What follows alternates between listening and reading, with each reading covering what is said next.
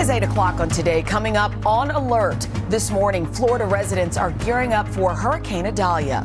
Even some of our old locals are pretty concerned at this point. The storm gaining strength overnight. Officials urging communities at risk to evacuate. Al is tracking it all. Then, mounting questions. The latest incident in a string of tragedies. A 20-year-old student shot and killed after he tried to enter the wrong home on his street. He was just an awesome guy. It's just devastating. We're live with the latest as an investigation is underway. Plus, supermarket swaps. We're breaking down all the ways you can save at the grocery store, from going generic to which beef to buy. The details coming up ahead of the big holiday weekend. And force of habit. Liam Neeson opens up about how he couldn't help but recreate a signature Star Wars sound. And action.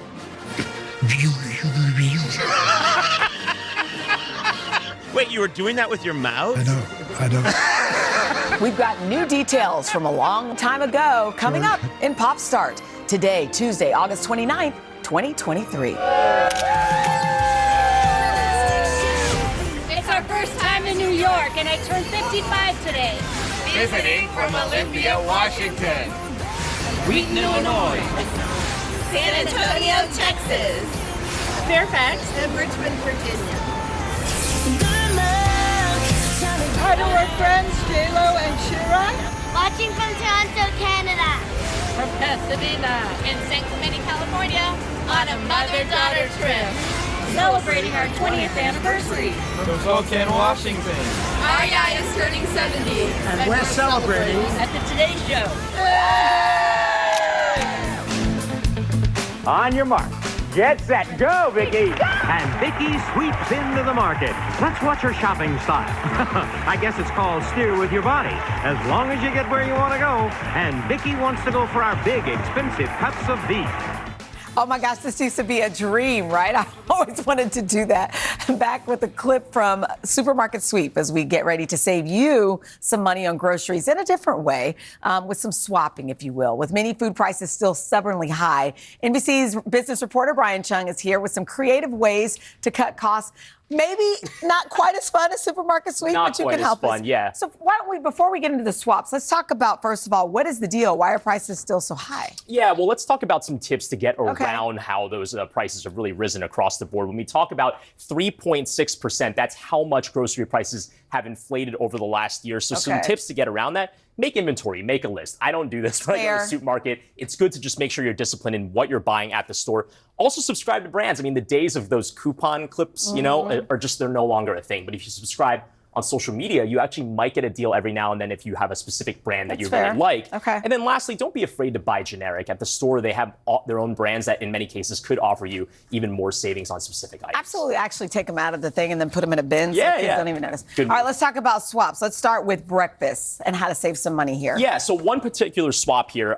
Look, I love cereal, but actually right now it might be better to go for a hot breakfast. The reason why? Yeah, because eggs have gone down 13.7% in the last year. Just over $2 a dozen right now, whereas cereal prices have risen by 5.1%. So I love Frosted Mini Wheats, but right now it might actually be cheaper just to do on the griddle, maybe an omelet or what have you. All right, let's go to lunch. Yes. So, well, actually, I think we have a few. We're going to stick with breakfast right now. We got a few other things here in terms of just like even what to drink on the side. So milk and coffee have actually gotten cheaper. Wait, milk is cheaper? Milk is a little bit cheaper. It's down 23 cents since the beginning of the year. Coffee is down 22 cents per pound at the beginning of the year. So washing it down for breakfast is going to be a little bit cheaper. And also for fruit salads, if you want to make something like that for breakfast, oranges have gotten cheaper. Apples have gotten a little bit more expensive, so maybe consider a swap. I actually appreciate this because unless you're really paying close attention, you might not notice that happened. Exactly. And of course, it's going to be different depending on what type of orange or what type of apple, but good to know there. Can we eat lunch now? Now we can eat lunch. Okay, now we can eat lunch. All right, let's talk about some, wait a minute, Yeah, so now we're talking about meats here, right? So it's actually interesting to see that ham prices have gone up pretty substantially, up about 41 cents per pound since the beginning of the year. Bacon prices, though, have gone down 57 cents per pound. So that's really great news. Al's clapping. Which but wait, but it's still cheaper to do a ham sandwich. It's still cheaper to do a ham sandwich in total. But again, the spread is a little bit different now. So for right now, it could be a little bit more appetizable to make a BLT over a ham and cheese sandwich. Did you say So- appetizable? Appetizable? That's a word. That's a word. I think so. I love it. All right, what's We also have another one? salad. So for those that aren't trying to eat meat, salad prices. So salads have gone up by 1.9% for prepared salads. So the types of, it all comes in one bag with the dressing. But salad dressing has gone up by 9.2%. What's the deal? Well, it just seems like, for example, some of the ingredients in there, apparently there's been some shortages. So that could be the reason for that. So maybe consider buying the prepared salad as opposed to trying to make it yourself. So a good tip there if you see some good sales there. And then lastly, one recommendation, again, I'm no chef, I'm the business reporter here, but maybe consider making a caprese salad right now because tomato prices have gotten a little bit more favorable, down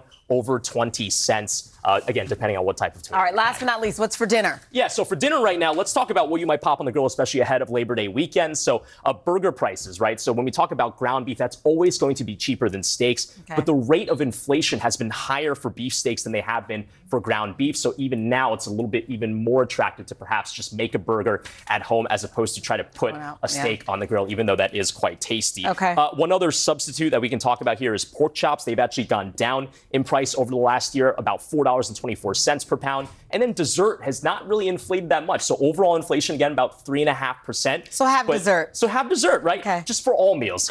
Cookies and then also ice cream, only going up by about 3 to 4 cents per pound or per half gallon for those specific things. So again, maybe consider just getting some cookies or some ice cream for a side. Brian, you did the homework for us. Thank you. You're welcome.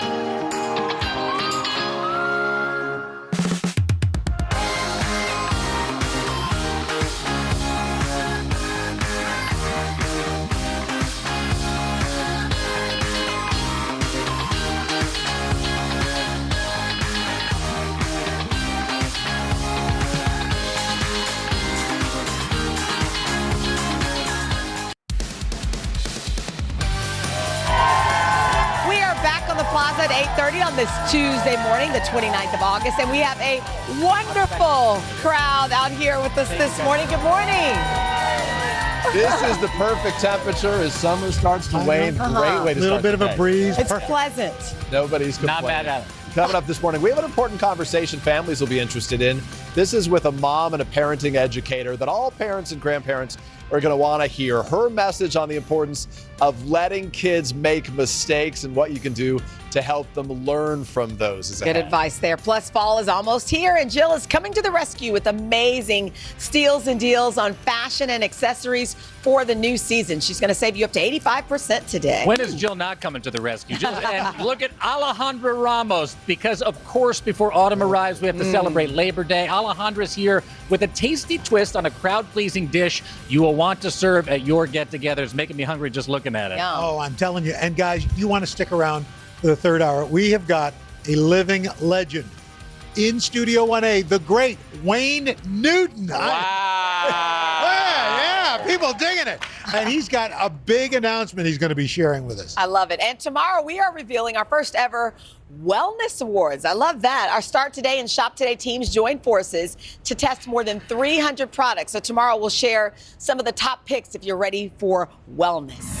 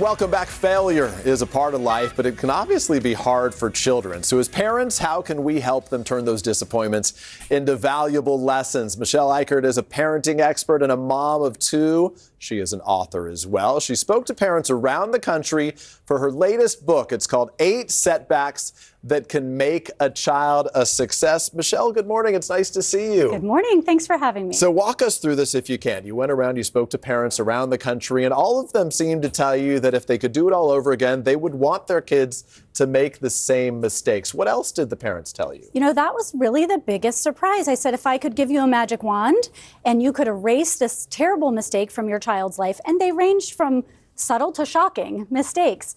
All but one said I wouldn't, because what we learned from it was so valuable and we don't want to lose that lesson. So the biggest takeaway is that failure is not a bad thing often, that you can benefit from these mistakes. But instinctually as a parent, you're like, oh gosh, what do I do to fix this failure or challenge or mistake? How do we sort of reframe that thinking and that fear? Right, so I'd like for parents to think about it almost the way we do with exercise. So failure is one of the best tools kids have for growing and becoming stronger. If you work out every day with 1-pound weights, technically you're still exercising, but you're not tearing, you're not tearing and repairing muscles. If you go to weights that are way too heavy, it's also not very helpful. You could get injured. We're going to apply the Goldilocks principle here. I want parents to think about their kids failing and making mistakes right in that sweet spot where it's enough pain to cause discomfort, and get comfortable with that and grow from that. Let's talk about some of the 3-step processes that you have here for different kids at different ages. I've got elementary school girls right now. One of the biggest challenges, I like to think of it as a challenge, not as a failure. But when they get there, obviously, it's the ability to find new friends, new peers. Certainly when you start a class where you may not know anybody in your new class when you get your teacher assigned. Yeah, big fear for kids and also for parents who are worried, I want my kid to be liked, I want them to get along. So in the book, I call this the loner. This is the child who's really having trouble connecting with their peers. Maybe they're not getting invited to birthday parties, maybe they're home alone with you on the weekends. So what can you do? The first step is always going to be contain the problem. So here is kind of a fact-finding mission. Is my kid not finding friends because they're just in a bad fit? Maybe it's not the right team or the right class, or do they need some social skill development? So start there. And the next step is going to be resolve. Now we want to take some action on what we found. That could be getting into a group to learn more skills. It could be changing environment. There are lots of things you can do to kind of help here. And the last step is evolve. And this is where I think it's most important for parents to hear this. I don't want you to press on the bruise. Don't ask every day, have you found a friend? How's it going? That feels like a lot of social pressure for a kid. And then pushes the kid away where they don't want to engage in these conversations with you. That's right. When do you, or how do you recommend that they do start that process of making new friends? I mean, anytime really you want to be the parent who's driving carpool, you want to be the parent who's inviting people over to play, you want to have really good snacks at your house. So there are lots of things you can do to kind of entice new friendships, but that should be a lifelong process. The most dramatic switch would be to switch schools altogether. Is that a last resort, I trust? It could be a last resort, but kids benefit from the opportunity to reinvent themselves from time to time. Let's talk about the parents of middle schoolers. Those years can be tough for adolescents, right? You're in a new school oftentimes. You're around a new group of people and everybody's growing at different paces at that place. What do you do to help those kids academically in that phase? So we see a lot of kids in middle school who arrive there and suddenly the wheels fall off the cart, right? They're not doing as well as they did in elementary school, and this concerns parents. Big opportunity for failure here. So typically I see 4 reasons that this happens. Maybe the kid isn't being challenged enough. Maybe they're being challenged too much, so they need to shift into a different class. Maybe they have a learning difference. These things start to emerge around middle school, and they may have done a pretty good job masking that in elementary school. Or maybe, this is probably most common, they are just really excited about a social life. So any of those things could be causing kids to sort of disintegrate at this point academically, and parents in the contain phase will just want to do some analysis on that. Contain, resolve, evolve. Okay, that applies to high schoolers as well. Let's just say, as a high schooler, you got sent to the principal's office asking for a friend. What do you do for a kid who's breaking the rules? Yeah, so this is called the rebel. The rebel is really going to spike in high school. They're going to break rules, and it's often going to feel scary because higher stakes rules are being broken. There's a lot that you can do. You want to apply a tourniquet, find out why the bleeding is happening, and also do some analysis. Is this bothering me that they're breaking rules because it's disruptive and annoying, or is it actually dangerous? And here you need to decide, do I need to corral the problem or do I need to corral the kid big decision to make. Either way, you want to contain that problem, resolve it, and then evolve on from it. This is a lot of good advice, and the most important of all is maintain that conversation with your kids. It makes such a big difference when they have a parent they can trust as an outlet as well. Michelle, it's nice to meet you in person. Thank you. Thank you so much for being here. For more advice to kids, how they can handle setbacks, be sure to check out our website, today.com/parents. Chanel? All right, good advice. Now it's time to save you some money. Straight ahead, Jill is here this morning with exclusive steals and deals like this one to spruce up your fall wardrobe. It's time to start getting ready. We're going to reveal the bargains. But first, this is Today on NBC. I like it.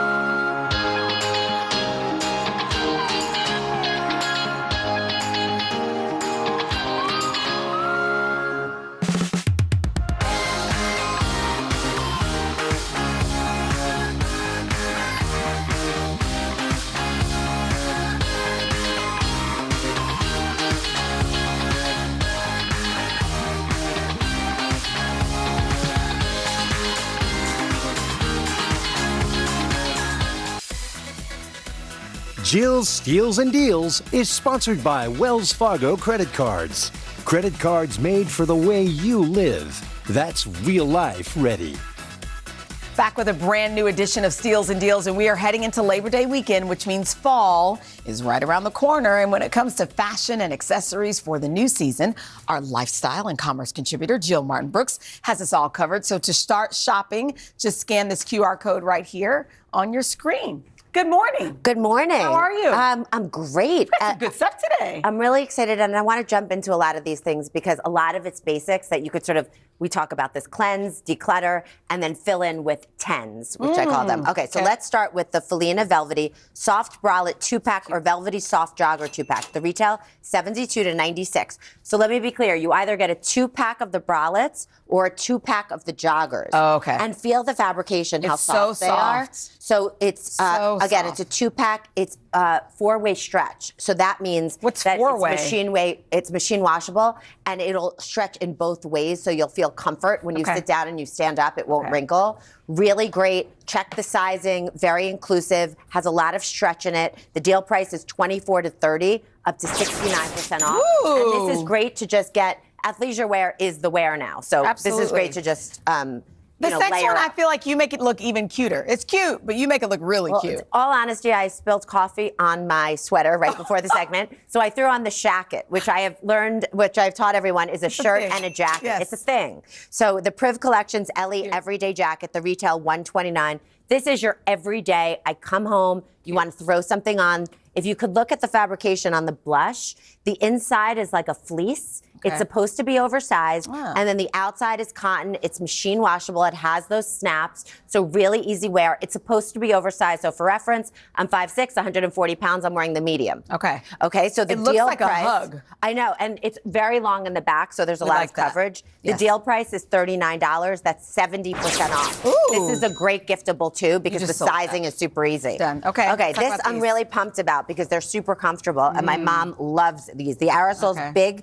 Ballet Flat, the retail $89. The mini wedge heel, so there is a little wedge in there hiding, and it has cushioning in it. They look comfy. And you could see as I bend it, it's when you walk. These are a 6.5, you're a 7. I probably should have But you tried. could pull it off. Super cute. They can be worn look day at to these. night, right? How cute are these? The deal price is $44.50. They kind of match what I'm wearing.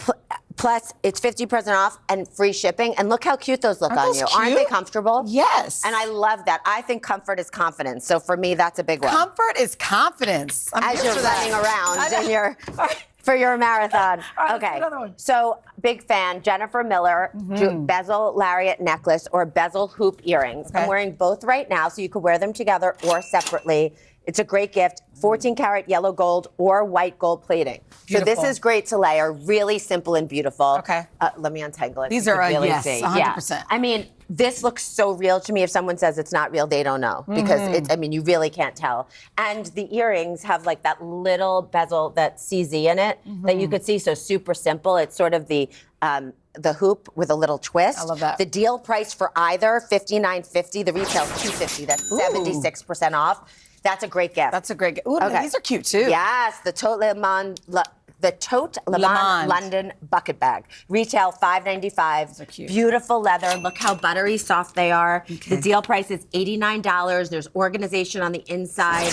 It's adjustable so you can make the drop wherever you want it. And what I love about Steals and Deals is pick a fun color. Yeah. Because that's something you can always, and it's expandable too with the deal zipper. on that one? The deal is $89 and those always fly. That's a win. Now this is a triumph. What is this? I don't believe in bad luck. Oh, but it's an this is an umbrella that looks like a umbrella. wine bottle. Kathy Lee, I love you. How cute is this? And so it just so that way you don't have to.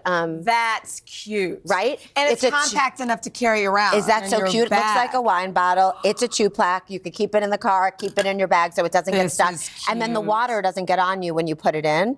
So the deal price is $26 for the set of 2. That's 50% off. I want to reiterate the products one more time while saying I don't believe opening umbrella is bad luck. I don't either. You know I don't me, believe no, in neither bad one luck. of us, Okay, yeah. the Felina Velvety soft bralettes or jogger 2-packs, the Priv Collections Ellie Everyday Jacket, I call it a shacket, cute. the Aerosols Big Bet Ballet Flats, the Jennifer Miller Jewelry, bezel lariat necklace or bezel hoop earrings, the Tote Le Monde London bucket handbag, and the Vinrella wine bottle umbrella sets. You always have the best stuff. This is Thanks. adorable. And then I the love this pattern looks like the too. bottle. Oh, Yeah. so cute. All right. And again, you can find all of these products by scanning this QR code right over somewhere. There you go. There.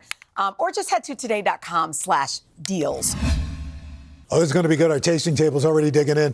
This morning on Today Table, the perfect dish for your Labor Day weekend celebration is going to prep those end of summer parties with a recipe from Today contributor Alejandro Ramos, who's got something for everyone. Nice little surf and turf Niçoise platter. Make sure you scan that QR code so you can buy all the ingredients you need with just one click. Alejandra, here we are. What do you think? All right, let's get ready. All righty, so you this is got a surf and lot of turf. components, but Okay. it's super fun, and you can even do some of the stuff in advance. We're starting off with our skirt steak. Got to get a lot of flavor Oh, in yeah. there. That's some lime zest and lime juice. Yes. You've got to get both. Never waste it. There's a little bit of garlic in there that'll someday come. Oh, there we go. Some pepper, some salt. All right. And I'll let you do a little toss of that. Okay. Olive oil too. And then how long are wanna- you going to let that So you want to marinate? do at least like half an hour to an hour. Preferably, I would do longer. You can even do up to 2 days. Okay. Get that marinated in advance. The Right. shrimp you don't need as much time with. Yeah. So these are just large jumbo shrimp. You can do some garlic, some salt. This only needs a little. Ooh, that salt's still here. A little bit of flavor. It's a little steam. humid. It's a little steamy in the studio today. A little bit of olive oil. Well, that's what we're doing. Okay. It's Labor Day. We got to celebrate. So you marinate that. Yes, so you we got yourself a hot marinate grill. that, and then we've got the hot grill, and then this goes right on. So this is how good that steak looks. Skirt steak cooks really quickly, so this is just going to be a couple minutes each side. You want to hear that sizzle. Right. And I would do them separately. I would do the steak first, the shrimp at the end, because shrimp cooks a lot faster. But today we are just going to throw everything on there. Okay. And yeah, and this is just so great. You can do this on a grill outside. You can do this on a grill pan inside, whatever works best for you. You could serve this hot, but you can also do this in advance and serve it chilled. Like room temperature. Absolutely. So now you got your green beans. We're moving on to our green beans. Green beans are kind of a classic part of the classic niçoise, even though we're mixing it up a little bit. Right. You want to trim the ends. I like to do them a few at a time. Yep. And then just cut them into slightly smaller pieces. Toss them in there. Yeah. And then we're going to do these on a skillet. I like a little char on my green beans. Oh, that's- if yeah. you prefer to steam them, you can do that too. I But also it like gives a different flavor. Guys, what are you thinking? What do you guys think? Beyond. Delicious. Beyond. This is So here's so good. The trick is really to add flavor to every component in your salad. It's like surprises every turn. Here's a potato. What are you putting in the So I just put in some garlic, some grated garlic in with the olive oil. Grated garlic. And then so that's going to give these a little bit of flavor. Okay. Saute those. Exactly. Saute them. You just want a little char. Salt, pepper. A little salt, little pepper. Yeah. So basically, just think about everything that's in your salad. You want it to be delicious, like you said, a surprise in every bite. It really is. Now the It'll be dressing. really fun. Yeah, and then the dressing. So you can keep an eye on those for me. I'll let you dressing do. Ooh, is yes, delicious. Mr. Roker. So our dressing, again, really simple, kind of classic vinaigrette flavors. We've got some mustard in here. We've got some shallots, some garlic, a little bit of chives, and then it's really just simple olive oil, lemon juice, and some vinegar. Simple flavors. Simple ingredients. You've got everything in your pantry. If you don't have the shallot, you can do a little red onion too. That works. Right. Just whisk it all together. And then you've That's got dressing. you've got all of your stuff, and then the little add-ons. Bring it all together. Beautiful. So much fun stuff here. So we've got the little gem salad, which I think is so pretty. We add our steak, our shrimp. We've got capers, anchovies, olives. You assemble and voila! Assemble, and you've got a feast in a platter. Niswa. Feels All right, like- Alejandro, thank you so much. Alejandro is going to be back in our third hour. And again, to buy the ingredients, scan our QR code or head to today.com/todaytable. Today earns a commission from the purchases through our links. And now let's have another celebration that you could serve this at. Spin the Smucker's jars. First up, we've got a lovely happy 100th birthday to Margaret Cook. She is a dedicated volunteer from Madison Heights, Michigan, delivering Meals on Wheels for more than 4 decades. Rosalind Kahn is from Stamford, Connecticut, a fashionable lady celebrating 104 years. She's earned her MBA at the age of 21, went on to a successful career in fashion merchandising. Happy 75th anniversary to Jim and Betty Firebaugh, a lovebird pair from Prairie Village, Kansas. Get this, Jim asked Betty to marry him after their first date. She thought he was joking. Obviously, he was serious. Next up, Teresa Moran from New Brunswick, New Jersey, 100. She enjoys soaking up the sun with the love of her life, her husband, Lester. Marv Elston of Columbus, Nebraska is 100. He's traveled to almost 48 states. You're almost there, my friend. And happy 104th birthday to the official good luck charm at Loyola University, Chicago, Sister Jean, winning hearts, cheering for the men's basketball team during the 2018 NCAA tournament. For her birthday, Sister Jean threw out the first pitch at the Chicago Cubs game last night. Yes. Go, Sister Jean. Right. Yes. Love it. All right, there you have it. Janelle? That was We good can't stuff. even concentrate because we're so busy You're coming eating back. this food. Alejandro's coming back. Alejandro, you're going to be back coming up in the third hour. And then later on the fourth, a special surprise for 2 college-bound best friends that could change their lives. Trust me when I say this is Maybe the best ever. one of the best salads we've ever had. That dressing is It's so that good. That makes me so Like the happy. dressing, I just want to swim in it. All right. What? Now let's watch the scene. Your local news is coming up. We'll save that for our 5th hour. Good for your skin. Wait, what?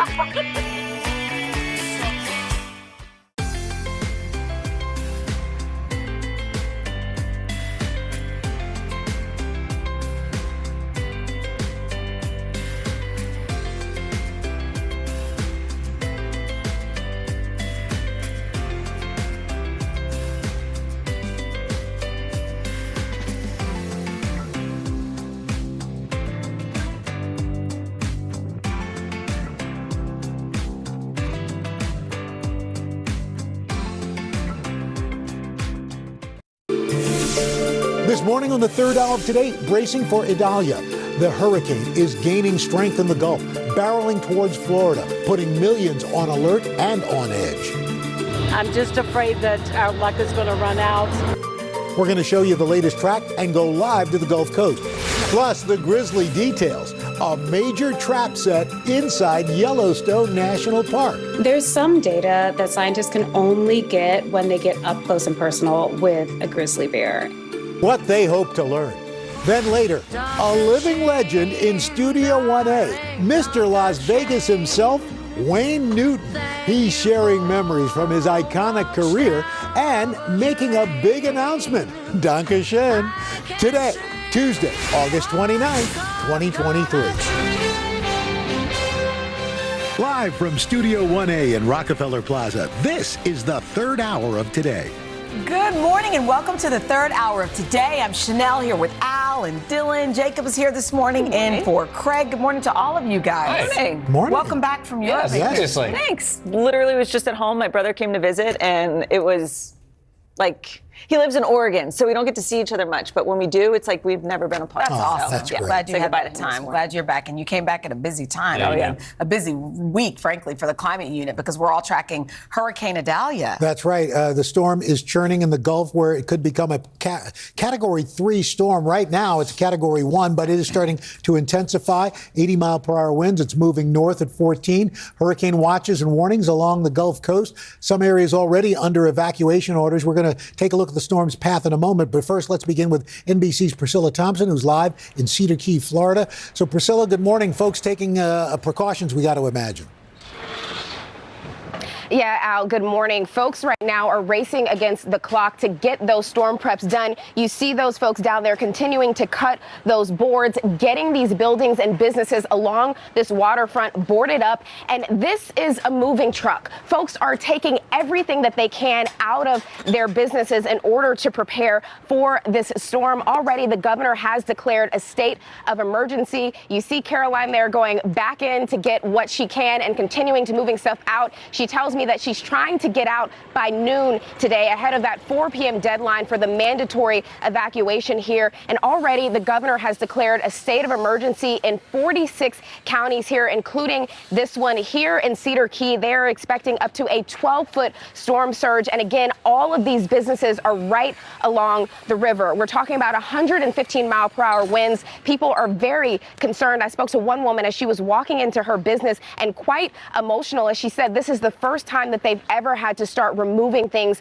from the floor. And so folks very concerned, trying to prepare and get out of here as quickly as possible ahead of that 4 p.m. deadline for that mandatory evacuation. And we know the governor is expected to brief any moment now and provide updates on what exactly is happening with this hurricane and what folks should be doing to prepare. But the message really is to act today, to act now. Do not wait to get out because it could be a very bad one. Guys. All right, Priscilla, thank you so much. We appreciate that. Let's show you the path right now. This is going to be a fast mover. That's a good thing because it won't just linger. So we're going to be looking at hurricane force and tropical force winds coming on. Heavy rain. It makes landfall sometime tomorrow morning around 7, 10 o'clock. The impact zone is well away from the cone as well. 300 miles along the coast. Then it'll continue on into the Carolinas and up and away quickly, but we do have the storm surge. We got to worry about up to 12 feet of storm surge, upwards of 12 inches of rain in the Florida Panhandle,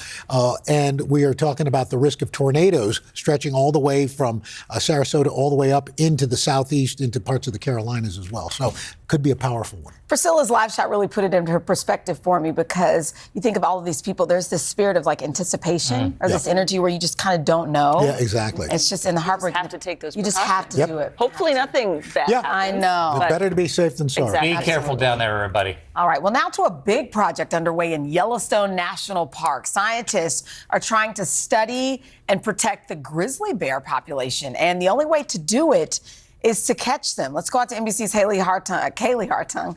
She's in I'm just about to say, you're in Los Angeles with more. Can I talk this morning? Hey, Kaylee. Yeah, she is. Hey, Kaylee. Hey, guys. Kaylee Hartung here in Los Angeles to tell you that this team of scientists say this is all being done humanely, but yeah, giant traps are now being set in the country's oldest national park for grizzly bears. So if you are among the hundreds of thousands of visitors to Yellowstone in the next couple of months, beware. There will be some areas of the park closed for this important study. This morning in Yellowstone National Park, biologists are baiting grizzly bears in the name of science. The U.S. Geological Survey and the National Park Service are running the 2-month survey to capture and monitor the large creatures under the Endangered Species Act. There's some data that scientists can only get when they get up close and personal with a grizzly bear. Grizzly bears became protected as a threatened species in 1975, when they were almost wiped out. As of 2021, it's estimated about 1,000 remain in Greater Yellowstone. Wildlife experts say this monitoring is critical to the species' ongoing recovery. If we find grizzly bears that aren't doing so well, that means that probably several things in the ecosystem are really off balance and the ecosystem needs some improvement. On the flip side, finding healthy bears, especially young bears, mothers of breeding age, that kind of thing, suggests that the population is doing great. And so all of this information, whether it's good or bad, can help biologists give recommendations for conservation. Large cage-like traps will be set with natural food sources like deer and elk to lure the bears inside. Then biologists will collect various data points like age, gender, and DNA to gauge the overall health of the grizzly bear population. Yellowstone will shut down areas of the park where field captures are underway, with bright warning signs alerting the public to stay away for their safety and the safety of the bears. Humans have long had a fascination and sometimes healthy fear of grizzly bears. Last month, on a hiking trail just west of Yellowstone, 48-year-old Amy Adamson was killed by a grizzly bear. Experts believe she was attacked after crossing paths with a mother and her cubs. And just weeks ago, this video of a crowd of tourists in Yellowstone surrounding a group of bears to take photos, raising concern. Experts say tragic incidents and close calls like these are just a reminder to stay at least 100 yards away from wild animals. Yellowstone is the oldest national park in the U.S. Nearly 1 million people visited in July alone. Some credit the increased popularity and visibility of the park to the hit TV show Yellowstone. The national park and its wildlife are heavily featured. The best way to take care of the environment is to respect the environment, and that means all creatures that live within it. No matter what the wild animal is, give it the space it needs, and that is a really good part of being a good environmentalist, is respecting wildlife. These scientists are hoping to study as many bears as they can, but they say it's hard to put a number on how many they expect to catch. Experts say they could gather quite a bit of helpful data from even just one bear. Guys. My goodness. Kaylee. Thank you, Kaylee. Maximum respect to the person who goes and actually approaches the grizzly bear to capture the grizzly bear. Thank you. All right, well, now to a story that certainly grabbed our attention this morning. How would you like to pay for some peace and quiet on a flight? All right. Well, a Turkish airline, Corendon, it's testing out an adults-only section. According to a press release, it will be in the front of the plane and only available to people 16 and older. The seats cost about $50 more each way, or you can pay even more for extra large seats in that adult-only section. It's like the quiet car. On the train. I almost feel like it's the old days with the smoking and non-smoking section, like right next to each other. Right. You're still gonna Because hear you pay noise. extra, and then there's a kid 2 rows behind you. Yeah. Are you a quiet car guy on the train? No, and I listen.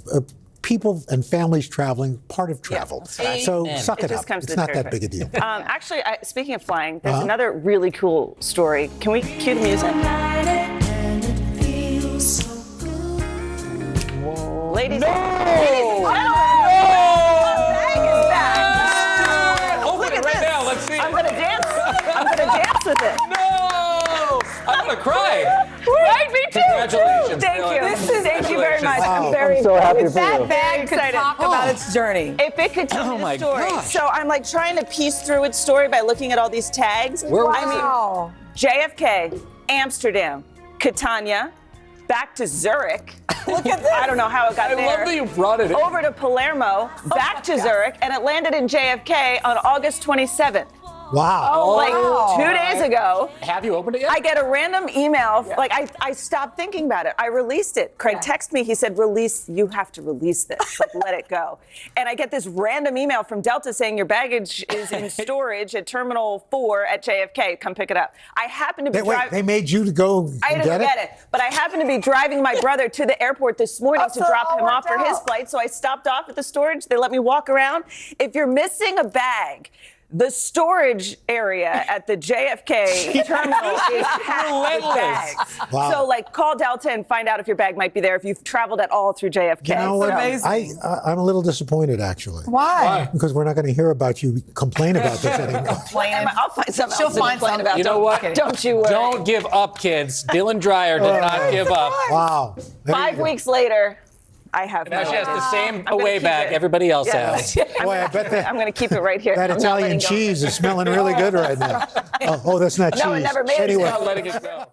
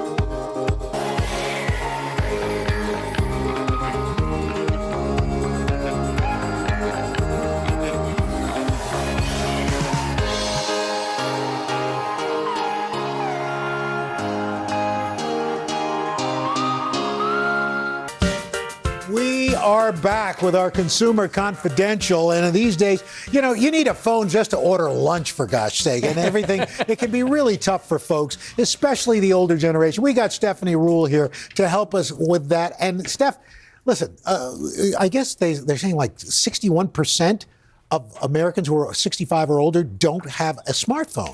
Al, I wanted to come and talk about this today because it's so important. I experienced it myself this summer. Al knows, many of you know my mom. Sure. And this summer I was sitting and, you know, I could feel how stressed she was. And one day she's sitting in the kitchen and totally overwhelmed with her bills. And you know why?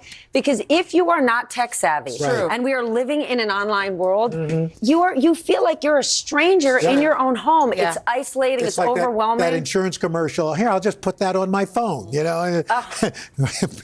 Pick up dad at airport. So 100%. How do you have this conversation with either your parents or your grandparents without making them feel bad and you know, really making them feel illiterate? It's hard, but that's exactly it. They feel illiterate. They feel old. They feel isolated. So first things first, you got to build trust. Right? At a good, calm time, you need to talk to them about the troubles they're having, about the struggles, and say, how are we going to start to solve this? And not say, look, I got you a laptop. I'm going to fill this out for you. You're all set. Yeah. Say to them, what are your biggest challenges? Right? Is it you can't book a flight? Right. Is it, you know, you're having a hard time buying things because when you go to a store, everything is online, or there's no customer service person. Find out what their biggest issues are and say, we're going to start to solve these together. And so that they know they have agency and know what they're doing. That is so important. But this couldn't be more important. Have this conversation at a calm time. Of course, I never do that, right? I'm having it when my mom is totally exasperated, trying to scream at somebody on the phone, saying, you know, who is it and what's your name? And I spoke to, at a calm time, say, this is the world we're living in. Let's try to address this together. It's so important. There are some people who still aren't online. I have plenty of family members in Kansas who aren't. Let's talk about how, you know, how to guide them, I guess, on making it happen. Okay, first things first, let's focus on safety. Okay. Right? A lot of people don't have a cell phone, do not have a laptop, and we want to get it there. Let's make it accessible. Make sure if it's our mom and dad, we're giving Face ID. They have a password they're going to remember. Make sure that font is a size that they can see. And once you have that phone set up, do not be subscribing to all sorts of things, right? Yeah. We don't want them subscribing. We want to delete apps. We want to figure out what are the things they need most and just keep it simple. Okay. And you might want to go, they have phones for senior citizens that just have less functionality and just things they need. And the last thing, look for free resources. All sorts of libraries actually offer courses through the AARP saying, you're a senior, you're living in a new tech world. What are ways we can get you through this? That's good. What about all these other smart devices that we have? Because you have your home thermostat, you've got your, everything, your doorbell camera. I mean, there's so many, I can't count really. Okay, but some of them are actually great for seniors, right? And you thought, oh, I'm going to go live in a smart home. There's a lot of safe ways where that could be great. Think about voice commands, right? I can barely watch television in my house unless my children come, right? I'm on the phone with my son. HDMI what?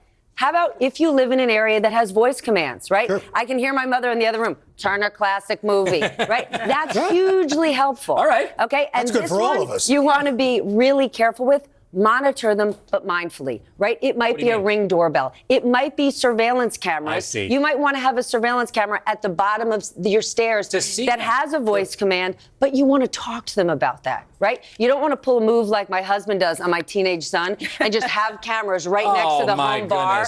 Yes, but my son looks straight at us as he reaches as he reaches for a White Claw. Yes, looks right into the camera. Talk to them about it. But you know, many seniors want to continue living independently, and if you add some elements of a smart home, it might extend their ability to do that. All right. So we've talked a lot about seniors. I try to keep my kids off the phone, but there comes a point where they actually need to learn this technology. But how young is too young? Okay, the number one thing is to model good behavior. This is the key of not the do as I say, not do as I do. You can't say to your kids, social media is terrible, horrible for you, as you're scrolling through doing a TikTok dance. You actually have to model that good behavior. Yes.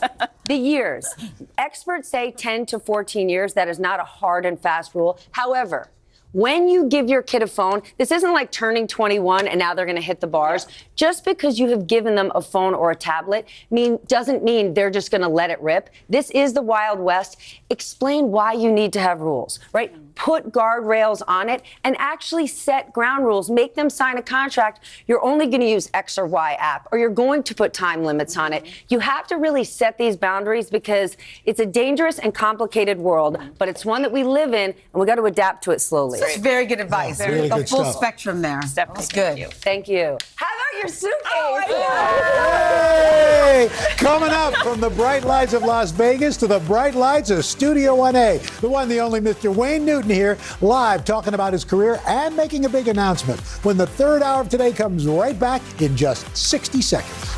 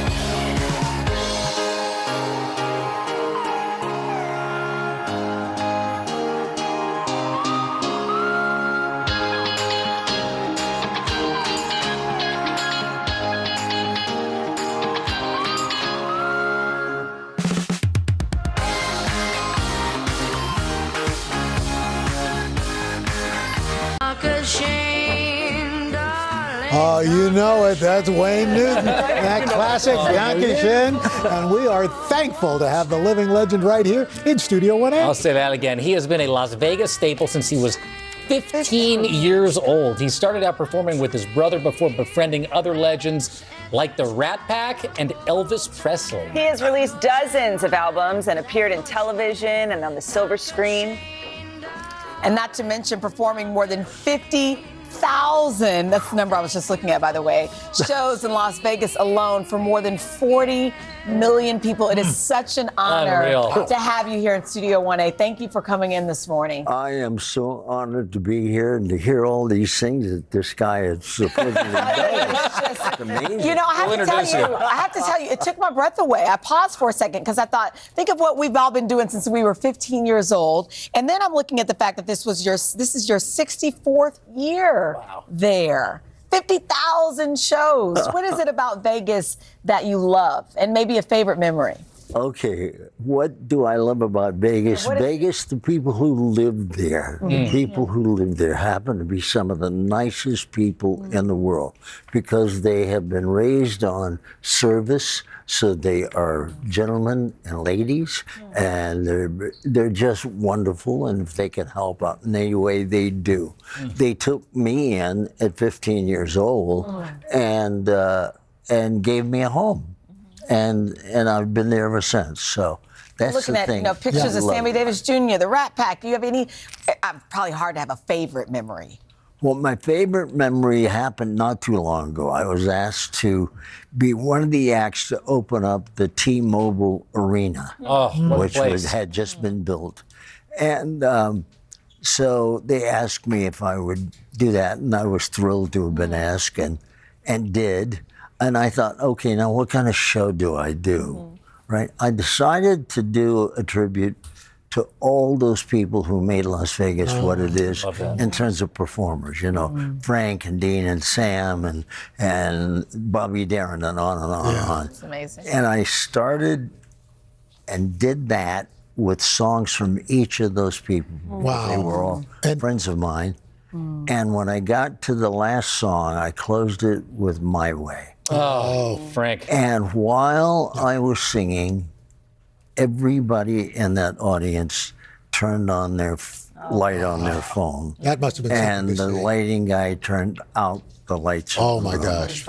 And I realized I was crying when it was over. And now you've got a big announcement that you hear something to extend that Vegas legacy of yours. We are releasing our dates for this year at the Flamingo Hotel, signing another year with the Caesars Palace people, and I've been with them for a number of years and love them dearly. What's that residency going to be like? What are you doing to prep for that? Well, the residency is really what I've been doing my whole life in Vegas, is just staying there. I live there, so, why leave?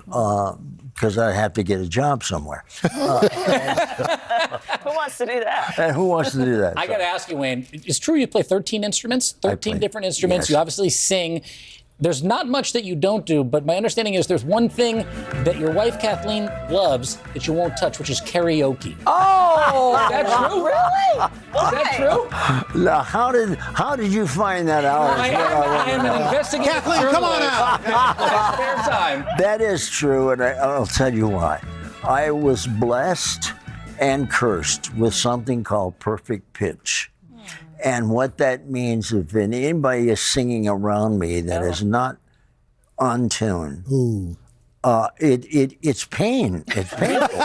It's painful. My singing would actually hurt you. Karaoke is painful. I do not karaoke because I could not last through it.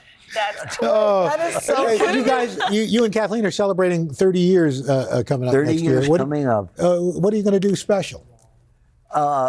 I hope she'll talk to me by then, and I can find out how he found that information. Oh, look who it is! Yeah, hello, Kathleen. How are you?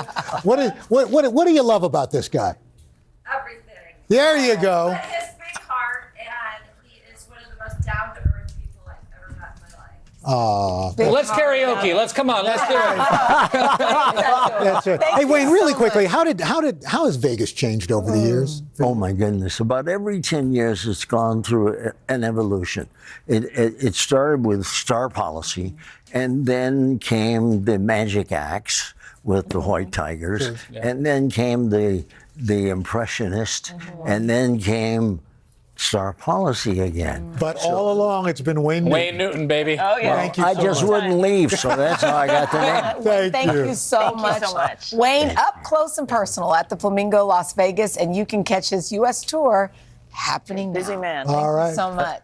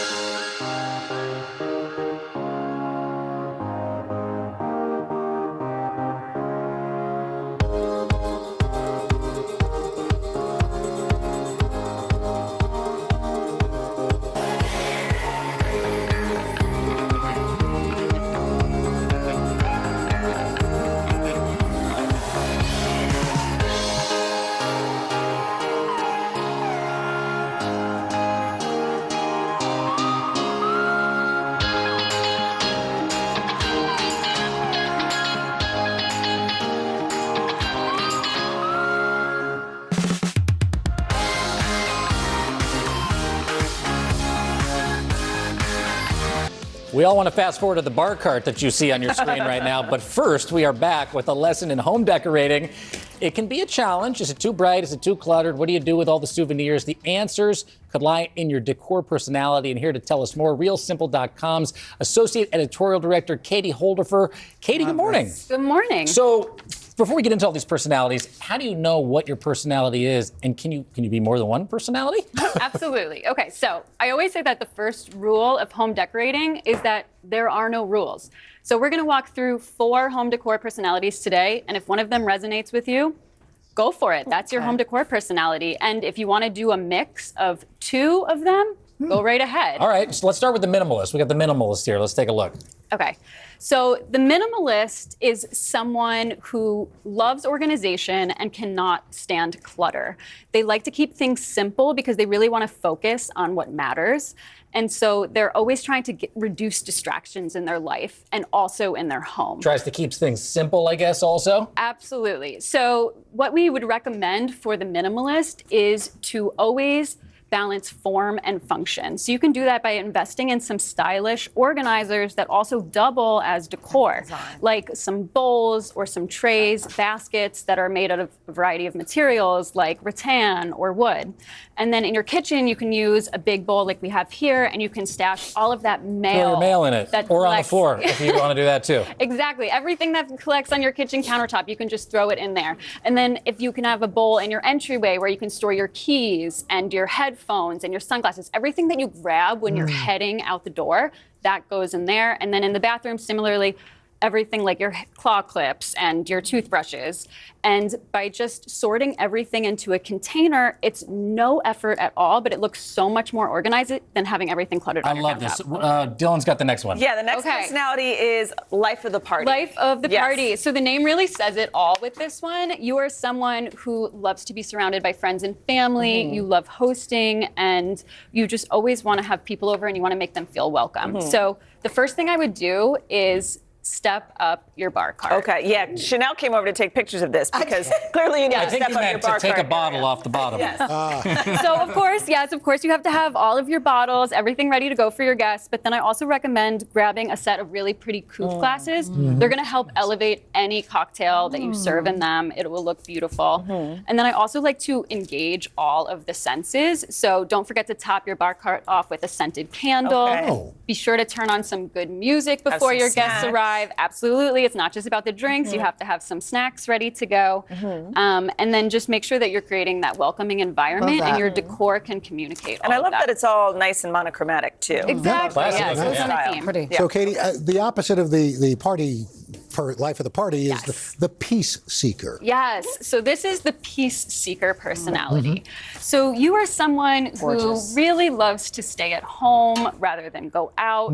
You love to create a space that feels calm and relaxed. And so there are 3 things that I would recommend for this home decor personality to look for: texture, color, and lighting. Okay. So for texture, you really want to look for just like soft woven throw blankets, plush throw pillows. Yeah, too many Incorporate pillows. those. I love pillows. No, I'm with Team Deborah on the pillows. Never too many. I know. He thinks that we get too many pillows. Yeah, no, see how much No. nicer. Whose phone is this? That's mine. I was taking pictures of the bar cart. Sorry.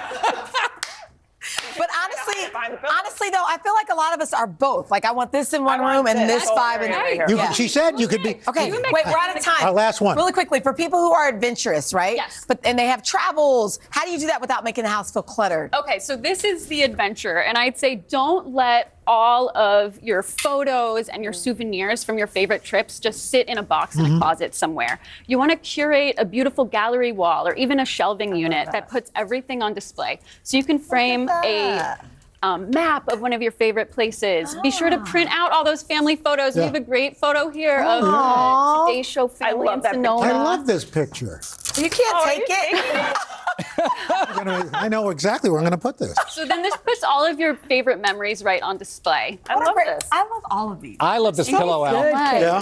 Would you like a snack? Would you like it? You try the nuts; they're warm. They're really good. Katie, thank you so much. There you Thank you go. for the warm All ups. right, thank Katie, you. thanks a lot. Coming up next, we are making dinner and drinks, a fantastic chicken dish and refreshing fruity summer mocktail for the whole family. Then later, I'm so excited, it's a country love song. Chris Jansen is here to perform and tell us all about his brand new album when the third hour of today comes right back.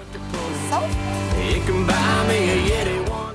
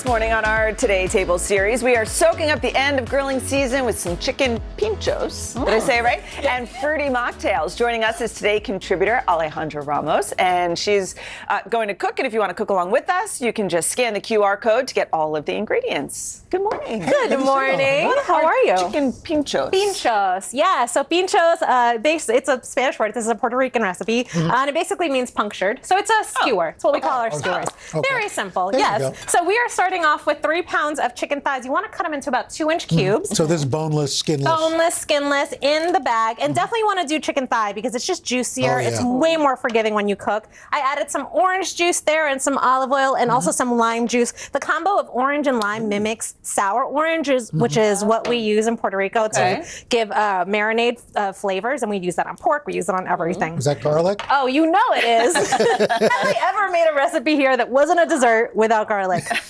And I'm sure you would figure out a way to put garlic in dessert. I accept this challenge. Let's work on that one. Oregano, Is that pepper, sazon? salt, and this is sazon. All Yes. right. Yay. So this is a very, very popular, famous Puerto Rican seasoning. It's got a mix of things, but the color comes from annatto, which is it's a seed, and it's also the same thing that gives like orange cheddar cheese the color. Right. Yeah.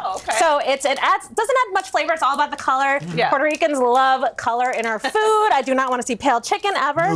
You zip this up, give that a little massage. How long will you keep that? So you want to do at least 2 hours, but preferably you want to do overnight, a day or two. Give it a nice long spa day. Okay, meantime, you're going to make this sauce. Yes, so we are doing a tropical barbecue sauce. This is pineapple juice in the pot, and then for this we're using guava. Ooh. So I love guava paste. Guava paste? Another thing Puerto Ricans put in everything. I don't think I've ever used It's that. so Oh, it's so good. delicious. It's a really good. Does it come in cubes? It comes in like a square, almost Like like a block. like a block, Yeah. or Okay. sometimes a round, and you cut it into the cubes, and that'll dissolve sounds and melt yummy. in there. And then we're just going to add a little bit of we've got apple cider vinegar, we've got some lime juice, we've got cilantro, and it's a lot of ingredients, but everything just goes into the pan, and then you can let that simmer, let it cook. And it becomes this rich, sweet kind of syrup. Tomato paste? This is like a barbecue sauce. Tomato paste, Okay. exactly. And this is the sort of thing that you see in Puerto Rico a lot. It's like what we would use in barbecue dishes, Right. right? Okay. So like you can put this on ribs, you can put this on your burgers. You can got put this on paprika there? anything. A little bit of, well, there's some sazon in there. There's some paprika, some smoked paprika Oh, gives yeah. some of that heat, which we love. It's so good. So good, right? Yes? Oh, so I'm like 2 for 2 today. 2 for 2. I love Did it. you do this with any meat? Yes. So this is chicken thighs. You want a nice fatty cut of meat. So Okay. something like pork. But I have vegetarian friends who love making mushroom pinchos, Okay. tofu, Would shrimp anything work? that can. Shrimp would be great. You Right. can cook it less. But anything that would take, that you can grill, basically. Anything you can will put you- on a stick and grill. So will you cook this down, Alejandro? Yeah, so we're gonna just let this come to a boil. You let it cook down. It doesn't take very long. It's less than an hour, and you get this beautiful, rich look at sauce. that. Yeah. Look how gorgeous that is. Oh, It's So yummy. It's really good. sweet, savory, salty, not super spicy because Right. Puerto Rican food is not spicy. Right. We like flavor. Yes. Savory. Who Like doesn't? says. Do you put that on Sweet after these savory. have cooked through? Yes. So what you do, this is just the marinade that we did over there. This Right. goes onto the grill, and you're gonna cook that right until it's all the way cooked through. Once it's cooked, that is when you brush Right. it with the sauce. Otherwise, it would burn. Exactly. You want the chicken. Yeah. It'll burn. It'll burn. The sugars in it would Yes. caramelize. So you it. want to It'll cook the burn. chicken fully 1st, then you finish it off with the sauce. This is so And you good. gotta have something to drink with it. Okay, so Whatever that this your is, mocktail? it's outrageously so good.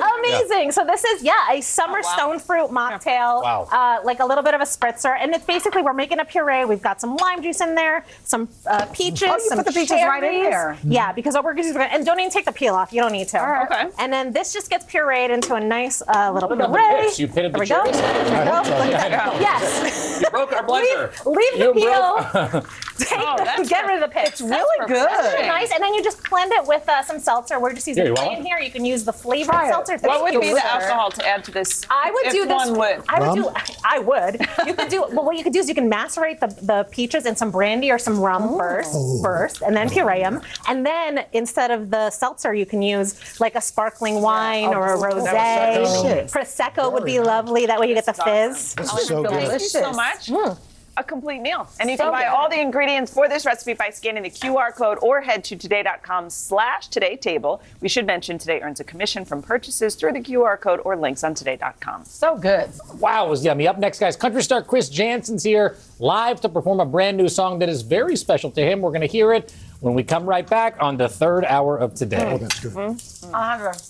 Yay? Really Wins all around?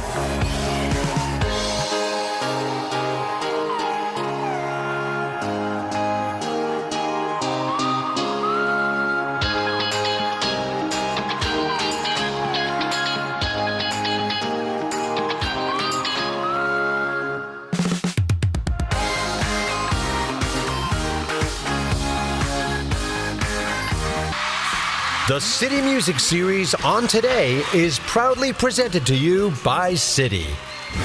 We are back. That's right. We're here with the country music star, singer-songwriter Chris Jansen is behind multi-platinum hits like Buy Me a Boat and Fix a Drink. Been listening to him all summer. In 2018, he earned a coveted spot in the Grand Ole Opry, and his music has more than 2 billion global streams. And now Chris is out with a new album. It is called The Outlaw Side of Me. And he is here to tell us and also sing for us. We are so thrilled to have you, Chris, and your band here back Oh, again. thank you, Matt. Guys, it's a real pleasure to be here, and you know, this is a show that we watch, so we're really pleased to be back. Thank you for that, and I can't 2 billion global streams. I didn't even know that. I don't know those things. Yeah. So I'm grateful for that. But you know what?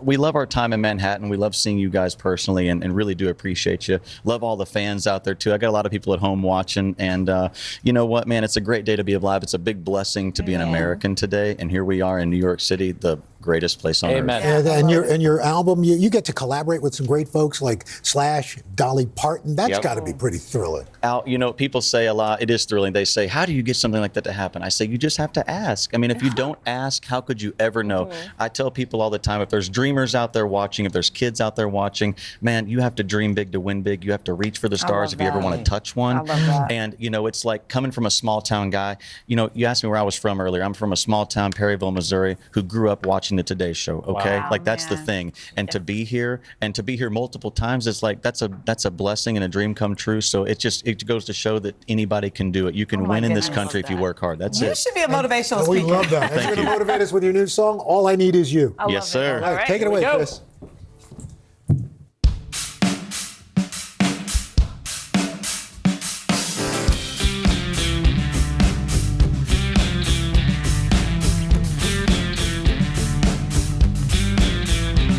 I want a tractor boat on a big blue lake and a brand new truck in my driveway. A lotto ticket worth $1 million and a bigger one on the wall.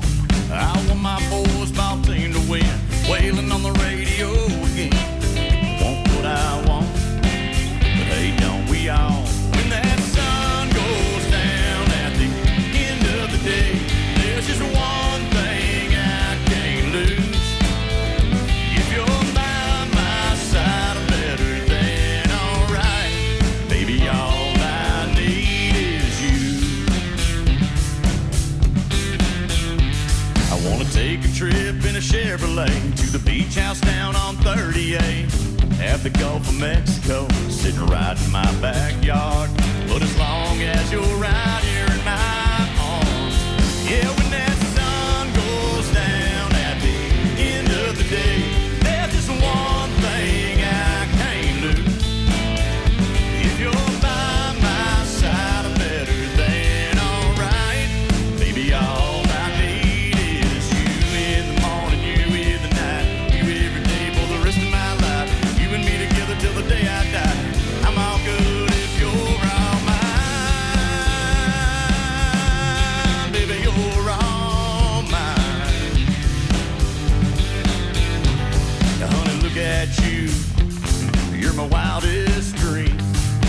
give it all up, still have everything. Yeah, but when that sun goes down at the end of the day, there's just one thing I can't lose. Yeah, if you're by my side, I'm better than alright. Baby, all I need is you.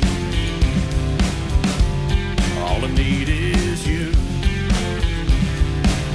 Baby, all I need is you. All I need is you. All right.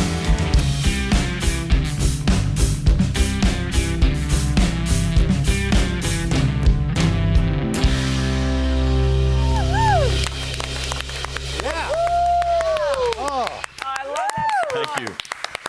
Beautiful wife, isn't it? Oh, hey, it's a beautiful life. I have a beautiful smoking hot wife, and that's what I wrote that song about. I got to tell you, guys, I'm all about family conservation. This country, you see us on the boat there, and man, I love being a father more than anything. And I got to tell you, this is such a, you guys have made us feel so welcome like family, and I really appreciate that. You are part of this family. family. Chris Janson, thank you so much. Chris's album, The Outlaw Side of Me, is available now. Third hour today. I'll be right back.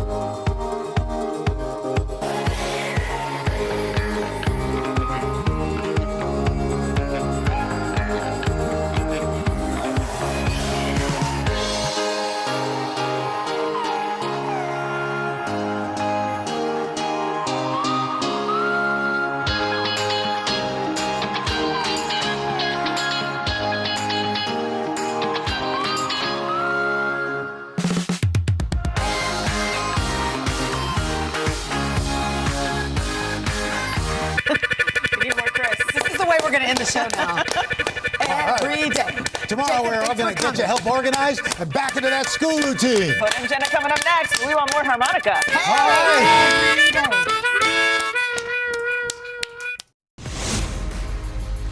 Today, get ready for a knock-knock surprise. Donna helps a wife celebrate her loving husband and their 25 years of marriage. Plus, two college-bound besties get to live out their dreams, and we have something very special in store for them. And the smiles keep coming when one of our viewers who beat breast cancer has a morning she will never forget. So get up. It's Today with Hoda and Jenna.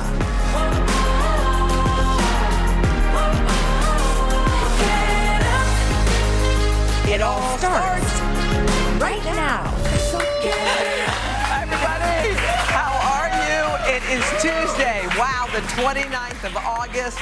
This is our surprise show. Oh, surprise show! Yes, surprise. We that's one of the things we like to do on our show. Oh, and it's so I love fun it. to get like to surprise surprising people. And there's so many memorable moments. I love those. Do you like a surprise? I do like a surprise. You do. I do. Yeah. Do you? Do you like a surprise party? I had a surprise party for my 16th birthday. You did? I mean, you and Barbara? That was a long time ago. Barbara, yes, we had one together. It was a pancake breakfast. Okay. And so you cute. walked in, you thought we were going to kiss my dad goodbye for school. My mom was like, go in and tell dad goodbye. My mom claimed we were going to get our driver's license. Oh, God. So that's why we had to go early. Yes. And we walked in, and all everybody of our was friends there? were sitting there. My parents always did. Your parents my parents were creative birthday party planners. Oh, my God. Which was fun, but then it gets kind of awkward because it's like the old boyfriend sitting next to the new boyfriend, you know, and you're like... They invited both the boyfriends? Yeah. Oh, sure they Your did. parents are wild. Oh, yeah. I mean, this was a long time ago. But still. Do you like surprises? I do. We like, my brother, sister, and I always, we've had this habit our whole lives of surprising my mom. So my mom was once teaching a course somewhere. It was in Oklahoma, and she was staying in a dorm, and she was teaching. So, and it happened to have been her birthday. So me, Hal, and Adel, my brother and sister, and I went. And I still remember we were wearing party hats and balloons, and we walked up to her dorm, and we're banging on her door. And she opened it up and saw her 3 kids standing outside. And since we were forever, my sister flew home from Dubai every Christmas as a surprise, but she was always hiding under a blanket. Don't you guys? I love you like surprises. it when people surprise you? I've only or it hasn't had happened. one time. It was a surprise birthday, but it wasn't really like the people who were there weren't really my friends, so I didn't really.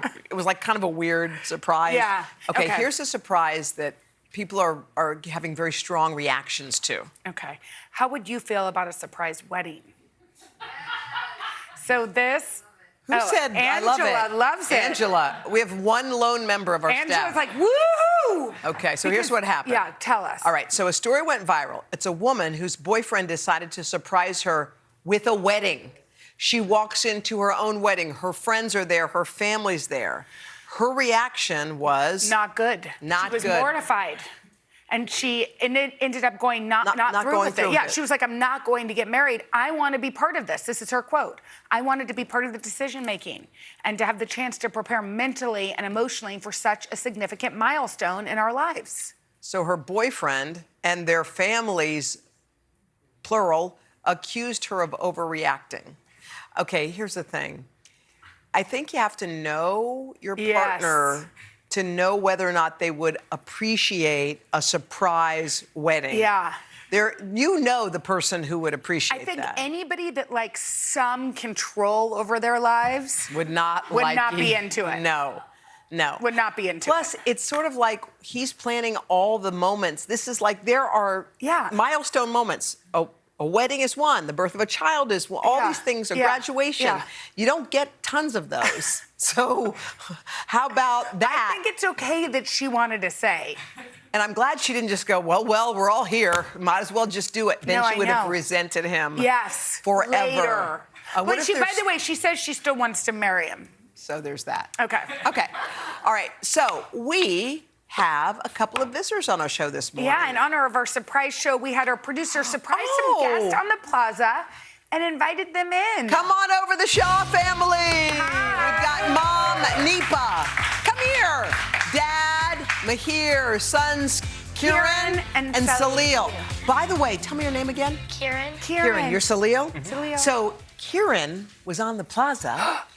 And he's an artist. Oh, cool. Can we Will see? you show us? Yeah. And I already got to sign it. I signed it. Look, Jenny, you got to sign. Wait, Wow, look what he that's painted. Wait, hang on. Look what he beautiful. painted. Camera, whatever. Which one? That is so cool. Is that amazing? You're very talented. Thank you. Where are you guys from? Marietta, Georgia. Marietta, Georgia. And how come you came? Just to have some fun on the plaza? We had a wedding to go to in New Jersey, and then we were like, the kids had not been to New York in a very long time. Okay, look how cool Mom is. I know. I love what's in your hair. Your mom is really downtown. Wait, was it a surprise wedding, or did everybody? No, it was it's an Indian wedding. We have 450 people. Okay. Well, we're so happy that you guys came. So, do y'all like surprises? Yes. Do you like surprises? Yeah. Okay, good. We have one for you. Yes, we do. Would you guys like to go to a Broadway show while you're in New York? Do you have time? I'd love to. You would. Hey, what about this hit musical that everybody's talking about that we haven't even seen yet, but we're dying to? It's called Shocked. It's so good.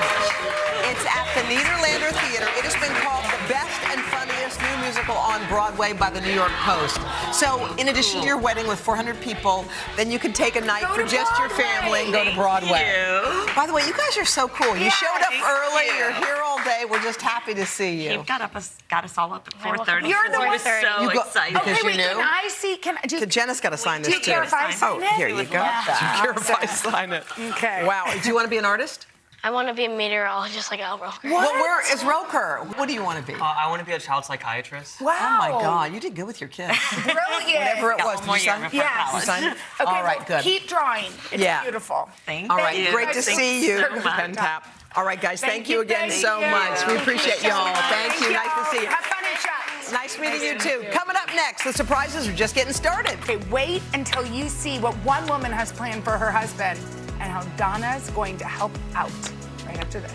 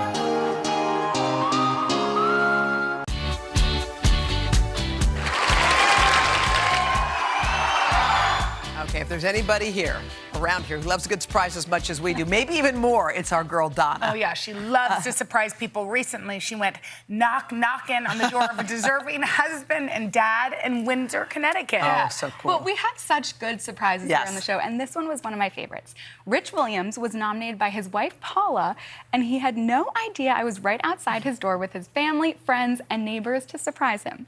So here's how it all went down. I'm about to leave this amazing crowd, including Paula, Rich's wife, who nominated Rich. I'm walking over quietly to Rich's door right now, going to surprise him. Paula has described him as the introvert of the family. Ooh, Bill, watch out. There's a step. So I can't wait to see his reaction. And, you know, in his spare time, he volunteers as the deacon of their church. He is a community-loving man. And I think that he's going to be really surprised by all of the love that, doorbell, I'm ringing the doorbell and knocking again, all the love that we're about to give him. And there's a lot of love behind this camera. Hi, Rich. I'm Donna from the Today Show with Hoda and Jenna. You're live on the air right now. Come on out. Surprise! Come on down here, Rich. You are so beloved. Look at this incredible crowd behind you. In front of you right here. Look, your wife. I know that you're wondering what in the world is going on. Come on over to your wife. Come on over to your wife, Paula, right now. Your beautiful wife, Paula. Your faith Christian Trinity. Your mother-in-law is here.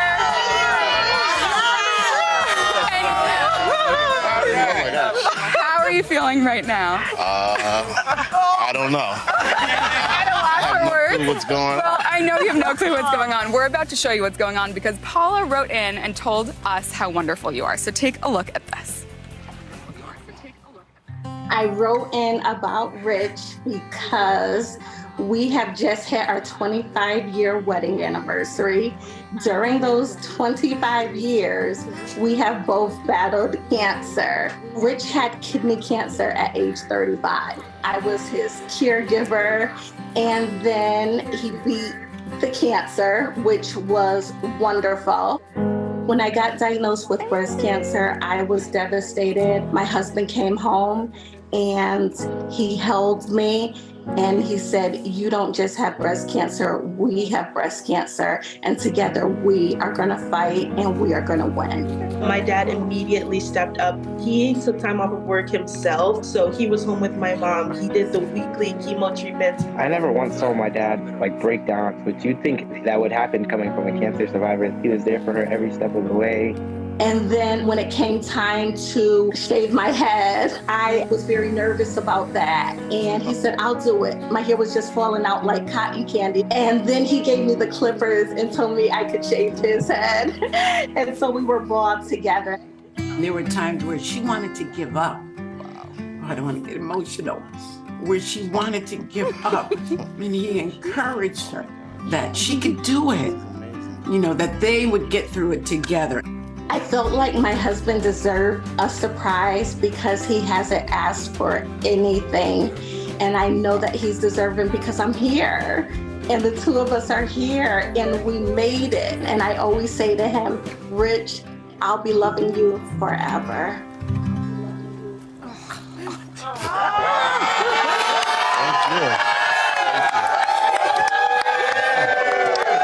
Thank you, everybody. Thank you. Wow. This is the ultimate love story, Rich. What are you feeling right now? My heart is content. Thought I was taking her to get her teeth done. I guess not. Wow. No, I think this might be the first lie she's told in 25 years of marriage. Yeah. I see tears in the crowd. You are so loved. Everyone here talks about how much love you give and they want to give it right back. What do you want to say to your community I here? just want to say thank you very much. I love you guys and appreciate it.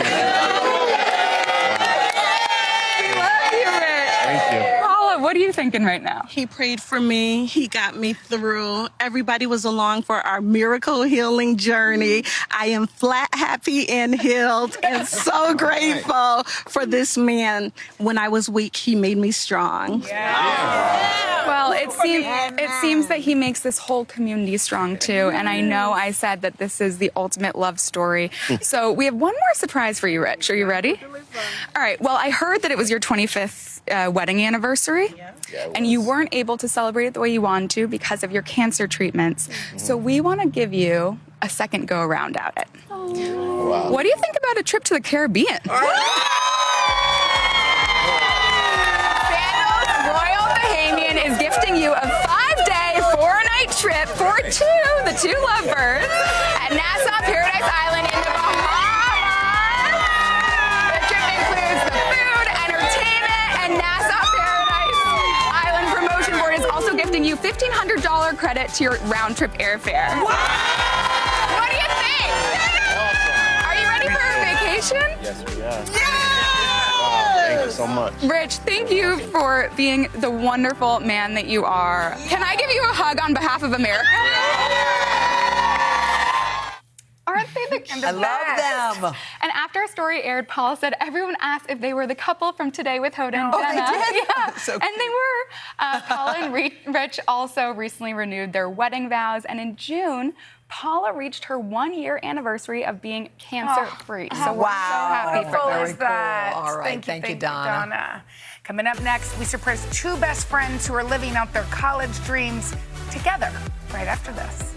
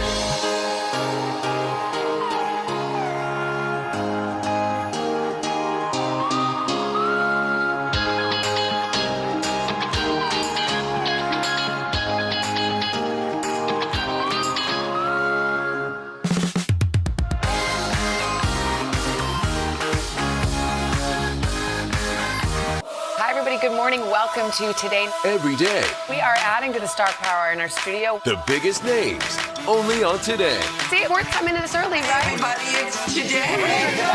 Like I won the lottery. How do you feel at this age, this stage? Liberated. We're just getting started, folks. Ain't no stopping us now.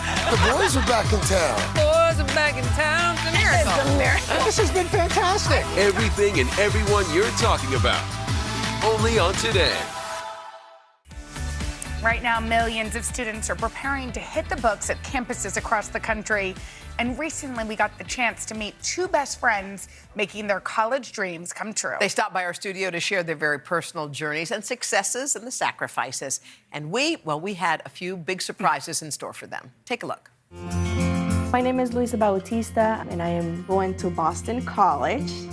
I'm really excited. For me to get to this point, there was a lot of sacrificing, a lot of tears. I used to tell my mom, look, the most important thing to me is coming to the United States to pursue my education. My mom brought me here for a better opportunity. When I first came here, my grades were not great. I did not know English. I was bullied a lot because of my accent. I felt like I didn't belong. But then teachers and faculty members and students started talking to me and showing me things and teaching me different ways that educated me to who I am now. I want to pursue in college criminal justice and political science, and then transition to law school. I want to be a prosecutor, mainly for cases that have to do with domestic abuse. As a person that have been through that, I know how it feels not having the right legal representation for those type of cases. So I do want to help my community and my people to be able to get that justice. By Lucia's side throughout this process is Cindy Queller. Together on this journey, the two have formed a beautiful friendship. Hi, my name is Cindy Queller. I'm going to Boston University. I'm super excited. I never thought that I would say that. It was my dream. It's just so crazy. I came to the United States about 3 years ago. I wanted to get bigger opportunities, I would say, and I wanted to get a new experience. Leaving Colombia was a whole journey for me. At first, I was super excited, but then as I came here, I was like, oh my God, I miss my mom, I miss my country, I miss my people. It's been super hard. I feel my mom has always been that. She has always said, I know you can do it, because sometimes I doubt myself. I can be like, oh my God, do I really deserve this? Am I really gonna make it? But you can be like, no, I know you're gonna make it, I'm here for you. I found that I am able to do amazing things and to accomplish amazing things. Once I graduate, I wanna go back, help my people. I wanna empower where I come from. I wanna empower who I am, and I just wanna showcase everyone who I am and the diversity that I hold. Beautiful. We're so happy. We want to say congratulations to you both. Luisa, Boston College, Cindy, BU. Guys, can you just tell us, you're going to your dream colleges. What does it feel like? It feels excited. It feels like a dream. I'm still dreaming.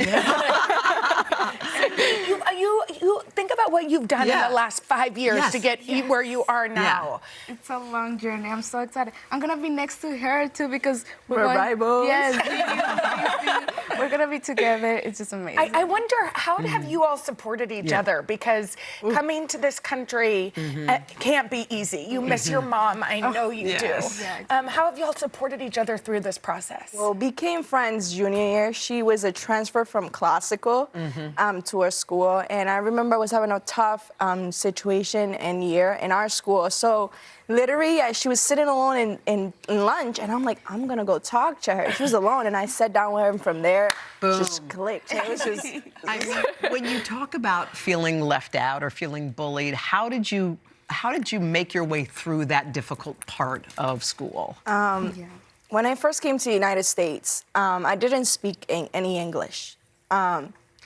When I first came to, I try to speak it or try to engage with people in the language, but people didn't engage with that. They were like, oh, she is from another country, and they bully me because of how I spoke, my accent. They interfere with that a lot. So it was really hard. I used to cry to my mom every day, and I'm like, I need to go back to my country. I don't feel safe here. I don't want to be here. So I never thought I was gonna get to where I am now. You know what? That's because of y'all's grit and determination, your hard work, and also I'm sure the teachers at KIPP, where you go in Massachusetts, how did they make you feel seen? Amazing. They're amazing. We have the support that we need. They're always gonna be there. Our counselors, our teachers, the staff is just so amazing. I'm so glad that I came to KIPP and that I got to meet so amazing people, so many amazing people. Well, we have some of your loved ones here, Yes, as you we know. do. We've got your dad, Cindy, and your mom. Come on out. Come on. You want to sit next to everyone sit next to come their sit next to lovey. your loved one. Yeah. Are you guys so proud? How proud are you of your little girl? I thank you guys for my daughter. I am so proud for my daughter. Marco, I know that she doesn't get to be with her mom, but how does it feel to watch your little girl soar? Oh, amazing. It amazes me to see how she has overcome her challenges during these years in high school. Well, we also have a little message, Cindy, for you from your mom. Oh my God. So can we take a look? I really love you. I miss you. But I'm so proud of you for your work. God bless you. Don't forget, I love you. Te amo mucho, hija. Cuídate. Bye. Okay, we're all crying. Te amo mucho. What does that mean just to hear her? Oh my God, I can describe it. Like, I just talked to her this morning and she was like, you got this, girl. Oh, you got it. Well, You we got have a this. little something else, a little bit of news for you. You Yes. guys don't know this, but we're about to reveal something to you. You are both recipients of Kip's Goldberg Scholarship. You're each going to receive $60,000. The scholarship is provided by the Sandberg Goldberg Berthel Family Foundation. So you have $60,000 going to your 4 years. Which I know that college has gotten so It's amazing. Like, oh my God, I can't believe this. I'm so grateful. I cannot describe it with words. Oh my God. I'm just so happy. Will that take a lot of pressure off of you all? Yes, it did. Man. Coming here. We also have to tell you, you also will be matched with a mentor who is a successful leader in their field. And you'll have support and network and help you get internships and job opportunities. So there'll be somebody who has succeeded in your field who's going to hold your hand and walk you through to make sure that you guys are successes too. And y'all are our future leaders. Yes. We're so proud of you. And thank you to the Thank parents. you. Y'all Thank are you. amazing. What you Thank guys you, do. guys. And thank you, Worth ladies. all your Thank you. sacrifices. We love you. Thank you. Love you. Thank you. Love Thank you. all. Love y'all. So happy. That was so awesome. Amazing. Louisa was invited to speak at her high school graduation, and she starts college at Boston College this week. Cindy, by the way, starts at BU next week. Aren't they so incredible? We wish them so much success. Yeah, coming up next, guys, we will take you to a barber shop that is a cut above the rest. Okay, what they're doing to brighten the future of their youngest customers right after this.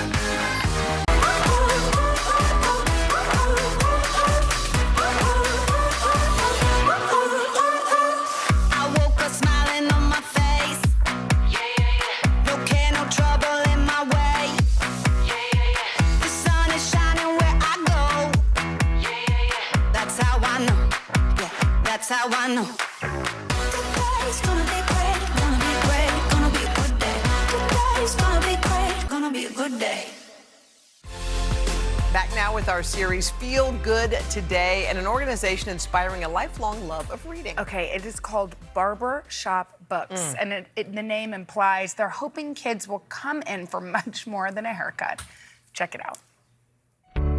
I am a reader. We want to put children in the driver's seat of their reading journeys and to let them know that they have a say and that it matters. I'm Alvin Irby, founder and chief reading inspirer at Barbershop Books. Still helping the babies read. I taught first grade in the Bronx, and there was a barbershop across the street from my school. One day, I'm getting a haircut, and one of my first grade students walks into the barbershop. He starts getting antsy. All I kept thinking was, oh, I wish I had a children's book to give him because he should really be practicing his reading right now. That's when inspiration struck. So in November 2013, Alvin started bringing books into barbershops. Barbershop Books is a national literacy organization that inspires kids to read for fun and to identify as readers. That's what the barbershop's about. This is a place where we all come together, we all connect. Harlem Masters Barbershop in New York City, owned by Polo Green, is just one of more than 200 shops in the U.S. taking part in the program. It gives them an opportunity to look at books in a new way of exploring. It opens up your mind to places that you've never been before. 14-year-old Jordan Turner knows the impact firsthand. He has been coming to Harlem Masters for the past 8 years. When I would wait to get my haircut, I'll pick up the books and just read them. When kids are bored, they have something to read while they're just waiting. The imagination in different books, as when I grow older, the books become more complex. When you start young, it grows even more as they get older. Like the love for reading stays, it doesn't leave, no matter how old you are. And that's the mission of Barbershop Books, to empower countless young kids to read for fun. I like to read chapter books, nonfiction, and graphic novels. Like third grader Julian Wilder, who loves to read while getting a fresh new cut. Reading is life, and it's great to help with learning vocabulary. I think it allows them to think critically and just, expand their imagination. Read before bed. It makes me feel happy. The connections being built by Barbershop Books have lasting effects. It builds a relationship beyond hair. Recently, I got him a book for his birthday, and that's a bond that me and him could share. This is a stepping stone. Having their minds open to different situations, different characters, different places that they may not be able to go to. Like us, right? Yeah. Across the country, Barbershop Books is creating a legacy of lifelong readers, one book and buzz at a time. Lots of children identify with video games or they identify with sports, but children can equally identify with reading. Books provide a safe space for children to dream. We want children to say 3 words. I'm a reader. Oh, and we got the chance to chat with Alvin, and we surprised him with 1,000 books, all donated by Scholastic, to help him continue his mission of empowering kids through reading. That's awesome. Okay, coming up next, how one woman's cancer journey led her to our studio, and Jenna and I could not wait to surprise her. Coming up after this.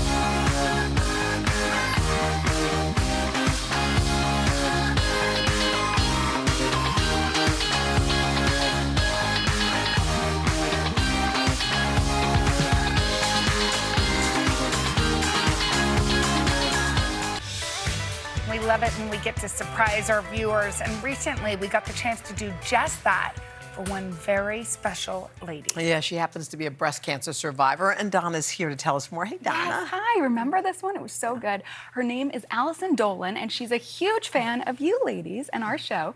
So we jumped at the opportunity to team up with the nonprofit Night Out for You to help pull off an epic day. Kate Hawkford is living with stage 4 metastatic breast cancer. But instead of focusing all of her energy on the pain, she's helping other cancer patients find a little bit of joy. I was sitting in my oncologist's office, and this woman sat next to me. She ultimately shared with me that she was struggling with her cancer care. My husband and I decided to send her a gift card to a local restaurant so that she could take her family out and just kind of take a little bit of time away from what was going on in her life. And that's how it all began. Kate started a nonprofit called Night Out for You. I hope that I have more empathy and sympathy for others. As I go through this journey, I realize that everybody else has their own journey and that we should all probably care for one another a little bit more. When you are sick, you are typically told what you have to do, and you have to keep a stiff upper lip. Here, what we do is we give you an experience that you tell us what you want to do, and all we ask is for you to show up. Night Out for You grants wishes to adult cancer patients, giving them a fun experience, all expenses paid. It is 100% volunteer and donation-based, and most of their volunteers are former recipients. I was really feeling down. I was tired. They had sent my daughter and I to the day spa. It was a wonderful day. I didn't think about my problems with cancer. After that, I decided that what they're doing is amazing, and I wanted to be a part of it. From sporting events, dinner parties, and shows, the goal is to give a little bit of an escape for the cancer patient and their loved ones. We're just giving you a shot in the arm of a little bit of love, a little bit of joy, and a little bit of a step back, take a breather. Next on their wish list is Allison Dolan, a 44-year-old breast cancer survivor. Cancer is always on my mind. I'm always thinking about it. For the rest of my life, I'm gonna have to worry and get screening done. It was Allison's nurses who thought she could use a little break. They reached out to Night Out for You. Her wish, to come visit our show. Hoda and Jenna, I'm telling you, they got me through a lot. They really did. Those two are the most positive forces. And even days when I just laid in bed, I had to have the Today Show on. Days that I was going for my treatment, I had to have the Today Show on. They're just so lively and just full of energy and full of positiveness. And it inspires me to go out and be a better person and bring the sparkle out and really, really do good in this life. Night Out for You is sending Allison to the Today Show. Hoda and Jenna were her inspiration. After spending some time on the plaza, Allison got her true wish. Is there an Allison Dolan here? Hi, Allison, how are you? What do you say we head in? Okay. Give you a little bit VIP treatment at the studio. Oh my gosh, yes.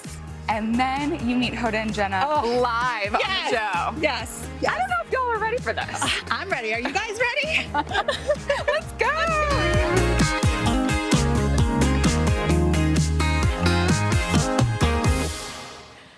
Are you ready to meet Allison? Oh, we can't wait. We love Allison already. Come on out.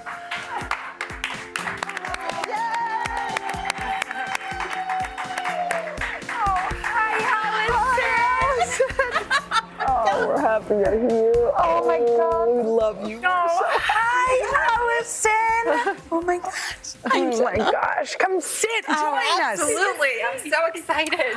Oh. Allison, your story is so beautiful. Oh, what a journey it has been. How are you feeling, by the way? Feel amazing. Yeah. I just had a treatment yesterday. Yeah. And it was like a whirlwind. My nurses were like, we got to get you out of here.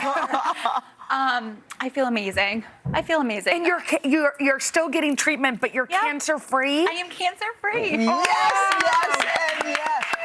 So how did you a lot of people go through that. How did you get through the days? What was it that got you through? It was hard. You two really got me through. You really did. You just bring the joy and the energy, and it's just amazing. Oh, we're crying.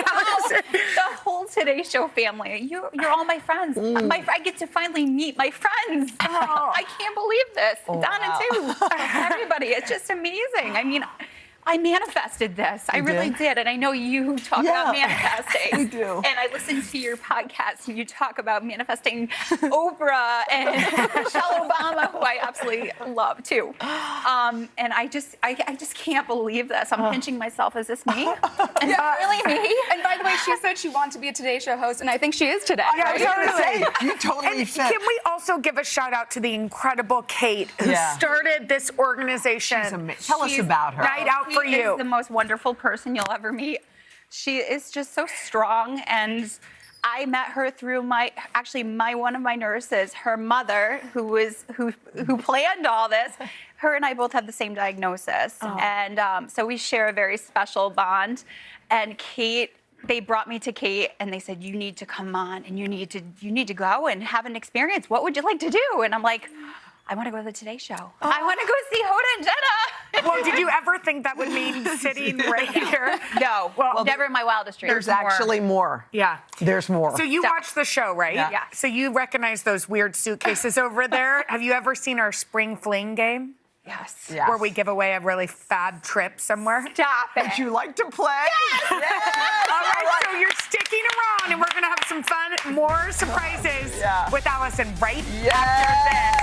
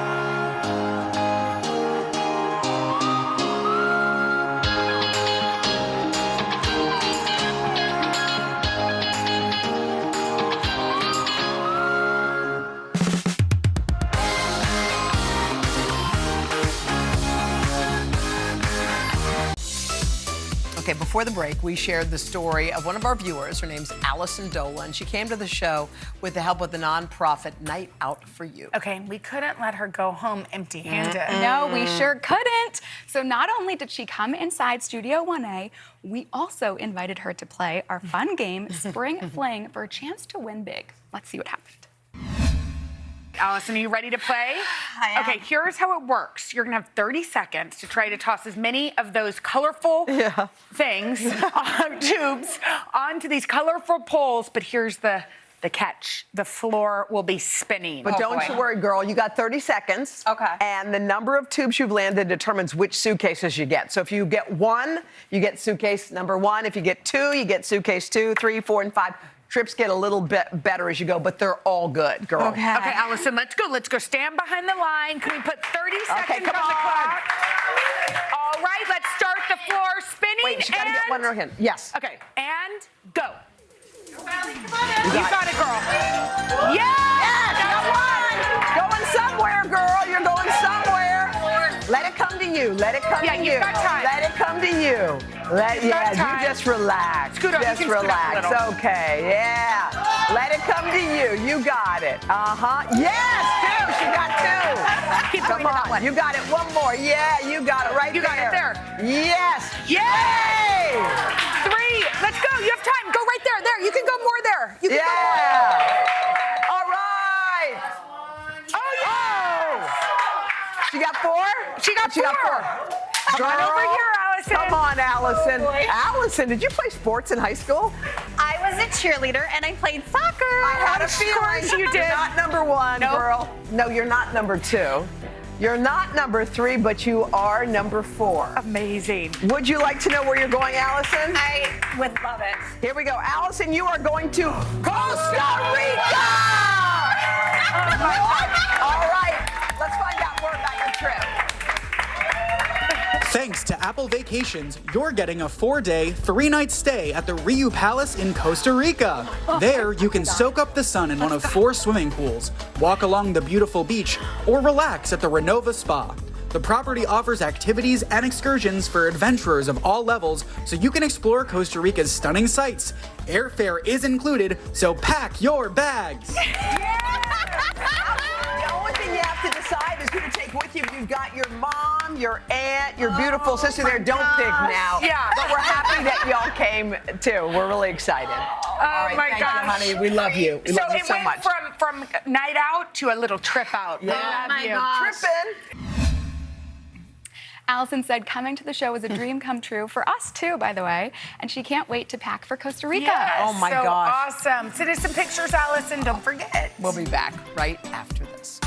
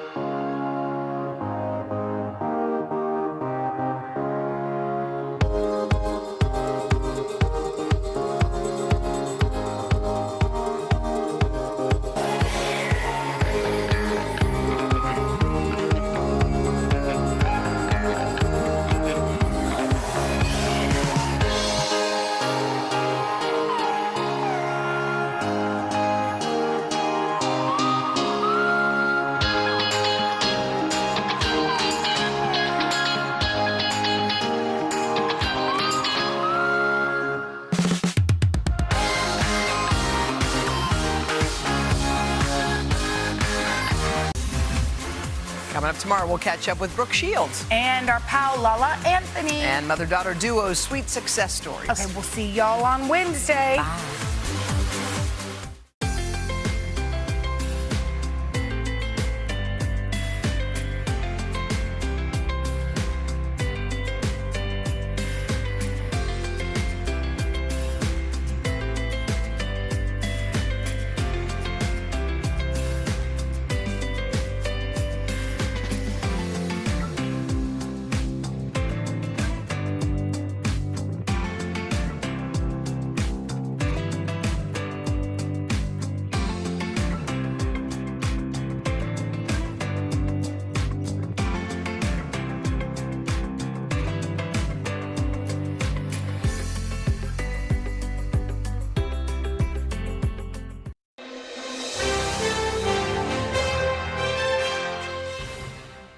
We're back now with Cooking with Cal. This time I had 2 special helpers in the kitchen, which seems to be happening a lot lately. We're going to have to change that title. I know.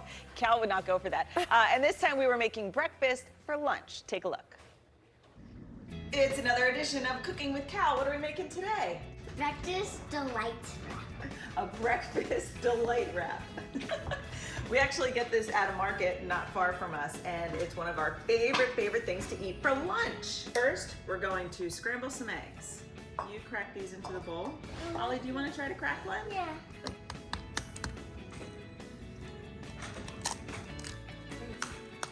And now break it into the bowl.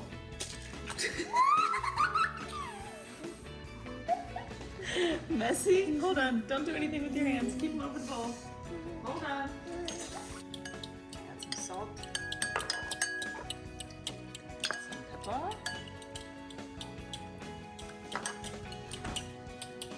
Okay, now we're gonna make some scrambled eggs.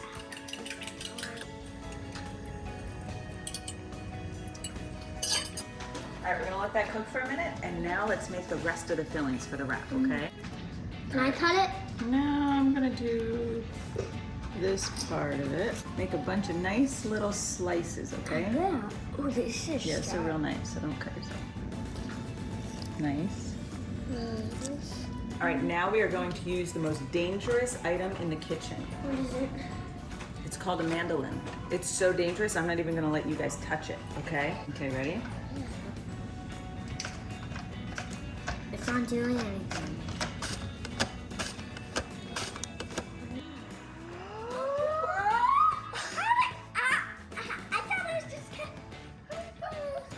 I'm gonna take 2 pieces of Munster cheese and put them on the eggs while they're still hot, okay?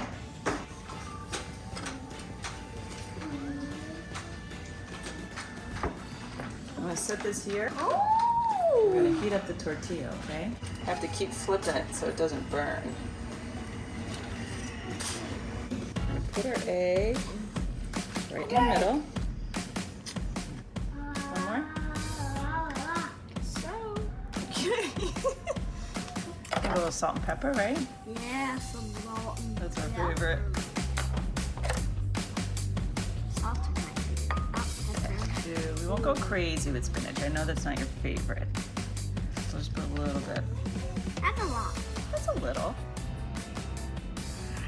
Oh, we did cooking cow last time. Okay, now this is the hardest part, okay? Rolling it. I'm not very good at rolling it, okay? So I'm gonna try to go like this. Got the burrito, but I'm not that good at this, okay?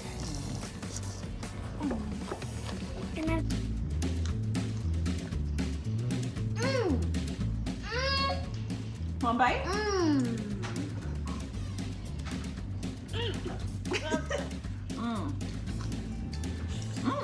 Delicious, right? Yeah, can't be any better. For these recipes and more, head to today.com/. Oh, so Yeah. cute. It's good. Yeah, you're gonna have to put his name in there. I know. I think all he needs is his name. Then it steals Calvin's thunder and it turns into a whole big thing. But Well, you're the one who put him in. I know, it's true.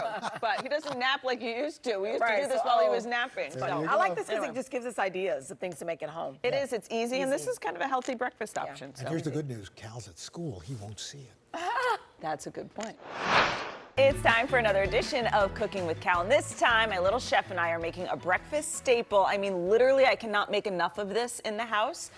It's a breakfast staple with a sweet, fruity twist. It's another edition of Cooking with Cal. What are we making today? Oatmeal. Oatmeal with a fresh berry compote. What do you love about this breakfast? The compote. Okay, first things first, we want to put 3 cups of Is water. it cold water? Boy. Ta-da! Into this water. I can pour. We want to sprinkle just a little bit of sugar to flavor up the water a little bit. Okay, so I like to use any berries I have in the house. Strawberries, blueberries, raspberries.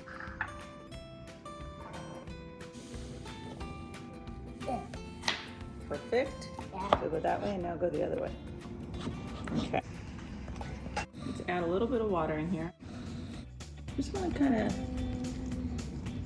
it's like kind of eyeballing it a little bit. Sprinkle some sugar. And now we're going to put this on the stove too.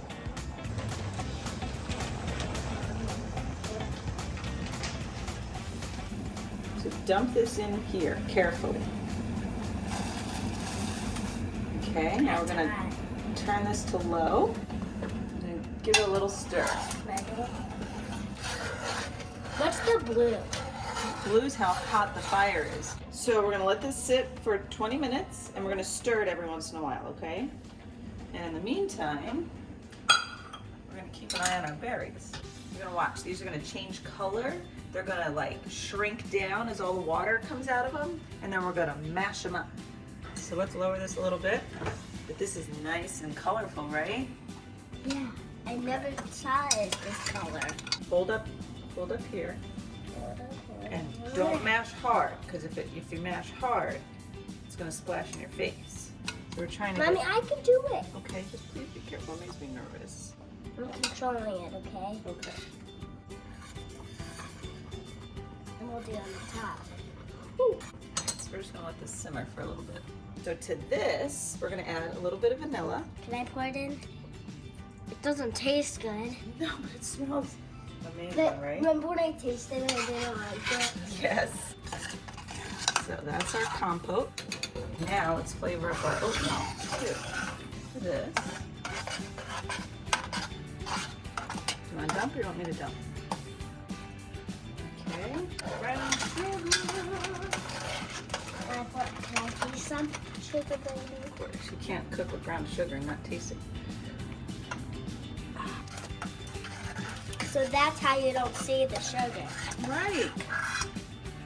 Is that mine? Oh. Yeah, but it's super hot, so let's pop this on top. Here, we're gonna let this cool down a little bit. I've never snacked in your spaceship before. Okay, it might still be a little warm. I like to mix it all to get mine. Okay.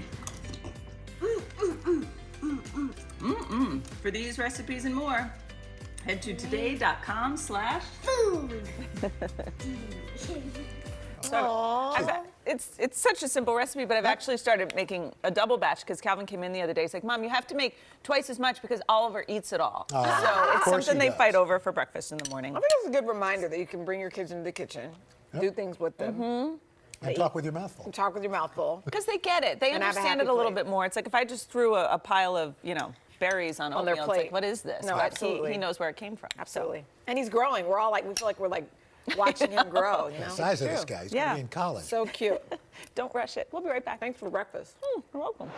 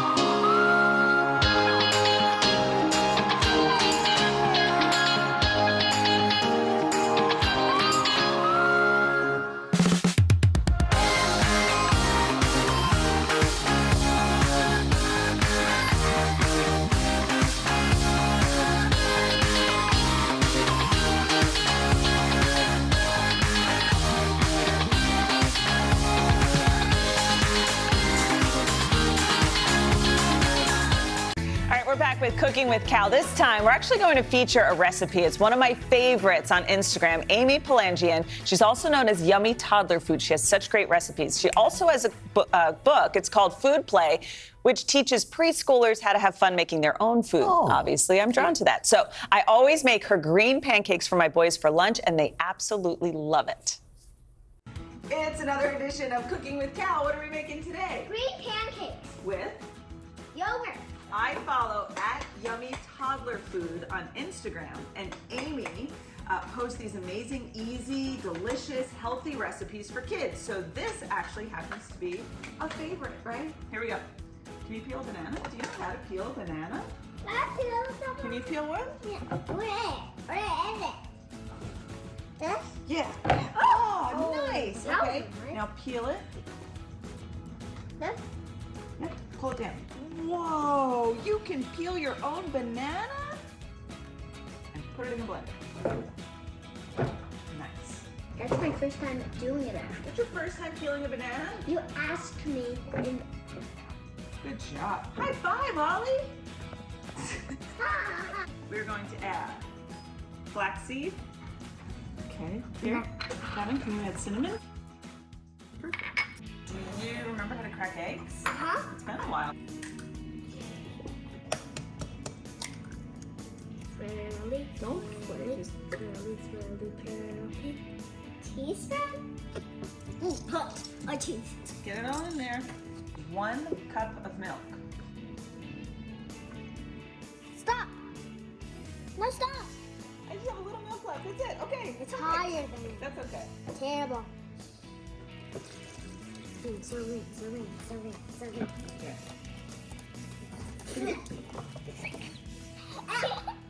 Do you want to try the spinach?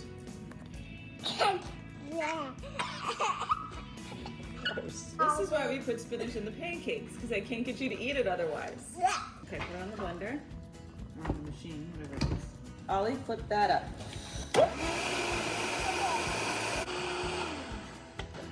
Good job. Let's plug in the griddle. This is gonna get super duper hot, okay? Some whole wheat flour. See how this is super healthy? All of it? Now can I mix some? Careful. Yeah.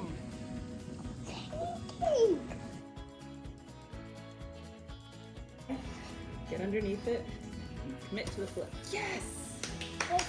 That's okay. Good? That's pretty good. Okay. Am I your helper, chef? You're my sous chef. You're always my sous chef.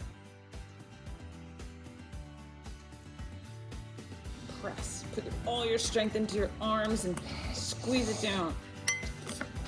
That looks good, right? Keep going, buddy. Take this bite, Mommy? Yes. Stop. Yes. Yummy.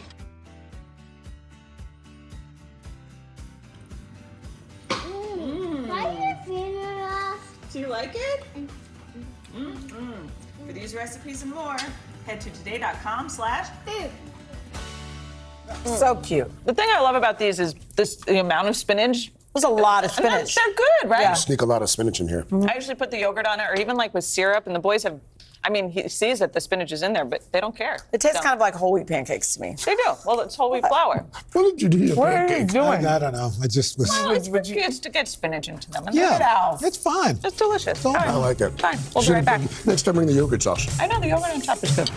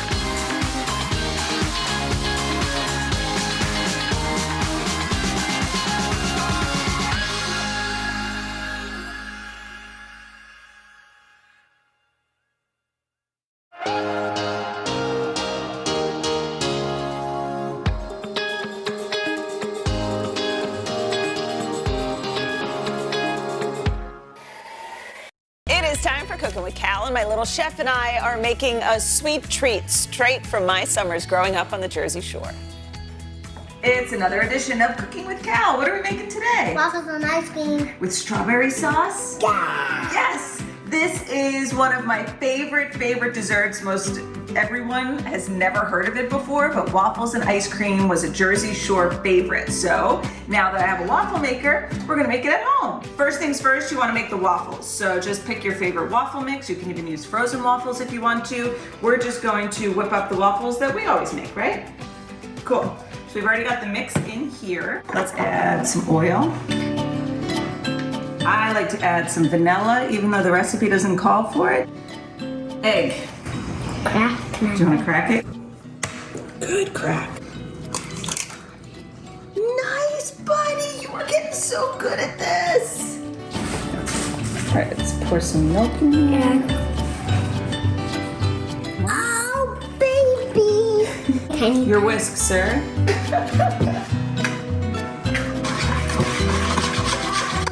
Waffle mix. Ooh, that looks yummy. It does, right?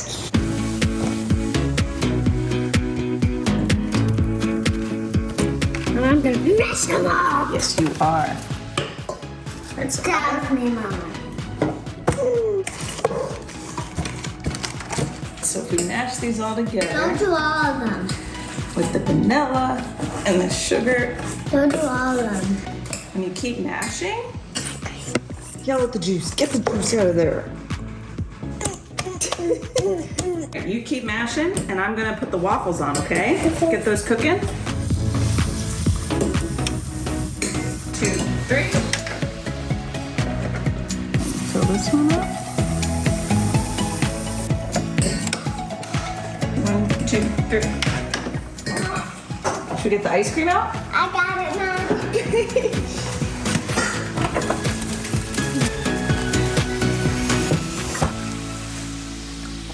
One more.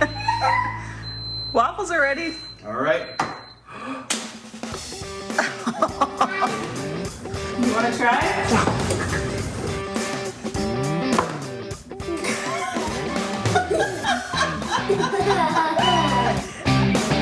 Whoa, perfect. Let's put a scoop right here. Is that right now? Wait, one more thing. Ready?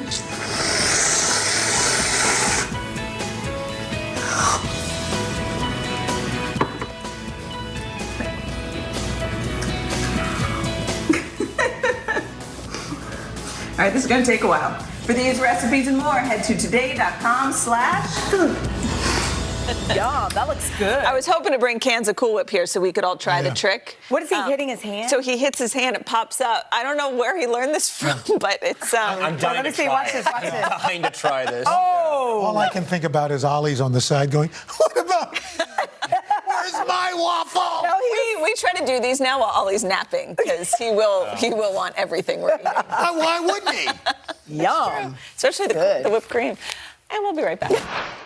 And it's time now for Cooking with Cal, and this week it's all about breakfast, Jersey style. Take a look. It's another edition of Cooking with Cal, and what are we making today? Pork roll, egg, and cheese. Pork roll, egg, and cheese. We're having breakfast for dinner. What is pork roll? This is pork roll. It's kind of like a New Jersey delicacy. It's a mix between sausage and bacon. You can only buy it in New Jersey, but if you look online, you can find pork roll. It's worth it, trust me. It'll change your breakfast sandwich game. Here's the thing. If we put this on here, it's gonna bubble up. It's gonna make a big bubble. Watch, I'll show you. Don't want it to make that bubble. You know why? Because even though the edges are cooking, the inside part's not cooking, right? So in order to fix that, watch this. This is what my dad always did. And now they look like Pac-Man.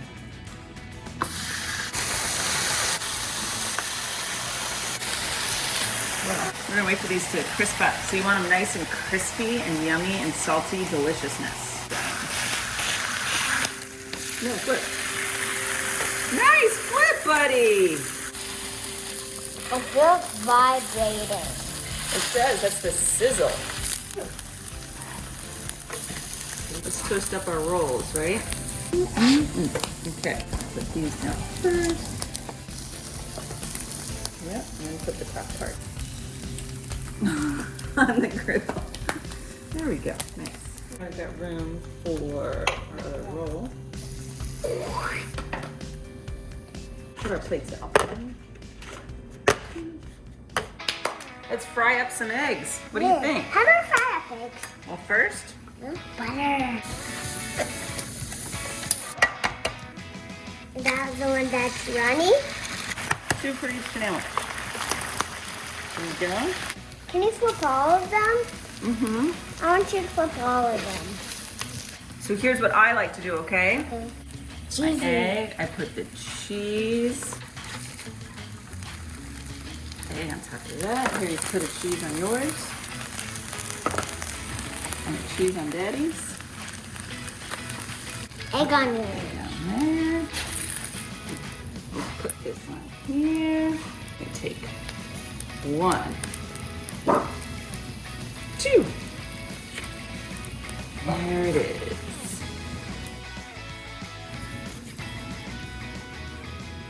Look at that! 3 perfect sandwiches.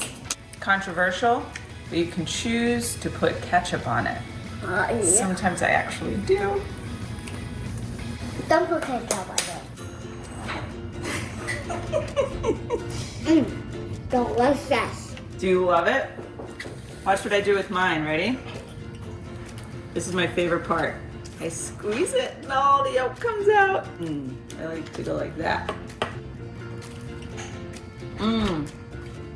Tastes like the Jersey Shore. For these recipes and more, head to today.com/food. I will say, Calvin ate all but 1 bite of that sandwich. Wow. And then that extra bite went to Oliver. So That sandwich is the size of his head. I know. The size of his head. his egg runny? No, I broke it on the griddle before. But the other controversy is in New Jersey, some people call it pork roll, and some people call it Taylor ham. Who's Taylor? It's the brand that makes the pork roll. So it depends. I know Central Jersey is a pork roll part of the state, but you go to South Jersey, it's more Taylor ham. It can go either way. But my Twitter is going to blow up with, Right? It's Taylor ham. You said pork roll. I thought it was a roll. The meat comes on a roll. I just buy it pre-sliced. So We'll be right Learn back. something every day.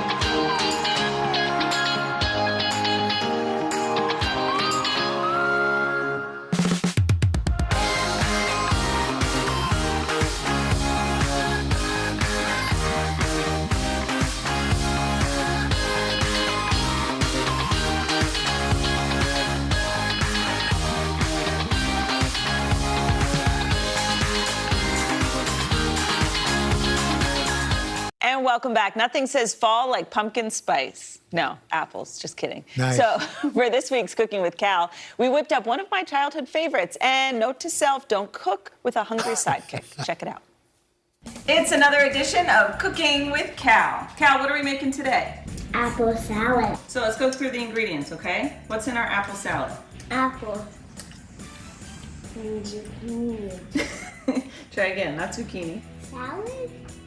So close. Celery. Celery. And what are these? I think you know. Cranberry. You've been snacking on those since we started. Do you know what this is? A nut. It's a walnut. Walnut. And then you know this one. Yogurt. Lots of vanilla yogurt. So this apple salad is a perfect after-school snack. It's a good breakfast. It's just a good, all-around, nice, healthy alternative. How's the yogurt doing? Do you want a spoon? Gross. Help me with the apple. Let me cut it up into a smaller piece for you. You are actually eating all of my ingredients. No, not that many. Chop it up nice and small. You're doing a lot more eating than cooking. What's your favorite fruit? apple. I'm throwing it because it's really hard. While you do that, I'm going to chop up the celery. Okay. I like to make the celery really small. Why? So that it's not too hard to chew. So Kel, when I was little, I used to eat this all the time, every single morning for breakfast. Was that a long time ago? It was a long time ago. Even when I first moved to New York, I used to eat it all the time, every morning for breakfast. Really? That's weird. Mix it up. Yeah, mix it all together. All right, what should we put in next? How about some of these? Yeah, Sprinkle those all in there? I can pour it. Okay. Perfect. And now let's chop these up a little smaller. Just rock your knife back and forth. Look at how small I made these. Whoa. So now we got all our ingredients in here, right? And here's the fun part. There you go. And this is the medium one or the biggest one? What, bowl or spoon? Spoon. That's the small one. I have to lick it off. Did you have to lick it off? Yeah. Oh. Yeah, because there's yogurt on it. So you can add as much yogurt as you want. It's not really a measurement here. It's more just once everything is all nice and combined.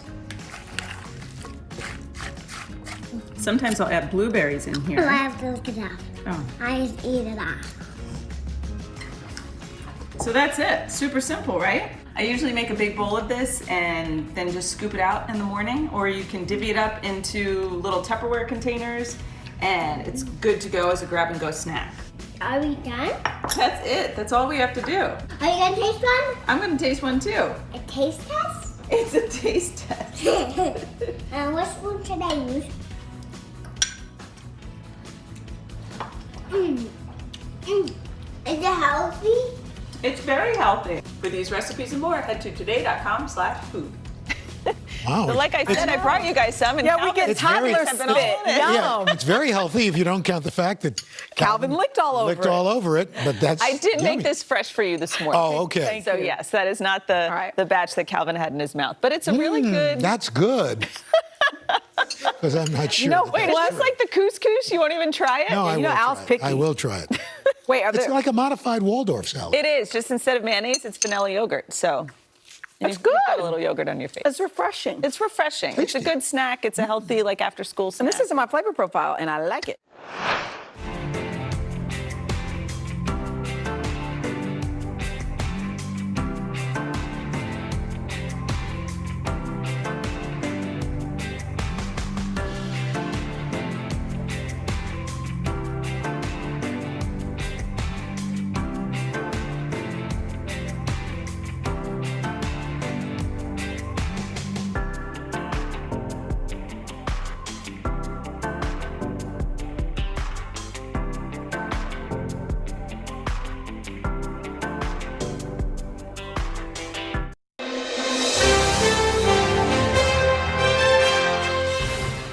So since Calvin was a baby, I've always loved the idea of making homemade baby food. So in my search for recipes online, I came across this Instagram feed, Baby Foodie, and it's run by a fellow mom, Michelle Olivier. And Michelle uses the same ingredients to make purees for your baby, and she also makes healthy dishes for your toddlers using the same stuff. So we can put them in fun bento boxes, which I'm also obsessed with right now as we think about back to school lunches. So for this week's edition of Cooking with Cal, I dipped into Michelle's recipes and whipped up lunch for both Calvin and Ollie.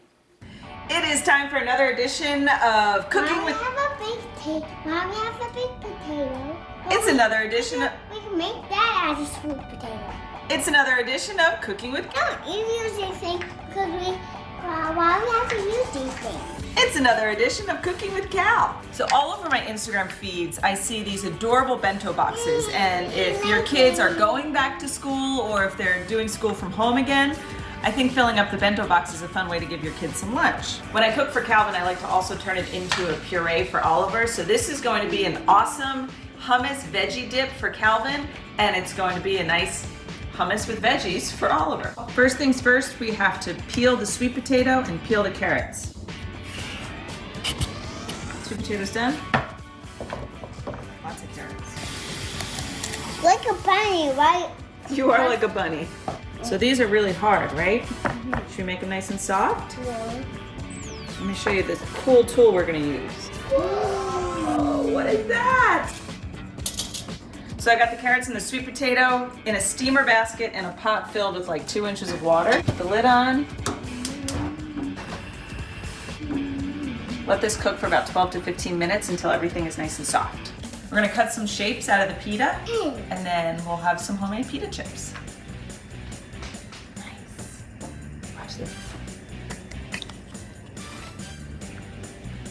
Nice! Oh, that's cool. Look at that.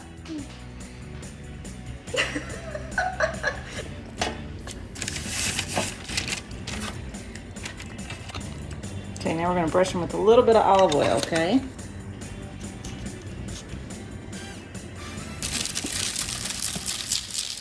We're gonna pop these in the oven until they're nice and crispy. All right, almost all.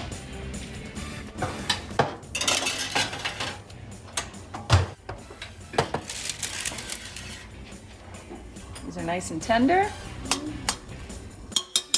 Time for the blender. Carrots and sweet potatoes in the blender. I'm going to add some chickpeas and puree Olivers first, and then I'll add some seasonings to make Calvin's dip.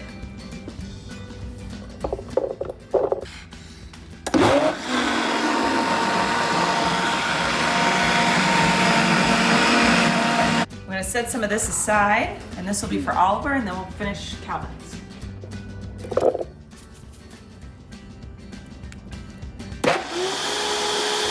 Shall we clean up this mess? So we've got our dip, got some stars, some cheese and turkey. And for dessert, some raspberries stuffed with chocolate chips.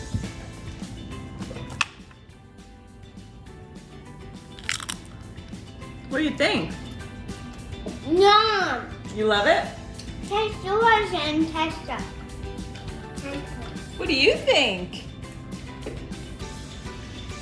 For these recipes and more, head to today.com/food. Bye. If there's a casting agent, can you just quit this and go be like a... These are the cutest kids. I can't just give birth to all. You could start a whole cute little army. Golly. I love doing those bento boxes. And Michelle is sharing more recipes with us on our Instagram. Calvin and Oliver love all of her recipes, really. So head to today.com/food. And the bonus recipe is a beet hummus, which you just throw in some beets to it, too, which makes it nice and pink. So if your kids don't like certain colors for their dips, I think... And the bento boxes, is that how you say it, bento boxes? They look so appetizing. They are. Right? To the point, it's like a grown-up Lunchable. Yes. You know, and you just want to eat all the little surprises that are. It's good. So, Love it. All right, on this edition of Cooking with Cal, we're making popcorn. You know, it's a super simple, easy snack. If you have the ingredients, you can make it anytime. And it's perfect to enjoy with your little ones at home. Take a look. It's another edition of Cooking with Cal. What are we making today? Popcorn. You want to make popcorn? Yeah. So this is the easiest recipe in the world, okay? But there's a secret. So my grandpa Ben, he lives in Nevada. He's not really my grandpa, but we called him Grandpa Ben. His secret was peanut oil. That's not even a secret. Why? Because we just told everybody? Yeah, good point. Let's go. Let's make some popcorn. We're gonna switch over here. Pop, banana, pop. Okay, Pour so we're gonna pour just enough to coat the bottom of the pan. We don't want a lot. Cool. Just so it coats It's like the you bottom. can't see it. Okay, now we have to wait, okay? Wait, patient. Let's see which one wins. When do you think it's gonna happen? That side. That side? Okay. Smells good. Oh, that was cute. Okay, why do you put that on? It didn't pop. because now they're gonna pop like crazy. I'm running out of room in the pot. What's gonna happen? What?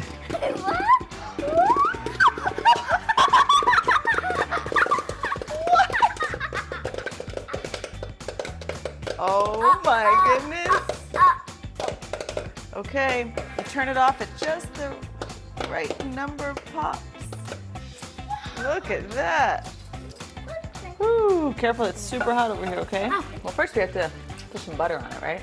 Yeah. Okay, so Daddy likes to use tub butter, whipped, salted, because it makes the best butter when it's melted.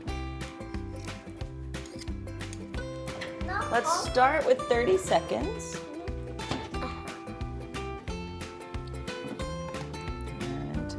How do we do that? Why? It's like mixing a salad. Okay, taste it. Does it need more salt? What do you think? A little bit more? And since we're using salted butter, we don't have to use as much salt, even though it looks like we used a lot of salt. Now, We got more salt. oh, good, thanks. What do you think? More salt or not more salt? I don't know, it tastes pretty good. Watch a movie, guys. You wanna watch a movie? Yeah. All right. For these recipes and more, head to today.com/food. Food. Nice. Love it. I love it. We were just talking about what you can do with your kids, right? Remember I was saying it only takes a few minutes and then they're Did you good? hear the way Calvin laughed? Like just watching the lid Yep. pop off the top. I mean, Yep. that's all it takes. Yep. It's It's an like the easy, theme of the easy day. recipe, And then you but- got the tequila and the Jamesons in the corner there. And That's I was going to for say, her. there's a little that was something. for later. Tostitos back there. Well, Oh, the kids have popcorn. We couldn't hide everything, so yeah. Nice tequila in the background. You did ask, can you not use peanut oil? I know you have peanut allergies in your Yeah. family. Like a You can use canola canola oil would oil. work. Sure. Peanut oil just adds a nice Taste. flavor if you can do it. But anyway.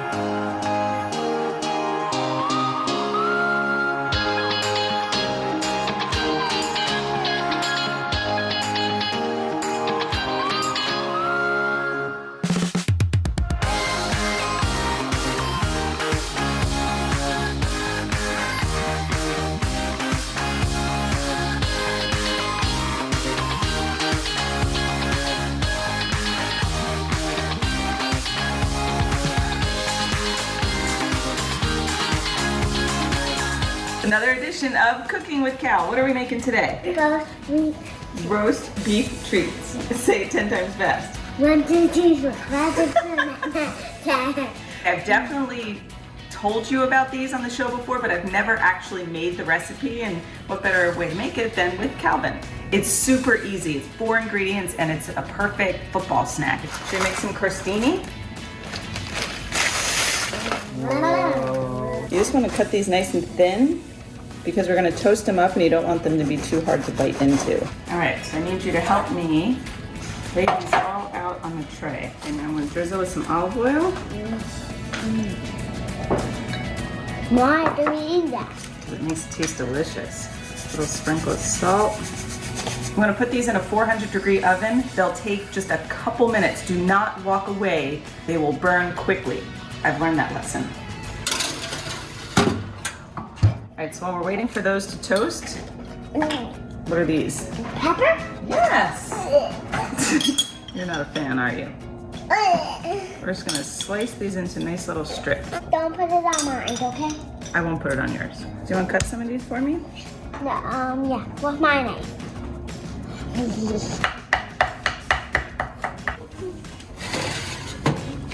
Nice little toasts. I'm use a Calvin plate? Yeah.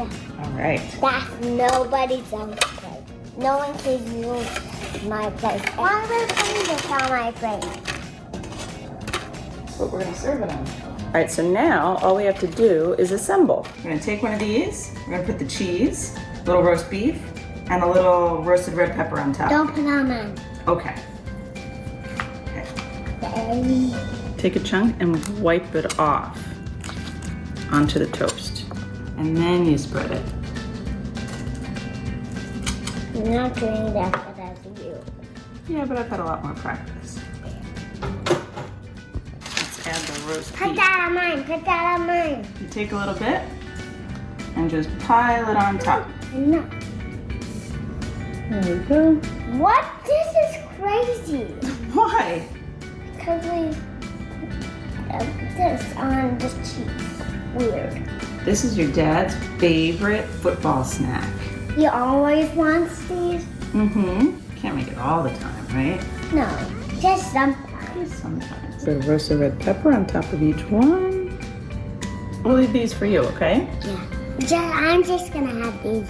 Here, help me put these all on this nice little But Calvin dish. Mine are good. Wow, you did such a good job. I did In there. And here's the finishing touch, okay? A little bit of coarse salt. You want pepper? Yeah. And we're done. That was quick. Super quick. Can we eat one right now? Just one. Yeah, we'll eat one right now. How's that sound? Cheers.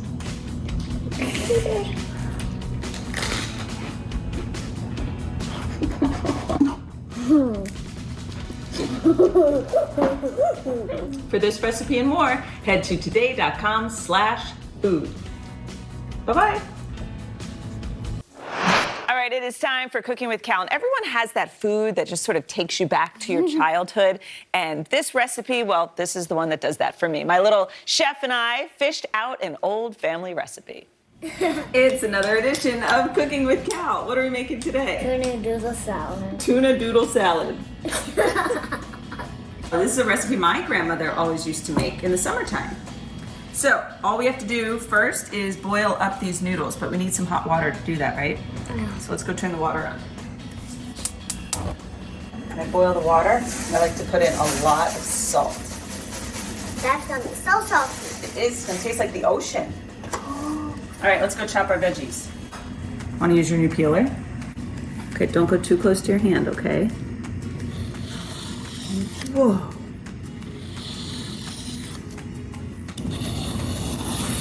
Right there.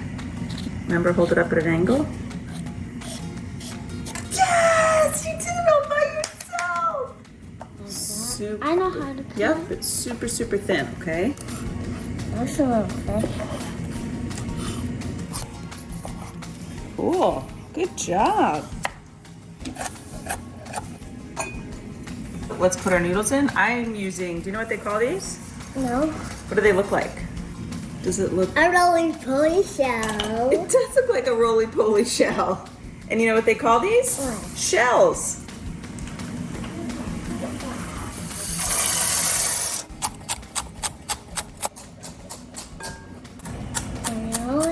Like celery and tuna. That works out good because we're putting tuna in the salad. Do you know what these are called? No. Scallions. See, they kind of smell like onions, right? But they don't hurt your eyes. All right, let's pop all this in. Whew, we're finally done chopping. What's in here? Tuna. Tuna! Tuna salad. We're making tuna salad. It's basically we're making tuna salad, but then we're going to add noodles to it. Dutch. Pop this in here. Okay, what do you think we need next? I said noodles. Noodles, and how about some mayonnaise? So we're gonna add a lot of mayonnaise just because I have a lot of noodles to put in here. Oh. Let's add a little salt. Wow. All right, let's see if the noodles are done. Can you taste it? Are they done yet?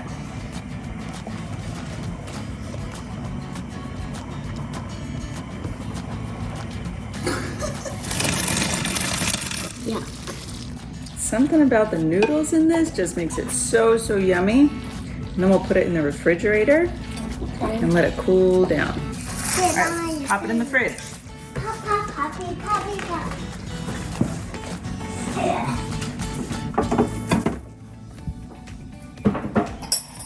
I'm tropical salad. Is it warm? Oh, it's cold. It's been in the refrigerator. Do you like it? You want it for lunch? Sure. All right. For these recipes and more, head to today.com/food. Gotta He's out. He's turned into such a big boy.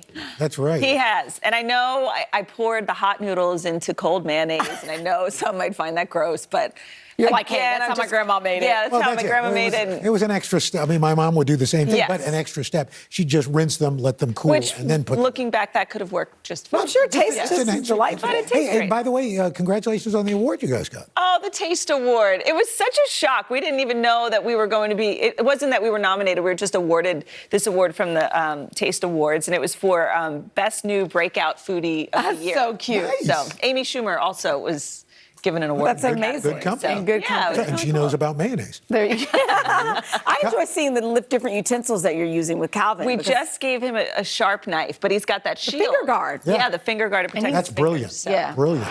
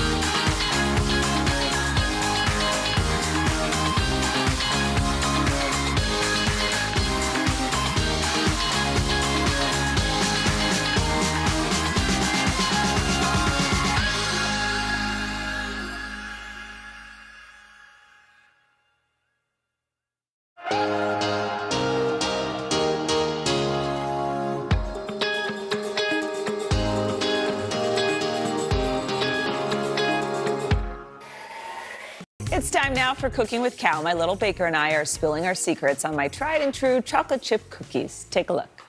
It's another edition of Cooking with Cal. And what are we making today? Chocolate chip cookies. Okay, so I know everyone has their own chocolate chip cookie recipe. This is one I've been trying to perfect for years. So instead of using just regular flour, I'm going to use half regular flour and half cake flour. All right, so we already have the regular flour in here. We need to add the cake flour.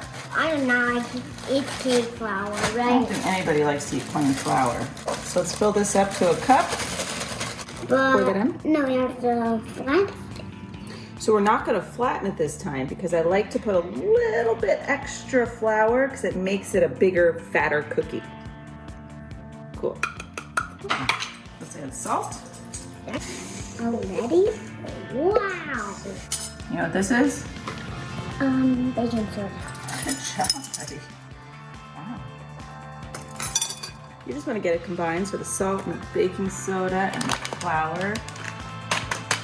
Let's combine, but keep it all in the bowl, okay? All right, here's secret number 2. Instead of all butter, we're going to use half butter and half vegetable shortening. Even though it's equal parts sugar and brown sugar, you use a little extra brown sugar than regular sugar. And I think you just stole my little extra sugar. That's okay, right? Come on, count with me. 1, Dude. The sugar. You know what this is? Vanilla. Mmm. I just think we spelled the extra. Not too strong first. Just let it get combined. There we go. You ready? Dump those eggs in. Then I can have a lot. Well, not a lot, because there's raw eggs in here. Then it's gonna be yummy. A little bit.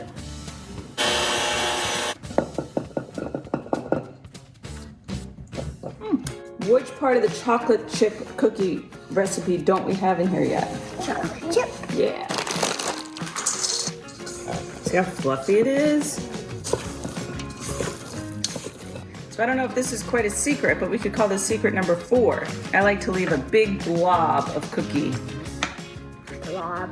Big blob, right?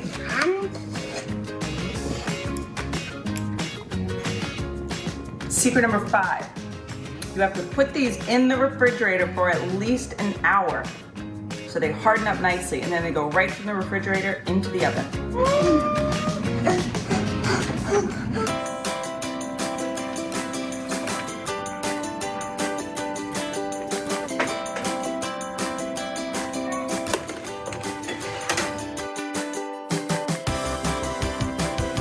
My last secret is they go in a 375-degree oven for exactly 14 minutes.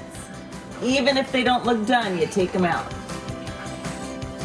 Yummy. What do you think? Good. You love that? For these recipes and more, head to Data on Slash Food.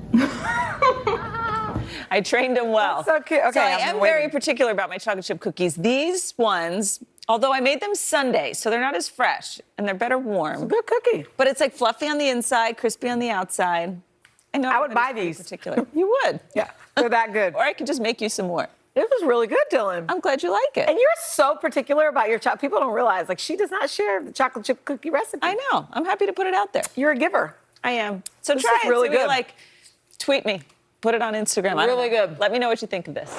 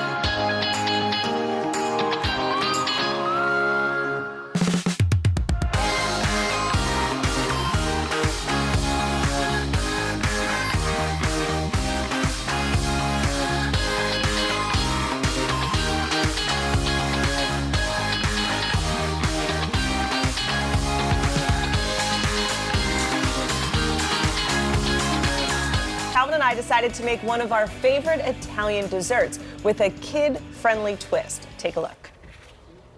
It's another edition of Cooking with Cal. What are we making today? Tiramisu, baby. Tiramisu. It's actually full of coffee. So we're gonna make your version with some chocolate milk. Yeah. Are you so excited? Yeah. All right, so first things first, let's make the filling. Do you remember to crack eggs? Crack that into the bowl, please. Oh no, what's that mean? There we go. That's not my best egg. Not your best. No. There we go. There we go. Well done. This egg and who?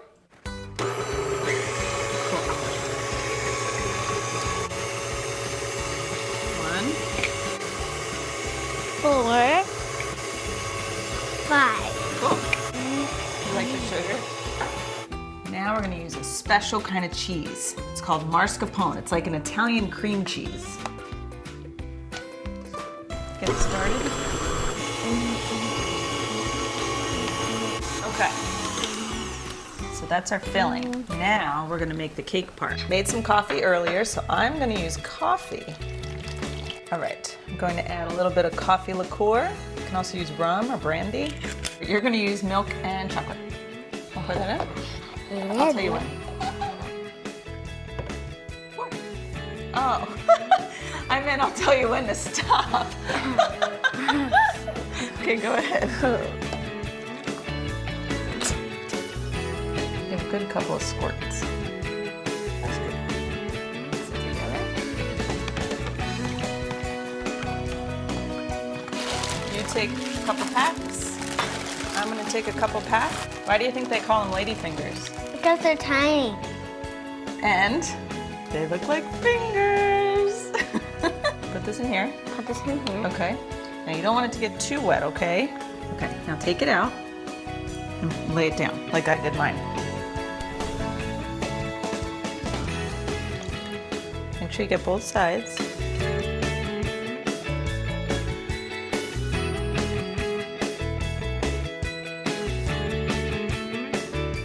I'll put a little bit of mine on here. Just spread a nice layer. Oh yeah. Boca baco mi camo camo. Now let's do our next layer of ladyfingers.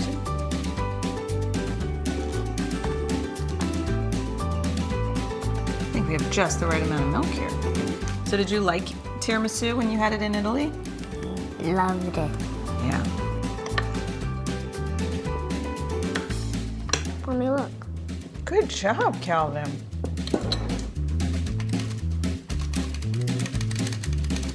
It's not enough. It's a dusting.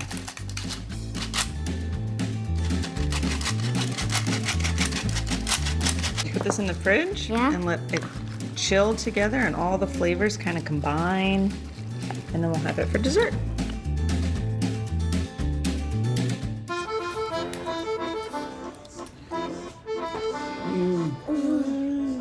Do you like it? Me too. For these recipes and more, head to today.com/. This is Dylan, really this good. is great. Thank you. I had to stop eating it because You it's heard so the little good. cry in the background? That was Rusty screaming for more. Oh, because really? The chocolate milk version. I mean, you're not a huge coffee fan, so I you don't should like really coffee. try the chocolate milk. And look at me, I don't even like tiramisu. This is amazing. It's that good. Good morning. Welcome to Today. I love mornings. They're full of possibility. And how you start your day sets the tone for the whole day. To have you along with us. We need to pull up one extra chair at the table. We feel like we're right there with you. Just ahead, in this half hour, we're going to introduce you to... Because every day we start our morning so you can take on yours.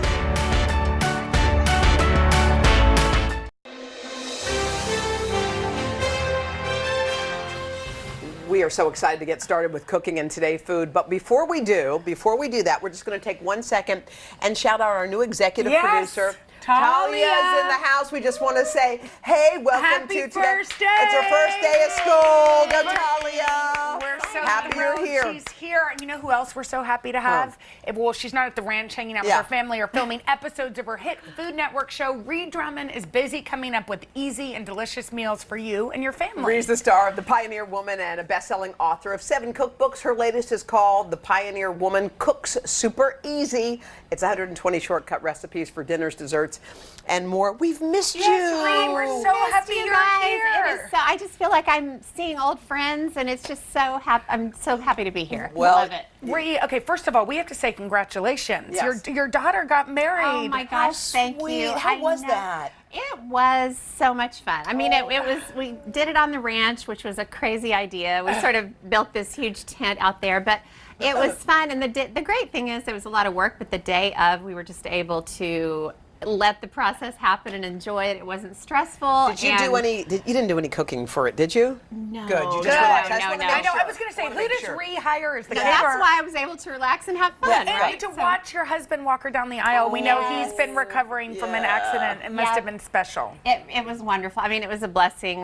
That's my favorite picture of the two of them. He was a little stiff then. He's doing much better. He's on his horse today, so everything's great. Back We're on the horse. Very, very lucky. All right, what are we going to yes, cook? Oh my take gosh, us away. okay, so now that Hoda has eaten a whole chocolate cake today. That is really good. Why was everybody making fun of you? I don't appreciate that. Thank you, Jen. If I I think had you been would there, I have would've supported stood me. up for It was really quiet, and then all of a sudden the cake was gone. And but You should see what she does to chips. well, you know, it's what? morning. It's happening again. You have the rest of the day to work it off, right? Exactly. So after the cake, I thought it'd be great to make some vegetables. So I'm going to do a sheet pan gnocchi dinner. And what I love about it, my cookbook, really, I'm not afraid to use shortcut ingredients. So my favorite ingredient is store-bought gnocchi. So and is it's- this frozen or you just no, get it? it's actually shelf-stable, believe it or not. So you can buy it. throw it in there? Wait, Yeah. is this a joke? I just What you threw just gnocchi did? out. You just dumped everything on the sheet pan? Everything on the sheet I pan. thought you had to boil it. Oh, no, because we're going to roast it. Oh. So then I've got pesto? Yes, pesto. I'm going to mix it with olive oil. Oh. I'm you trying buy not the to get pesto pesto on too? you, so I That's moved it okay. away from Don't you your worry. beautiful Ree, can you white buy the suit. pesto or did you make that? No, bought the pesto. See, I like everything so Yeah, far. she's that's speaking happening. our language. Yeah, I mean, during the pandemic, you know, I kind of burned out on cooking a little bit because there were Didn't so we many all? kids around. Is that it? Yeah, so that's it. Because pesto is so flavorful, it has garlic and you know. And do you of need course, to oil the basil. pan? Did you already oil it? You don't have to because there's plenty of olive oil in the pesto mixture.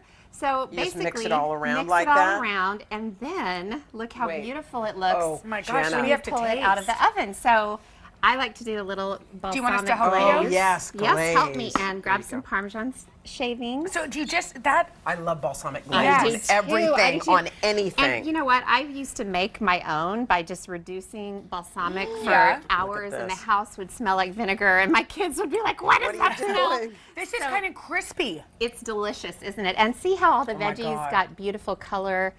But it's such an easy meal, and I would totally just eat this. But Wait, we could do this too, which is huge. look at what we just In did. 1 second. Put it in the oven. Is dress this it. basil? What did you? I What is that? tore basil. Oh, tore just, basil. Yep. And I'm so lazy. I don't even want to chop basil anymore. Just chop So I it. just By the way, tear it I and like put it on there. exactly. Oh, should we go around the back? Yeah, There's we more? have another recipe. taking So that. great. honestly, sheet pans are kind of my thing. I love them. They're just I get nervous if I don't have 20 ready to go at all times.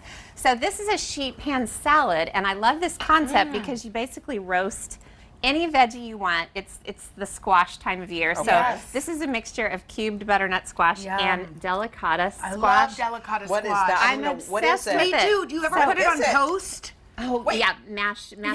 Yes. What are you talking It's about? just a look at- squash. this is what it looks like. Oh, And in it's the basically store? kind of an heirloom type of Okay. squash. But the great thing is you can eat the skin. It gets really tender. So butternut, it can be a little bit tough, Should I not do- very should I tasty. add Yes. some? Drizzle, and then we're Salt going to and do pepper. another roasted vegetable situation, salt and pepper, Italian seasoning. This is so brilliant. And This then is just so toss. brilliant. But here's what's fun about What? it. So roast it, and it's like 450, 25, 30 minutes. Okay.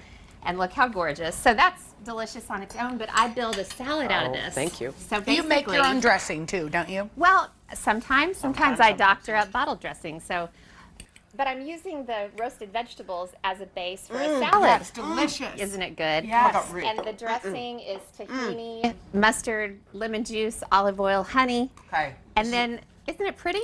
10 plus. 10 plus plus. Do we add Pomegranate these? seeds. Yep. Yep. Pistachios? Pistachios, pomegranate seeds. This I is love pomegranates. It's pretty at Christmas. And then goat cheese, which Hoda doesn't love. Thank you. Well, Hoda likes doesn't love it. It me. just doesn't love her. Okay. There's a lot of Thank you TMI so in much. this segment. There's a lot about Hoda. Anyway. Ree, thank you so much for these recipes. Head today.com/food. And for Ree's new book, it has recipes just like this one. Head today.com/shop. I predict a bestseller. Okay.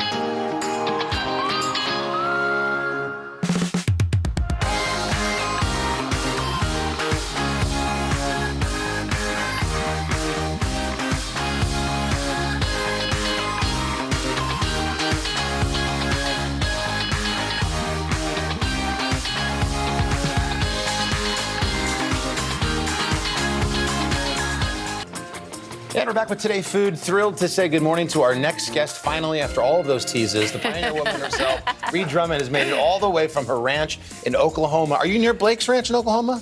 Not so much. Not so much, But, you know, we're in the same state. Yeah. So, you know, we know each other. When I was there marrying him and Gwen, I would have stopped by your ranch and said Seriously, hello. next time. Or your 25th wedding anniversary. I could have renewed your vows.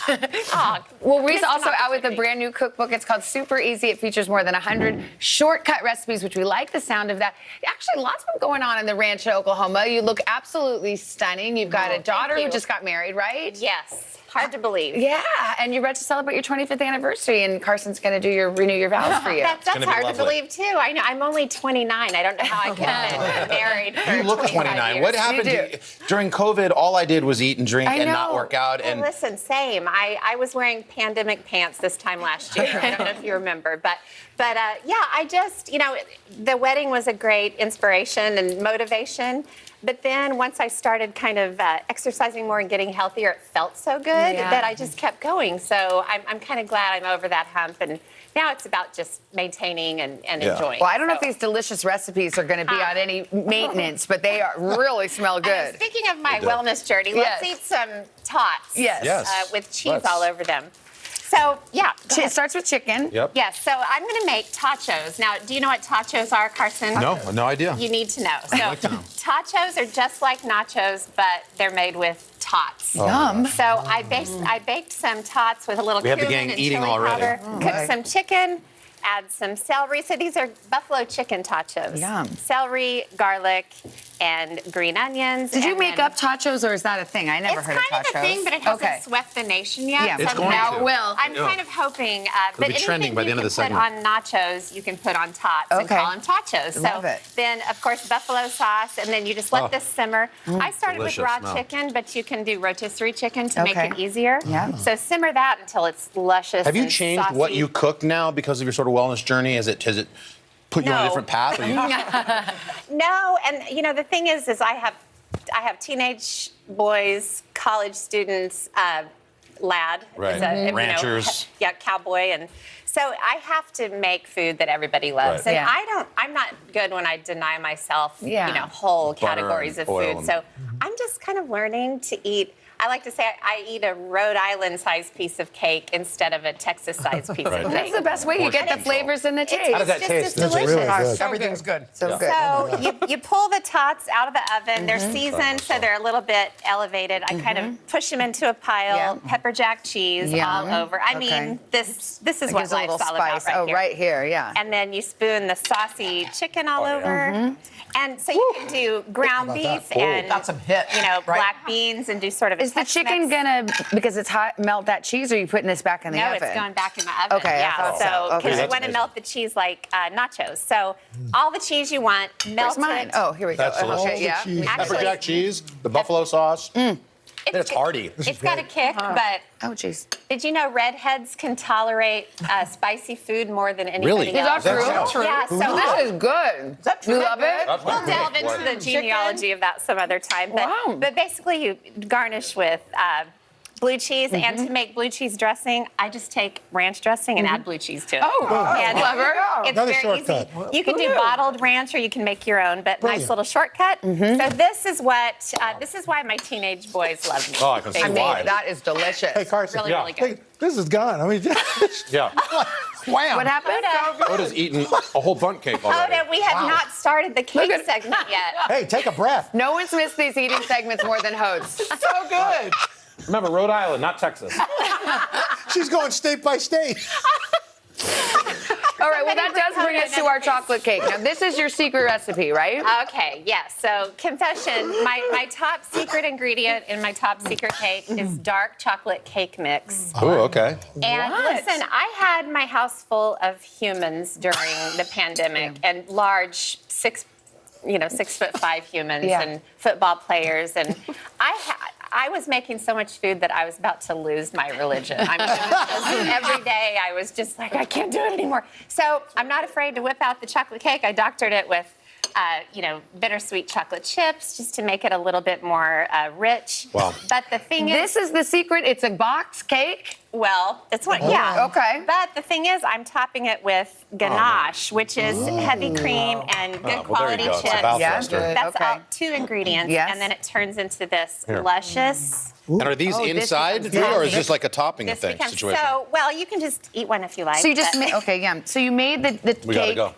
Oh, we're out of time. Okay, I really wanted to understand this, and then drizzle. Drizzle. I do sprinkles on top, but after Halloween, you can take Beautiful leftover cake. candy, chop it put up, it on and top. put it on top. So Hold on. Hold Oh on, my she's God, licking- happy she's plate. Wait a licking minute. the plate. Hold her, show it. Clean Literally, Plate Club. Clean Plate Club. Clean Plate Done. Club. You left a And she's gonna eat Al's. And also, she's going to move in with you. And she's giggling. She's giggling a lot over there. Congratulations on everything. Love your show. Yes, Thank you Great. guys. Thank you. Thank you. All right, of course, you can find all these recipes at today.com/food and pick up a copy of Super Easy at today.com/shop. This morning on Today Food, lasagna 2 ways with layers of pasta, meat sauce, and creamy cheese. Lasagna is one of the ultimate comfort foods, but get ready for something a little new this morning. Ree Drummond, AKA the Pioneer Woman, has created 2 recipes. They're going to become your favorites. Her latest book is called The Pioneer Woman Cooks the New Frontier. Ree, good morning. Hi, Savannah. It's good to see you. Now, you're doing something really different with lasagna, which is risky. Well, it's a little risky, but when you see these recipes, you will totally understand. I like to mash things up, and you don't want to make lasagna over and over and over. So we are going to make shrimp scampi lasagna roll-ups. I like it. Which are as good as they sound. So I cooked some shrimp in butter, onion, garlic, little thyme, and chopped it up. Okay. So I'm going to make a sort of a shrimpy, cheesy filling, and this is cream cheese, ricotta, egg, and Parmesan. I mean, what could possibly go wrong? I know. Looks so I mean, good. it's all right. Sign me up. Yes. So I'll let you stir this together, and I'm going to start on the white sauce. My new cookbook has lots of fun recipes like this. Yeah, I like that it's different. Yeah, and buffalo chicken quesadillas, for instance. I have 2 teenage boys at home. Yep. My girls grew up and left me. So So now mean. you got those brutes at home. to So rude feed. of them. You still got Charlie the dog? Well, Charlie's not with us Oh, anymore, of but I course. have Walter. Okay. Oh, Walter. And I have a couple of other little bassets running around. Look at the whole crew over there. It's like, Savannah, my how could you goodness. ask that? Oh, no, it's okay. Charlie lives on in his books. Yes, he and does. We read his book all the time. Oh, I love hearing that. Okay, so I stirred it. So that's all stirred together, and I am making just a beautiful white sauce, and I started with the roux, and it has cream and milk. And so you cook and cook and cook until You're this trying is to thick. thicken it up, right? Thicken it up. Is that thick enough or not really? This looks great. Okay. This isn't quite there, but All I right. have Magic some of already television, finished. yes. So I'm going to have you help me build a roll-up. okay. So this is the filling you just stirred together. Take about a generous third a cup. Okay. And put it on the end of the... Oh, this has the whole thing is in here. Our Yeah. shrimp, our everything. And these are cooked lasagna noodles. I cooked them about half the time that the package says. And then just roll it up. Yep. Hence the name, lasagna goodness. roll-ups. They're so cute and pretty. What do They you are think, so gang? cute. Oh my God. Are you dying? Oh my goodness. Between bisque and a lasagna. Oh. Good point. That's exactly what it is. And then I always put the seam side down. Yeah, of course, to make it look pretty. I poured the white sauce in the bottom of the dish. Oh. And then I'll let you pour And the then you're rest gonna- of it. am I all pouring over. or am I drizzling? No, pour. Okay, pour that Just get in sucker. there. Okay, yeah. Why not? Look at that creamy yummy. Isn't that gorgeous? Yes. And then top it with mozzarella. And you can see the finished dish right here with parsley on top. That doesn't look crazy difficult either. No, it's not. And my daughter, who lives in Dallas now, saw my new cookbook, and she said, when I come home, will you make me the shrimp scampi lasagna roll-up? So, I mean, why not? Look at it. It's okay. gorgeous. I want to taste that. So that's lasagna one way. And Now the this second shocked way, me. Lasagna soup. I mean, it's really earth-shattering. Okay, It's- tell me. I'm gonna it's have a bite beautiful. here. So started with ground beef, sausage, onion, garlic, thyme, oregano, and I just cooked it, and then added. Oh my God. Just try that. Wait, Savannah, just take your Delayed time. reaction. So good. Take okay. your time. And just turned it into a really delicious whole tomatoes, tomato paste, parsley, and you can see the whole tomatoes. I actually like to let them cook down a little bit and then break them up because they're a little softer. Anytime I try to squeeze them with my hand, it winds up in my eye. Yeah. That's not fun. Or on my shirt, which is even worse. Even worse, exactly. So you just you browned up the beef and then Yes. then you put in the Drain the tomatoes. excess fat and then turn it into a beautiful soup. And then I cooked some broken up lasagna noodles. So this is That, where and they're down at the bottom. It's lasagna like a comes hug. in. It is. Oh, So wait, what about the cheese? Where's the cheese? Okay, so once you simmer away the soup and the noodles are perfect, I make this little ricotta dumpling mixture. Oh, wow. And all it is ricotta, Parmesan, salt, pepper, basil, and parsley. Stir it together. And then when you serve up the soup, you just put little dollops right in the middle. Oh my God. And it's just, if the soup is really piping hot, the ricotta dumpling just kind of melts Can I into come it. over to your house, Reed? Yes. Is this yes. what we make there? Because it sounds fab. Bring your kids and Lad will put them to work on the ranch. Yeah, I would love it. I love it. Thank you so much. How do you like Fantastic. the soup? It's amazing. Amazing. Which one do you like better? I love the soup. It's crazy. We're torn, can you tell? I got one vote for soup and Well, you know what though? And then you get a piece Switzerland of shrimp over on here. this one. That's the thing, and all that shrimp scampi flavor is in there. You redesigned lasagna. Yeah. That's next level. Yeah. My wife loves your show. I get bored really easily. So I have to have some fun in the kitchen. Thank you so much, Rhea. I know you're coming back for the fourth hour. More food. You can find all of these recipes at today.com/food. And for more on Rhea's book, go to today.com/shop. You can buy it there. Thank you, honey.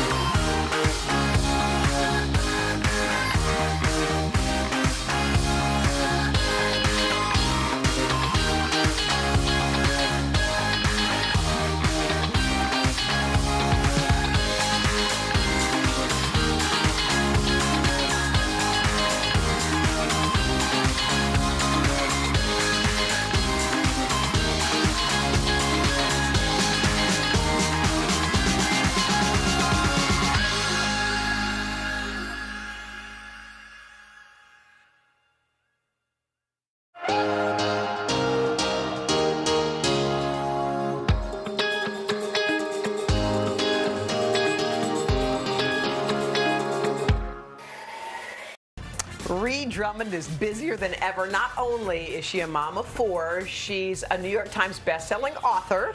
She has 3 million Instagram followers, and she's a star of the hugely popular Food Network show. It's called The Pioneer Woman. And somehow she's also managed to find time to put together a new cookbook called The Pioneer Woman Cooks the New Frontier, which features a couple of recipes that we're going to be making today. And she took all the photos for the book. Of course, she does everything. She did that too. My camera's a mess. My camera's sticky. Food all over it. So she's got roast chicken for us. Look at this. Yes, I'm so happy to cook with you both. I'm a big fan of both of you. We so love thank you for having me. So I wait, can't cook. Yeah, me either. But wait, you're based in Oklahoma, and you just do your everything from your home? Is that Pretty how it much. works? We film the show at our guest lodge, so at least they don't have to trip over my teenagers' laundry, you know, dirty socks in our real house. I was telling her that my daughter, Christina, is like, she is the most incredible woman. Her voice puts me to sleep. I watch her. Her life is idyllic. Yeah. My voice puts my husband to sleep, too. All right, so we're making chicken today. Yes, I just want to show you my favorite way to roast chicken. Okay. I'm wearing gloves just for the spatchcocking. Yeah. So do you know what spatchcocking our chicken is? No. So Spatchcocking. it's super easy. Basically, you have to put on gloves, cut the backbone out, which is just snip on either side. Okay. That's the unpleasant and part. splay it out. But then you splay it out, and the whole point is to kind of The whole point is to get it as flat as possible. You can use your palm and kind of push, but that way a chicken that would normally take a lot longer to roast just takes really a fraction of the time. So then you wind up with a beautiful roasted chicken. So what I like to do is make sort of an herb dressing, and it's just simple olive oil, herbs, cut some baby gold potatoes in half and just toss them in the herb mixture. How long does this take you to make? You want to help me and just kind of scatter them around, and then you'd brush the same mixture on the chicken. Now, is this a greased pan or is this not? It doesn't have to be because the chicken has so much beautiful grease as it cooks. Okay. So just really about 30 minutes total. You start with a high heat and then lower it, and then look what you wind up with. Halfway through, I add cherry tomatoes and zucchini, and then put it back in and finish it up. And you have this beautiful roasted chicken, which I like to serve as roasted chicken, but I also like leftover roasted chicken. Can we try this? Yes, Maria, of course. this is like your perfect meal, by the way. That's right, that Have is. a bite. Chicken. I mean, I like French fries, but we're not having that. But I'm sorry, Maria. I should have made fries. We're not allowed to eat that. I think roasted chicken is the perfect food. That is yummy. It's good for weeknight family meals. But Are you surprised at how your cooking, your passion, has turned into this incredible success? Well, you know, I think you nailed it. Just passion. If you are passionate about what you do, it can take you in directions you never thought you'd go in. And that's I've had so much fun with Pioneer Woman because it started as blogging. So come around. And I want to show you what you can do with the chicken if you don't want to slice it up and serve it as roast chicken. So you can shred it, which is my favorite thing in the world. So I'm going to make a beautiful chicken and wild rice soup. Onions, celery, and carrots. And then I'm going to deglaze with some white wine, which I love in any soup. It just adds beautiful flavor. And it's getting to be soup weather out there. It's getting to be. Finally, did you have a hot summer here like we did? We had a scorcher. It seemed to go on forever. And then add some flour just to thicken it up. And then you'll cook this for a bit. Do all your kids cook? No. Sadly, no. My daughter Paige loves to cook, and she's a great cook. The rest of my kids love to eat. So welcome to my plight. But I love to cook, and so it's what's that? Chicken stock? Chicken stock, and then water. And this is so easy. Wild rice. I didn't know it was that color. Yeah, it's not the mix that you buy in a box. It's real wild rice. Minnesota has wild rice. That's kind of comes from Minnesota. And then you basically cook it until the rice is done, and look how beautiful it looks. That's gorgeous. And then you add the chicken in, obviously. And I like to kind of cream it up a little bit. Yeah, you got to. I mean, I can't think of many dishes that I make that aren't made better with a little cream. Exactly. So you can add a little or a lot, and then let it simmer some more with some aromatics, sage, and rosemary and thyme. Yes. And then I love to add kale also. To the soup? To the soup, Oh, yeah. At the end, is that kind of the Kind last of at touch? the end, you just let it simmer in the last few minutes. Tell us what this pasta situation is. Okay, so again, what you can do with the leftover chicken is make a chicken spaghetti casserole. And I think casseroles are just the ultimate comfort food, and this has mushrooms and a little bit of wine, of course. So if you can spatchcock a chicken, you can do anything in life. You can spatchcock a chicken. We need a T-shirt that says that. But really, you can make soup and casseroles, enchiladas. These were all delicious, awesome meals. I mean, they seem easy enough too. Very easy. If it's not easy, I won't do it. Awesome. That's good. For these recipes, head to today.com/food, and for more about Ree's Cookbook, go to today.com/shop.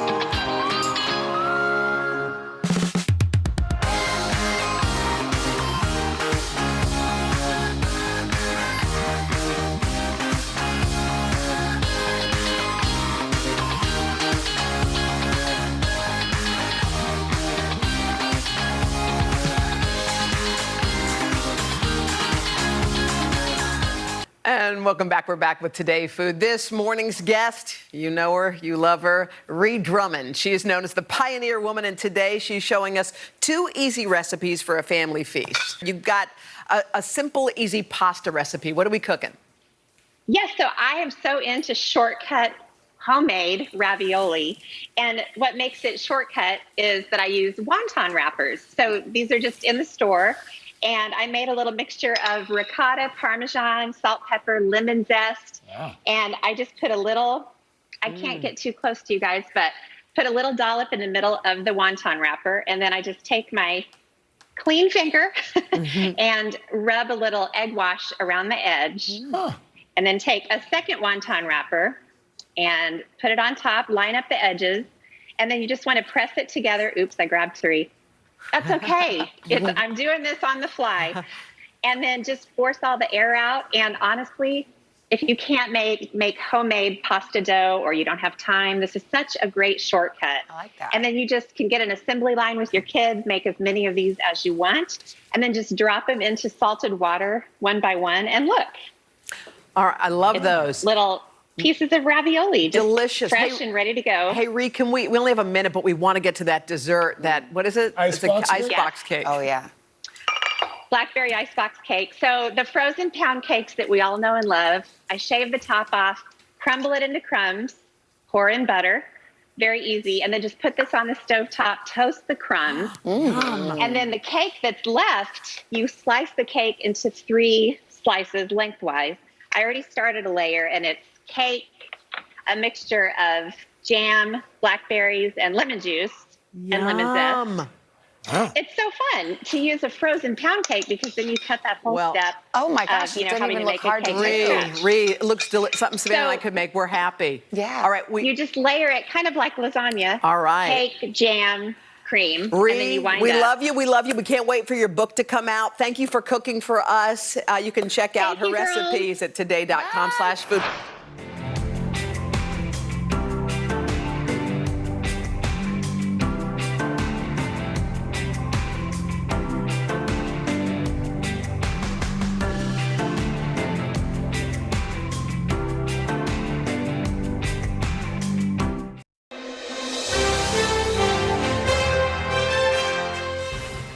It is one of the longest running food shows on the Food Network. Folks love watching the up-and-coming chefs beat Bobby Flay, or at least they tried to. He's invited some fellow celebrity chefs to give it a go on his new show, Beat Bobby Flay Holiday Throwdown. And today, Bobby's going to throw down in our kitchen with some chicken parm. Everybody loves chicken parm. Bobby, good to see you, man. Thank How you are so much. So good to be here. It's holiday season. It is. Yeah. Do you cook a big turkey for Thanksgiving? I do. Thanksgiving is my it's my favorite day of the year. Actually, I'm going to be here next week. Oh, good. Oh, yeah. There's going to be a lot of food in this place. Okay, good. Man, I'll be back then. I'll be back. So we're going to make chicken parm. This is a dish, obviously, I call this chicken parmigiano as opposed to chicken parmesan. It's a little bit cleaner version of the classic. And I just put this on my menu in Amalfi in Las Vegas. Okay, so a couple of things. You look like you're not going to cook. You have your hands in your pocket. You want to do this? Okay. Especially chicken parm. So chicken cutlets. Okay, this is classic. So flour, eggs, breadcrumbs. And so you set up a dredging station. You season every single. Each part of it? Okay, yes, exactly. Because otherwise it's bland. So you go. So the flour to the. Is that bad? No, you're doing great. You gotta get in there, You can tell that Willie cooks. He's in there. He's in it. And now what? Okay, and then the eggs hold on to the panko breadcrumbs. Exactly. And then you let that sit there for a second, and we just put it in the oil. I'm actually using avocado oil more these days than canola oil. And, I mean, they say it's better for you, so I say, okay, why not? Okay, so. Are people laughing at my cooking? I think I'm doing great. I don't know. What are they laughing about? Get your hands dirty. Okay, so you want to make sure just your hands, Willie. So every culture has their own version of chicken cutlet, right? So we have. I've lost them. Thanks for coming. I'm with you. Okay, so every culture has their version of chicken cutlet. Obviously, this is sort of an American-Italian version. We're gonna make tomato sauce. I have 3 ingredients in my tomato sauce: onions, garlic, and then some crushed tomatoes. And I let this cook for about 45 minutes. How do you crush them with the potato masher? First you let it cook for about 25 minutes so they soften. Okay. And then I crush them with a potato masher so it actually has texture. Yeah. And then I put like a little sugar. This is very controversial. Some people say don't ever put sugar in your tomatoes, but you know what? If they're acidic, you want a little sugar to bounce it out. Okay. Okay. So then we have the chicken cutlet, and then I take some buffalo mozzarella. Look at that. And I just put it right on top. Look at that. Now here's the thing that I do. You see, I leave some of the crispy bits uncovered because we want that good contrast of texture. Crunchy, yeah. Exactly. We put it in the oven. I love this kitchen. You put it in this oven, and then it comes out of this oven right here. Okay. Yeah. All right. So here it is. So then we take some of the tomato sauce. And instead of dousing it all over the chicken and then ruining that crispiness, I put the tomato sauce on the bottom. And the cheese is melted on top. And then see, it's a much cleaner version. Yeah, a little bit of fresh basil and a whole bunch of Parmigiano Reggiano cheese. Look at that. May I start, Chef? Yes, you can. Okay. And then some fresh arugula because this is a very healthy dish. And then a little bit of just olive oil on top. And there we go. Can I sneak in here, Bobby? Get in there. Let me try. Oh, Bobby. Thank you. Is it yummy? So good. Yeah, I mean, see, here's the thing. The really nice thing about it is you get, obviously, the acidity and the sweetness of the tomatoes. You get that crispy contrast, the texture on the chicken. And, of course, that fresh mozzarella is it feels beautiful. a little light, which you can't always say for a chicken parm. Well, the thing about chicken parm, and you and I sort of share that love of chicken parmesan, you know, where it's kind of doused in all that cheese and tomatoes. But this is to me, this is like a Tuesday night version of the Sunday night meal. There you go. Yeah, exactly. Did I hear you're in a movie? Wait, Bobby Flay is in One Delicious Christmas. Let me tell you something. Come on. Yes, the Oscar buzz has been so overwhelming. Wait, what are you talking? Who do you play yourself? I play Tom Kingsley, who is a food critic. It's called One Delicious Christmas.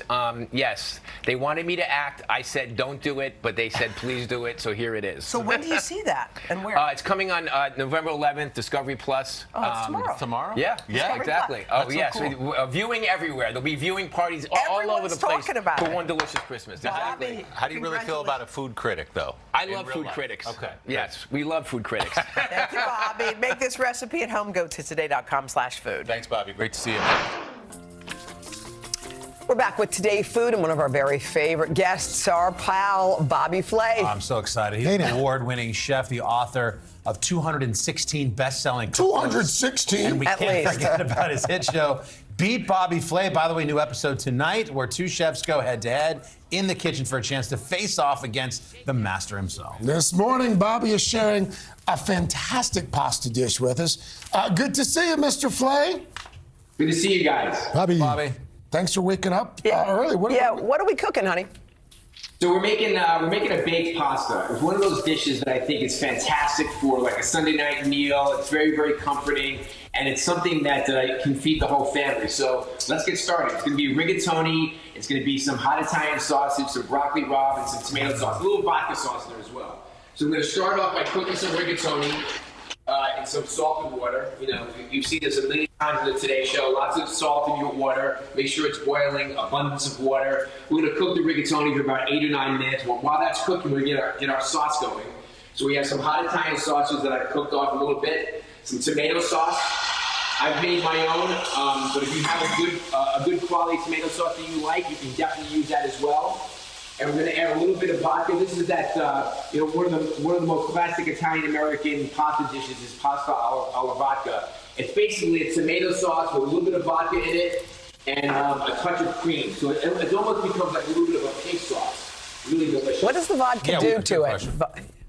What's that? What does the vodka do to it, Bobby? The vodka actually helps emulsify the cream in the tomato sauce so it doesn't separate. It's sort of a binder in a sense. And also, it's like, I mean, who doesn't want to cook with vodka? I mean, There you go. So basically, you're making like a creamy tomato sauce with the hot Italian sausage, and then just because we want to make sure that it's nice and healthy, I'm going to put some broccoli rabe in there as well. Okay. And then we're going to take this sauce. I'm going to pour it right over the cooked pasta. This is some rigatoni that I had, cooked ahead of time. So we're going to cover the pasta in the sauce. And I'm going to add some fontina cheese to it. Yum. And this is all going to go into a casserole dish. And I love cooking things. I call it oven to table, where you create something in the kitchen, you put it in an earthenware or some sort of oven-proof dish like this one. So, Bobby, did you cook that pasta al dente because it's going to be cooking longer in the oven?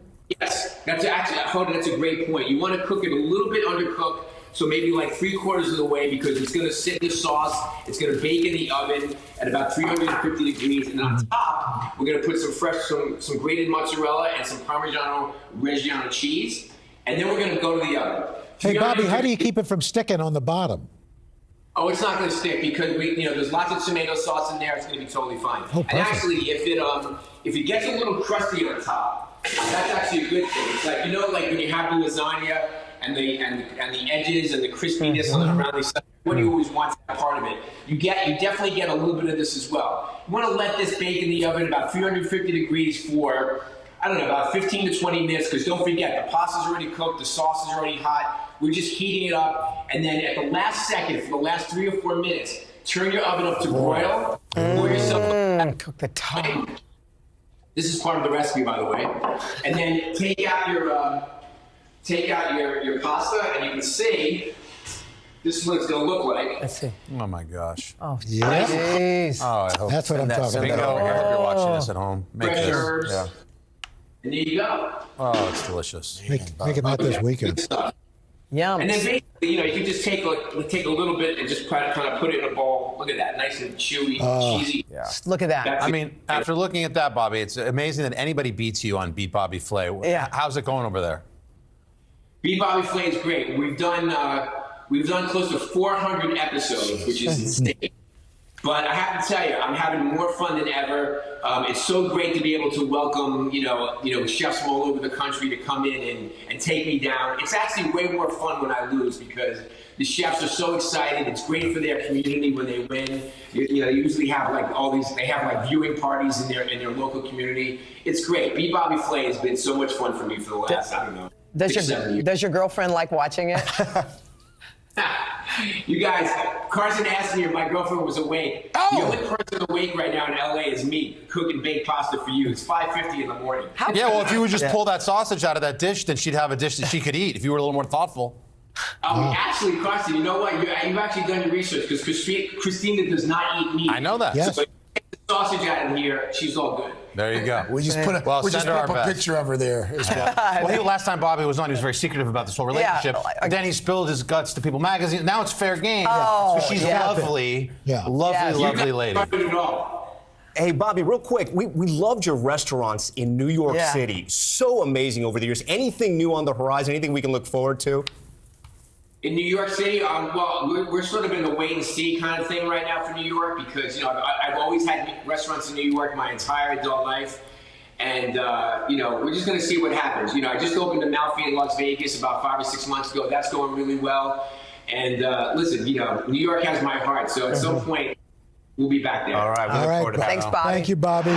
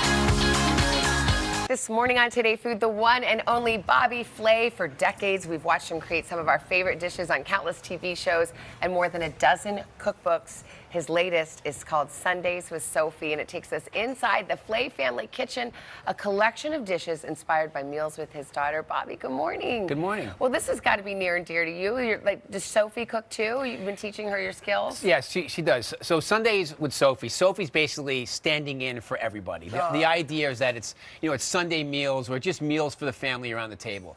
And actually, I devised a lot of these recipes during the quarantine because, like everybody else, I was cooking 3 meals a day at home. And so the recipes are incredibly simple, and they're really built for the home cook. Oh, good. I love that. Okay, simple. You had me at hello. Okay. Talk about this poached egg. This is cacio e pepe poached eggs. Cacio e pepe poached eggs. So cacio e pepe simply means cheese and pepper. Yes. We usually see it classically on pasta. Yeah. But everybody's cacio e pepeing everything. Now, is this a breakfast or is this? I know. Is this breakfast or is this dinner? No, Like, this could be is anything? like breakfast or brunch, or like it could definitely be like a late night. Listen, there's plenty of times I love eggs for dinner. Me And so too. basically what I do is I make a vinaigrette. This is very simple. So it's some white vinegar, some honey, some shallots. Okay. This reminds me of when we did our cooking thing together. I know. Remember? I know. Do you want me to stir that? I can do that Yeah, now. sure. Go right Okay, ahead. look. Exactly. Look at me whisking. And then some olive oil. And then we're going to add some Parmigiano Reggiano cheese, of course. And then some cracked black pepper. So there's the cheese, there's the cacio and the pepe, so to speak. I mean, this is Black delicious pepper. right here. And this is our little dressing. Exactly. There Okay. you go. So then we're going to poach some eggs. And a lot of people are I'm intimidated. All right, show me. So it's 2 ingredients. One of them is water. The other is some vinegar. Okay. And the vinegar is going to help the egg. This is my big word of the day. Coagulate the egg. Oh, okay. So that kind of brings it to. A little bit. Do you guys know how to poach an egg? Got it. Al, I know No, you I do. don't. Raise your hand if you can poach an egg. Al can. Okay, yes. Al poaches eggs with his eyes closed. Okay. Okay, so we're gonna just, and here's a little tip. I crack the eggs and I first put it into a little ramekin because if I break it, I don't want to put it in here. Oh, true. And a lot of times you do that if you just kind of go right into the water. Okay. So we're gonna let those poach. They poach for just like I don't know 3 or 4 minutes. And the best thing to do is kind of just do a little whirlpool so it gets a really Okay. beautiful shape. Seems like it'd be hard to get those out. Oh no, without they come breaking right them. out. Really? As soon as you can get them out, you just take them out. Very, very simple. Okay. Should be no problem. Okay. We have some toast over here. All right. Okay. So sourdough bread, some kind of country loaf. I like mine like slightly thick, maybe I don't know, maybe sort of like an inch and a half or so like that, and then just some good quality olive oil on the bread. Yeah. And then some salt and pepper. And this is one of the things that people forget when they're making toast. Don't forget to season it as well. Salt and Okay. pepper your toast. Like bring out the flavor of that delicious bread that you I have. never do that. Okay. Exactly. good call. Okay. So we have the toast. I put a little more. I You take, just roast this in the oven, or you I'm put sorry, this in like yeah. the toaster so you can oven? put it in the oven, you can put it under the broiler, or you Okay. can just put it in the toaster. Got it. I think a toaster is probably the best case Okay. scenario, Yeah, right? that's It works. easy. What's happening over here? Should we get these out?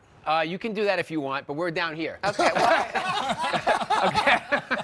I was just concerned about that. This is Savannah in the kitchen right here. Distracted. Coming to Food Network.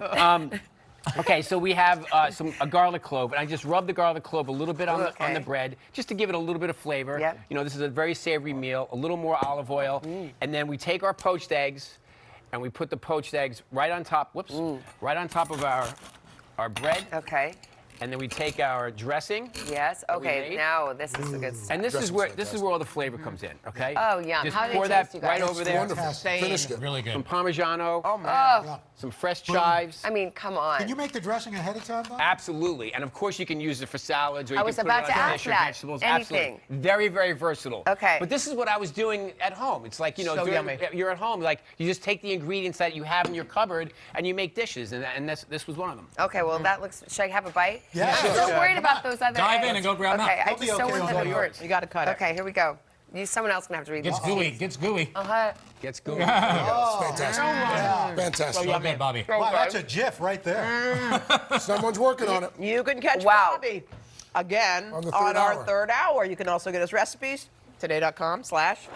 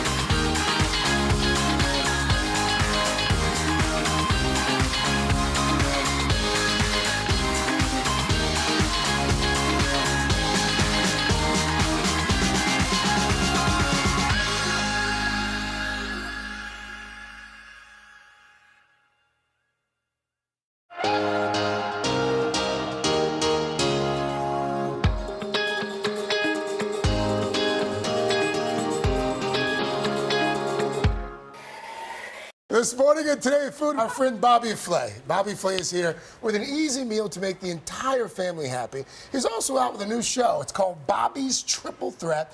It's where he challenges some really talented chefs to go up against his hand-picked culinary That's titans. awesome. He also has a brand new cookbook out. It's called Sundays with Sophie that he wrote with the help of his little dog. Oh. Bobby, always good to have you. It's not really fair to call Sophie little anymore. No, she's 26. Yeah. But She'll be calling you after this. Yes. There's Sophie. Yeah. What was the impetus behind the cookbook? Well, you know, I did all these recipes because during quarantine, like everybody else, I was cooking 3 or 4 meals a day at home. And finally, I actually decided to write them down. But the great thing about it is I was basically utilizing all the things at my fingertips. And so the recipes are incredibly simple. It's really Sophie, it's Sundays with Sophie, but Sophie's basically standing in for everybody. They're family meals. So what are we making? So today we're making a creamy rigatoni. We have some spicy sausage in there as well, some roasted eggplant. So it's healthful, it's spicy, it's got big flavors, and it's easy to make. So People tend to be afraid of eggplant. they do tend to be afraid of eggplant, but this is actually a very quick and easy way to cook it, Al. Just take a little bit of olive oil over some diced eggplant. I put a little salt and pepper, and So you you put don't it. even peel it. No, you don't have to peel it. And I put it in the oven. That's it. For about 30 minutes, and it roasts. And it gets really nice and soft, and you can reserve it, okay?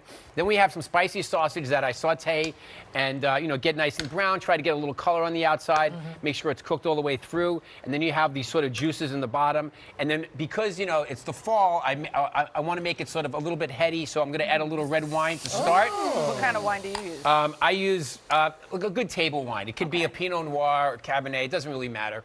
And then something that you want to eat. Standing back just 'cause I have a stand white by. dress You have a on. white dress on, and then some tomato sauce, and then you let the tomato sauce and the red wine cook together. Picks up all that flavor. Any secret to your homemade tomato sauce?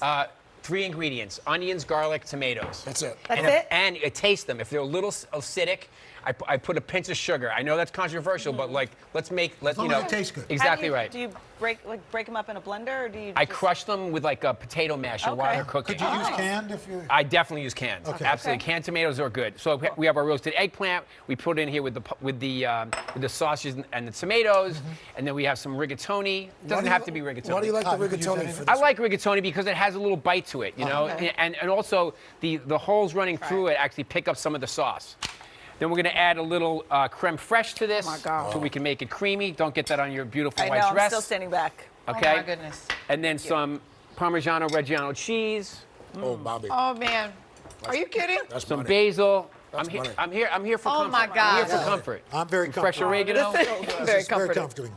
You guys, you're like, God. let them cook. We're gonna go eat. That's it. Yeah. We're like, that's enough, Bobby. You know that help. You guys have like a 4-course meal every single day on the show. It's the We're greatest like, place it's in time the to eat world. now, Bobby. But you were one of the first people in the last hour who actually made breakfast for us during a breakfast. We were so taken That's aback. true. We're like, It's very what? rare. Breakfast is very important in the morning. But look, it this was is pretty delicious. simple to make, and this is amazing.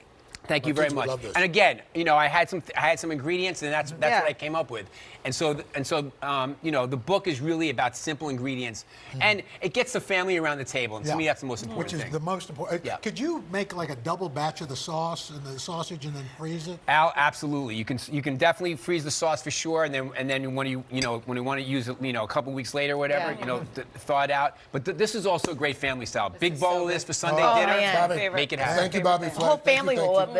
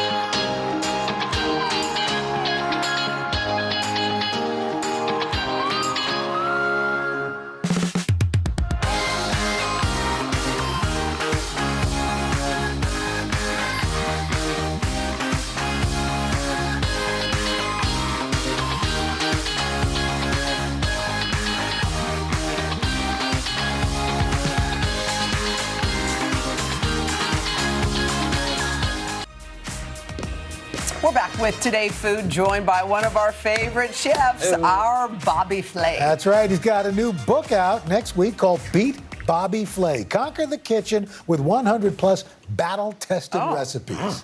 Yeah, this morning, Bobby's teaching us how to win in the kitchen with one of his all-time favorite dishes. Bobby, just when you think you know everything about chili, you're going to do something. Is it a secret ingredient? Is it like, are you going to add some coffee grinds to it? Or are you going to, what are you doing? You're just taking the meat out? You're robbing us?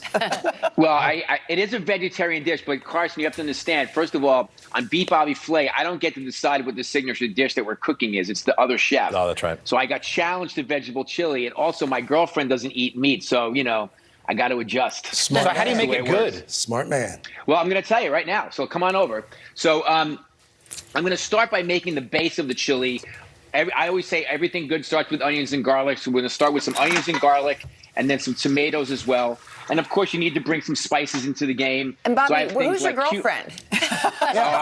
You buried the lead. Wow.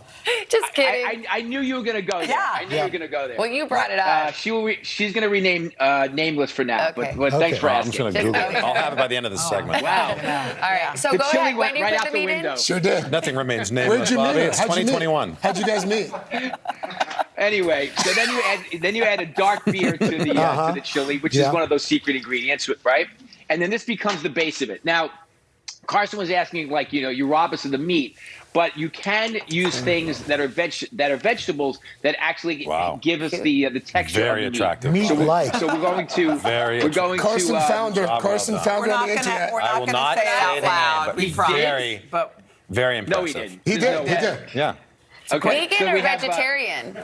No. You really are dating up, Bobby. You are really dating up. You are a lucky man. all right. So This guy anyway, went off the rails. mix. What vegetables are you using there, Bobby, to replace So thank the you meat? so much, Al. Thank you so much. So we have eggplant and portobello mushrooms Ooh. because they have that sort of meaty texture. Mm-hmm. We're going to add that to the chili as well.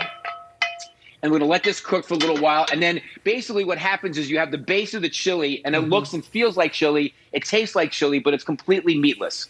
And then the thing I love about chili is that it becomes like this canvas for all these like really cool garnishes that you can put on top, which is really the key, Oh, that's right? a nice job. So That's beautiful. we have some yogurt that has a little bit of shishito peppers in it and some lime juice. We want that nice cooling effect. And then I have some avocados in here with some diced red onions and some chilies.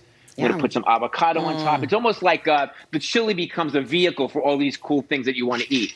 A few tortilla chips for some crunch. You got to make sure you have that crunch going. Hey, Bobby, And a does little the bit of chili Mexican style take cheese. less time because it's vegetable-based than a meat-based one would? It does, Al, because if you're cooking something like eggplant or portobello mushrooms, it's going to cook a lot quicker. You just want to make sure that the mushrooms and the eggplant cook all the way through, because then it absorbs all the flavor from the base of the chili itself. You want to cook at that dark beer. You want to get some of that earthiness as well, and then you start to garnish it. A little bit of lime zest on top. So you have some acidity, you have some spiciness, you have a little sweetness, all the good things, and it's a very warming dish. I have to say, like when I first heard that I had to make vegetable chili on Beat Bobby Flay, I was kind of bummed out because Right. I am a meat eater, and but I have to say, like the eggplant and the mushrooms do a great job of substituting it. And of course, it's a little bit healthier. I mean, people are eating a lot more vegetables. I was going to say, let's face it. is plant-based having its moment now, Bobby? Oh, it's unbelievable. As a chef, we constantly have to adjust to the trends of the way people are eating. And I will say one thing: people are eating healthier and healthier, and I don't think that's ever going to go in reverse. I think it's only going to keep going in that direction. Bobby. So we have to really get very comfortable with cooking vegetables in lots of different ways. Yeah. What did your girlfriend say when she tried that first bite? I was just curious. Just trying to help you here. Trying to help a brother out. But what did she say? Whew, you know what? I haven't made this for her yet, to be perfectly honest. But it's on the dock. Well, it's been the summer now. Now it's getting a little bit. You're right. Well, is she there right now? You cold still out. give it to her. No, she's not here. But Sarah, thanks so much for asking. You're the best. Kidding. Bobby, we love you so much. Does It's she- just so Fun to fun to harass tease you. Does she have a key to the elevator? What else is in your book? We have a couple seconds. What other kind of recipes? Are they all vegetarian? There's all kinds of things, from like peri peri chicken to shrimp and grits. There's some great desserts like a spiced chocolate pudding, eggplant rollatini. I mean, you know, Salisbury steak. There's really classic home style dishes, and then there's a couple of things in that are a little bit fancier. But it's you know, if you're a fan of the show, I mean, Al's been on the show a couple of times. It's such a fun show, and we've shot over 500 episodes. Wow. Cool. You've only lost so twice. obviously It's they're amazing. not all in this book. This is volume 1. So hopefully wow. there'll be more volumes. It's a terrific book. Bobby. Copy. It's a great show. It's a great book. Thank you, Bobby. Good luck with the Bye. You guys are the relationship. best.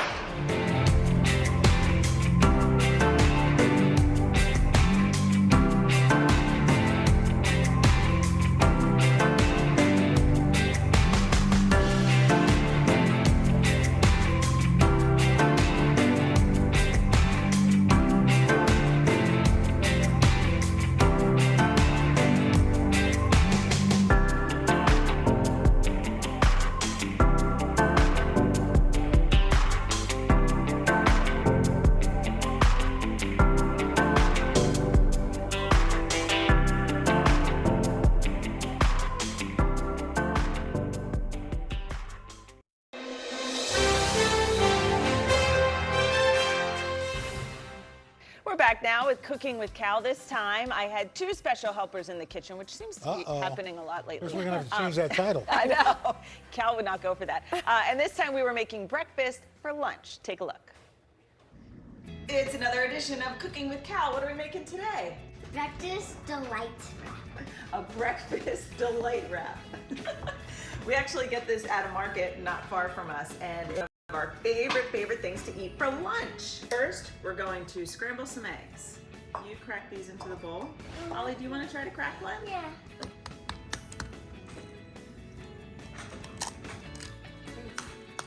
And now break it into the bowl.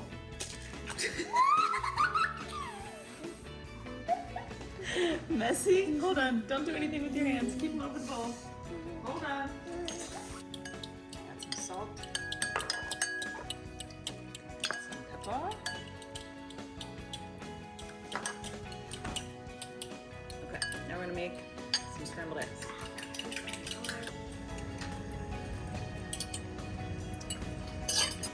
All right, we're gonna let that cook for a minute, and now let's make the rest of the fillings for the wrap, okay? Can I cut it? No, I'm gonna do this part of it. Make a bunch of nice little slices, okay? Yeah. Oh, this is Yes, they're real nice, so don't cut yourself. Nice. All right, now we are going to use the most dangerous item in the kitchen. What is it? It's called a mandolin. It's so dangerous, I'm not even gonna let you guys touch it, okay? Okay, ready? It's not doing anything.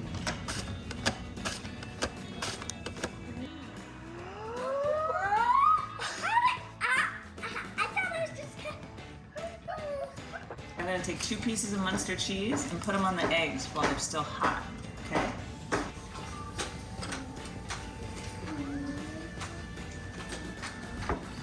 I'm gonna set this here.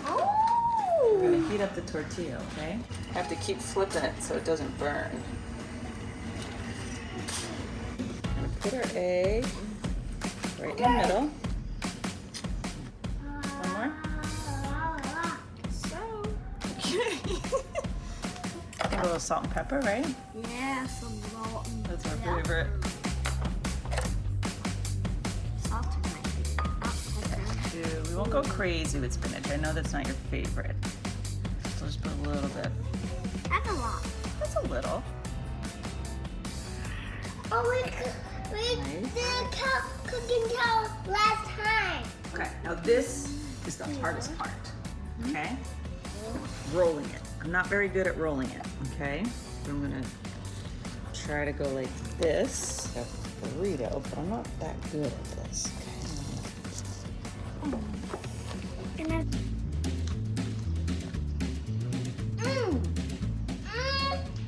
One bite?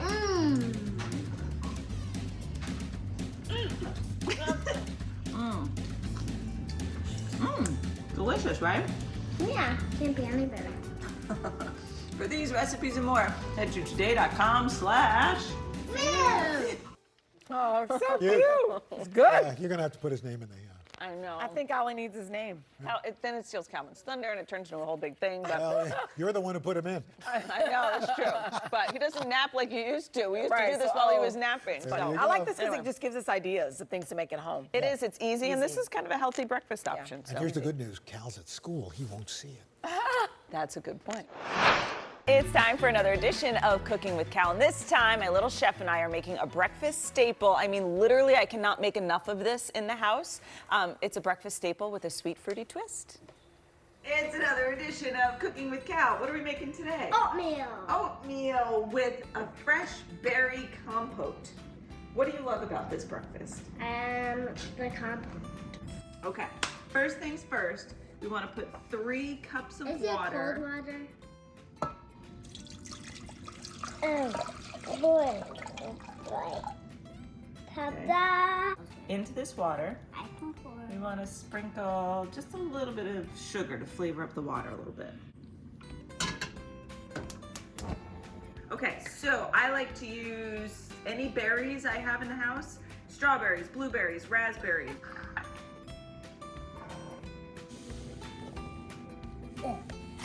Perfect. So go that way and now go the other way. Okay.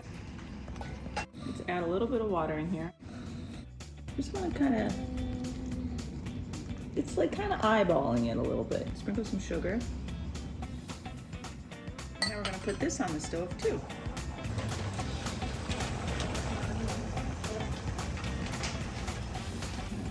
So dump this in here carefully. Okay, now we're going to turn this to low and give it a little stir. What's the blue? Blue's how hot the fire is. So we're gonna let this sit for 20 minutes and we're gonna stir it every once in a while, okay? And in the meantime, we're gonna keep an eye on our berries. You're gonna watch, these are gonna change color. They're gonna like shrink down as all the water comes out of them, and then we're gonna mash them up. So let's lower this a little bit. But this is nice and colorful, right? Yeah, I never saw it this color. Fold up here. And don't mash hard, because if you mash hard, it's gonna splash in your face. So we're trying to Mommy, I can do it. Okay, just please be careful. It makes me nervous. I'm controlling it, okay? Okay.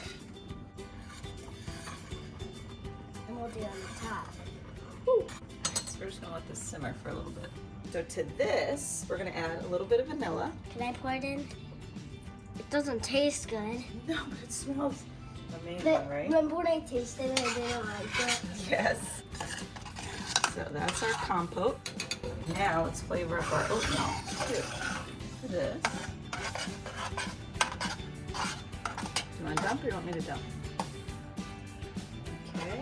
Brown sugar.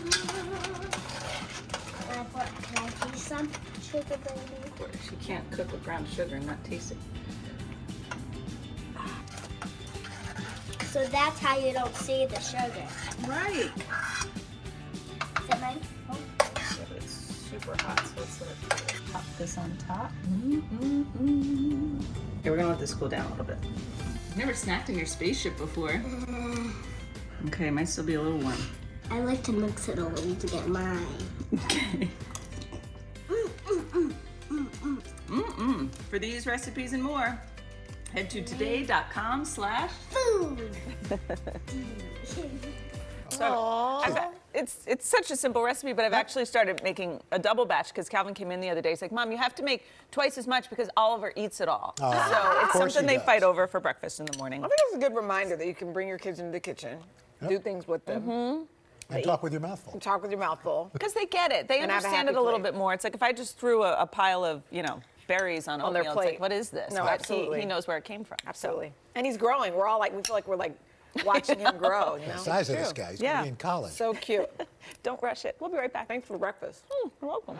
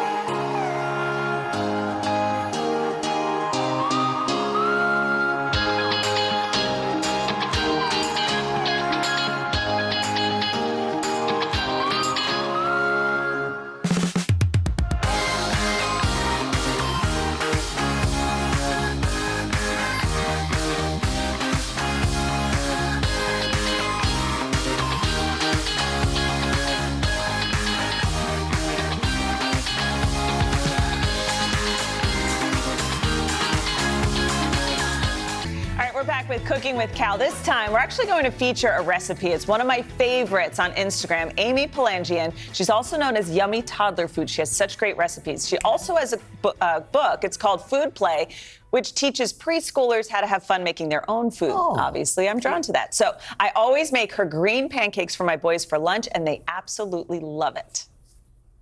It's another edition of Cooking with Cal. What are we making today? Green pancakes. With Yogurt. I follow at Yummy Toddler Food on Instagram, and Amy posts these amazing, easy, delicious, healthy recipes for kids. So this actually happens to be a favorite, right? Here we go. Can you peel a banana? Do you know how to peel a banana? Can you peel one? Where is it? This? Yeah. Oh, nice. that Okay. was nice. Now peel it. This? Yep. Pull it down. Whoa! You can peel your own banana and put it in the blender. Nice. That's my first time doing it. That's your first time peeling a banana? You asked me. And... Good job. High five, Ollie. We're going to add flaxseed. Okay. Here. Kevin, can you add cinnamon? Perfect. Do you remember how to crack eggs? It's been a while.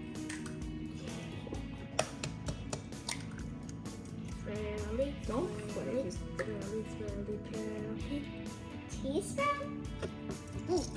A teaspoon. Get it all in there. 1 cup of milk. Stop. No, stop. I just have a little milk left. That's it. Okay. It's higher than me. That's okay. Terrible. So green, so green, so green, so green.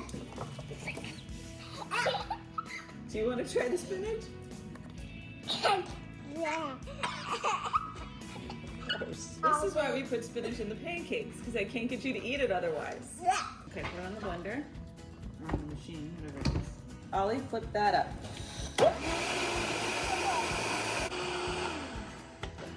Good job. Let's plug in the griddle. This is gonna get super duper hot, okay? Some whole wheat flour. See how this is super healthy? All of it? Now can I mix some?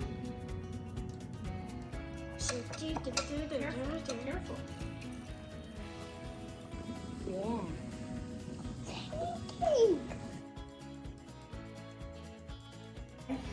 Get underneath it and commit to the flip. Yes! That's okay.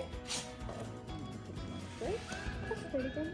Okay. Am I your helper, chef? You're my sous chef. You're always my sous chef.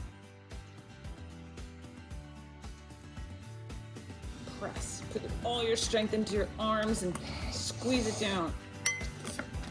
That looks good, right? Keep going, buddy. Take this bite, Mommy? Yes. Stop. Yes. Yummy. Why are you feeling us? Do you like it? For these recipes and more, head to today.com/food. So cute. The thing I love about these is the amount of spinach. There's a lot of spinach. They're good, right? Yeah. Sneak a lot of spinach in here. I usually put the yogurt on it, or even like with syrup, and the boys have. I mean, he sees that the spinach is in there, but they don't care. It tastes kind of like whole wheat pancakes to me. They do. Well, it's whole wheat flour. What did you do to your What are you pancakes? doing? I don't know. I just was. Well, it's for kids to get spinach into them. And Yeah, look at how. it's fine. It's delicious. All I right. like it. Fine. We'll be right back. Next time, bring the yogurt sauce. I know the yogurt on top is good.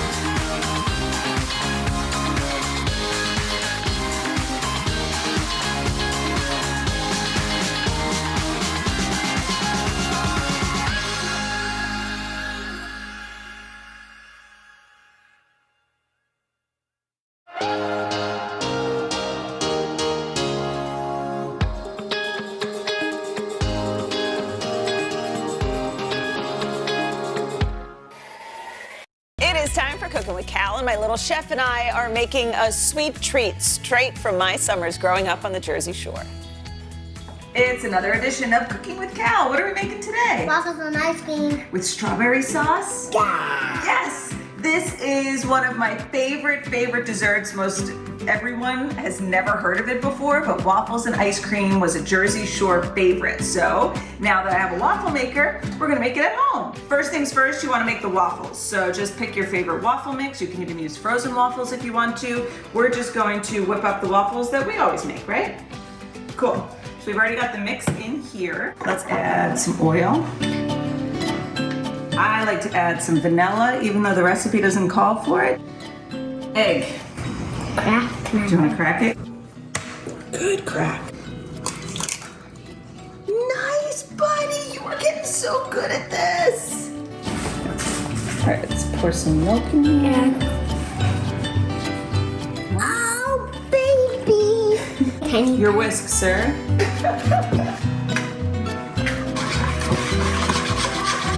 Waffle mix. Ooh, that looks yummy. It does, right?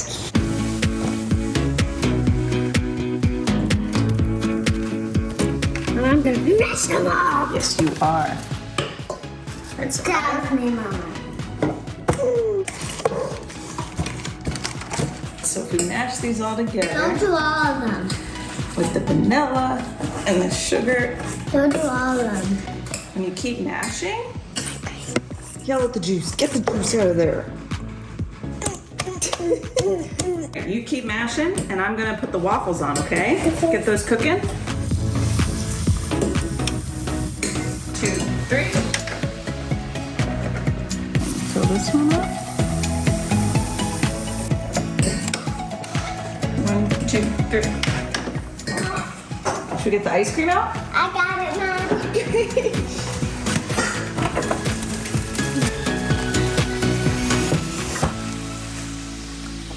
One more. Waffles are ready. All right. You want to try it?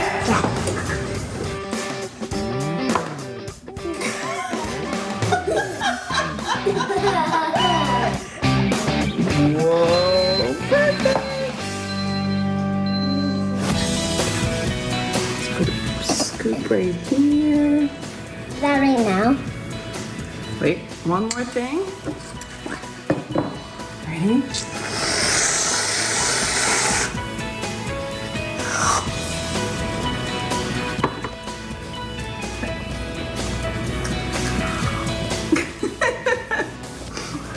All right, this is gonna take a while. For these recipes and more, head to today.com/food. Yum, that looks good. I was hoping to bring cans of Cool Whip here so we could all try the trick. What is he hitting his hand? So he hits his hand, it pops up. I don't know where he learned this from, but it's I'm dying let me to see, try watch it. this, watch I'm this. dying to try this. Oh! All I can think about is Ollie's on the side going, what about, where's my waffle? No, we try to do these now while Ollie's napping because he will want everything we're eating. Why wouldn't he? Yum. Especially the whipped cream. And we'll be right back. And it's time now for Cooking with Cal, and this week it's all about breakfast, Jersey style. Take a look. It's another edition of Cooking with Cal, and what are we making today? Pork roll, egg, and cheese. Pork roll, egg, and cheese. We're having breakfast for dinner. What is pork roll? This is pork roll. It's kind of like a New Jersey delicacy. It's a mix between sausage and bacon. You can only buy it in New Jersey, but if you look online, you can find pork roll. It's worth it, trust me. It'll change your breakfast sandwich game. Here's the thing. If we put this on here, it's gonna bubble up. It's gonna make a big bubble. Watch, I'll show you. Don't want it to make that bubble. You know why? Because even though the edges are cooking, the inside part's not cooking, right? So in order to fix that, watch this. This is what my dad always did. And now they look like Pac-Man.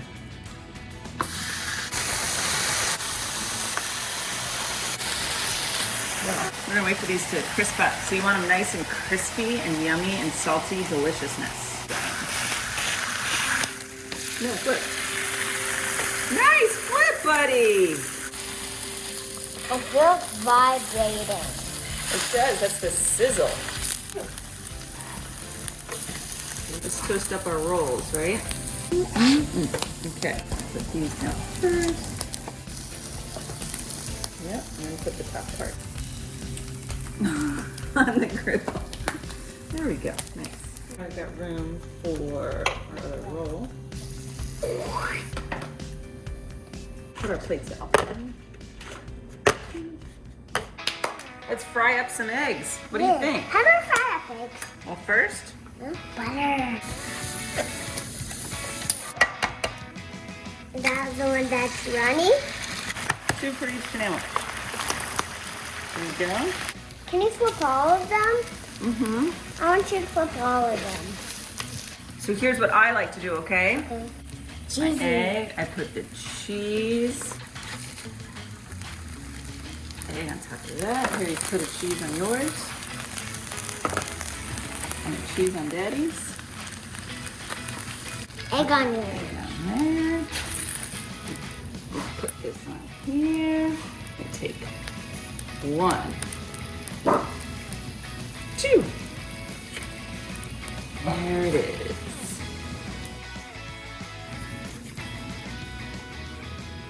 Look at that! 3 perfect sandwiches. Controversial, but you can choose to put ketchup on it. Yeah. Sometimes I actually do. Don't put ketchup on it. Don't like this. Do you love it? Watch what I do with mine. Ready? This is my favorite part. I squeeze it and all the yolk comes out. I like to go like that. Tastes like the Jersey Shore. For these recipes and more, head to today.com/food. I will say, Calvin ate all but 1 bite of that sandwich. Wow. And then that extra bite went to Oliver. So That starting sandwich is the size of his hand. I know, the size of his head. his egg runny? No, I broke it on the griddle before. But the other controversy is in New Jersey, some people call it pork roll, and some people call it Taylor ham. Who's Taylor? It's the brand that makes the pork roll. So it depends. I know Central Jersey is a pork roll part of the state, but you go to South Jersey, it's more Taylor ham. It can go either way. But my Twitter is going to blow up with, Right? it's Taylor ham. You said pork roll. I thought it was a roll. Like I Well, thought the meat comes on a roll. I just buy it pre-sliced. So We'll be right learn back. something every day.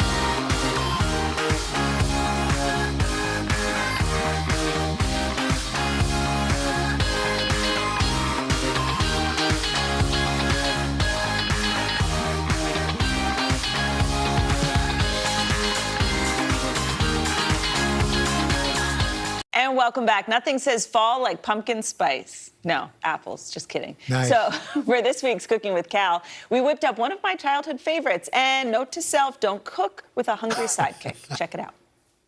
It's another edition of Cooking with Cal. Cal, what are we making today? Apple salad. So let's go through the ingredients, okay? What's in our apple salad?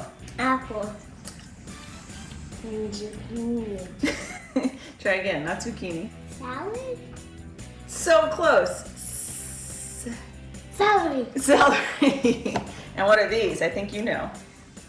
Cranberry. You've been snacking on those since we started. Do you know what this is? A nut. It's a walnut. Walnut. And then you know this one. Yogurt. Lots of vanilla yogurt. So this apple salad is a perfect after-school snack. It's a good breakfast. It's just a good, all-around, nice, healthy alternative. How's the yogurt doing? Do you want a spoon? Gross. Help me with the apple. Let me cut it up into a smaller piece for you. You are actually eating all of my ingredients. No, not that, Mommy. Chop it up nice and small. You're doing a lot more eating than cooking. What's your favorite fruit? Apple. I'm throwing it because it's really hard. While you do that, I'm going to chop up the celery. Okay. I like to make the celery really small. Why? So that it's not too hard to chew. So Kel, when I was little, Yeah? I used to eat this all the time, every single morning for breakfast. Was that a long time ago? It was a long time ago. Even when I first moved to New York, I used to eat it all the time, every morning for breakfast. Really? That's weird. Mix it up. Yeah, mix it all together. All right, what should we put in next? How about some of these? Yeah, cool. Sprinkle those all in there? I can pour it. Okay. Perfect. And now let's chop these up a little smaller. Just rock your knife back and forth. Look at how small I made these. Whoa. So now we got all our ingredients in here, right? And here's the fun part. There you go. And this is the medium one or the biggest one? What, bowl or spoon? Spoon. That's the small one. I have to lick it off. Did you have to lick it off? Yeah. Oh. Yeah, because there's yogurt on it. So you can add as much yogurt as you want. It's not really a measurement here. It's more just once everything is all nice and combined. Sometimes I'll add blueberries in here. Oh, I have to lick it off. Oh. I just eat it off. So that's it. Super simple, right? I usually make a big bowl of this and then just scoop it out in the morning, or you can divvy it up into little Tupperware containers, and it's good to go as a grab-and-go snack. Are we done? That's it. That's all we have to do. Are you gonna taste one? I'm gonna taste one too. A taste test? It's a taste test. What spoon should I use? Is it healthy? It's very healthy. For these recipes and more, head to today.com/food. Wow. Like I said, I brought you guys some. And Yeah, we get It's very- toddler spit. Yeah, it's very healthy if you don't count the fact that Calvin licked all over licked it. all over it. But that's I did yummy. make this fresh for you this morning. Oh, okay. So yes, that is not the batch that Calvin had in his mouth, but it's a really good. That's good. Because I'm not sure. No, wait, is this like the couscous? You won't even try it? No, I will try it. I will try it. Wait, are It's there? like a modified Waldorf salad. It is just instead of mayonnaise, it's vanilla yogurt. So. That's good. Got a little yogurt on your face. It's refreshing. It's refreshing. It's a good snack. It's a healthy, like after school snack. And this isn't my flavor profile, and I like it.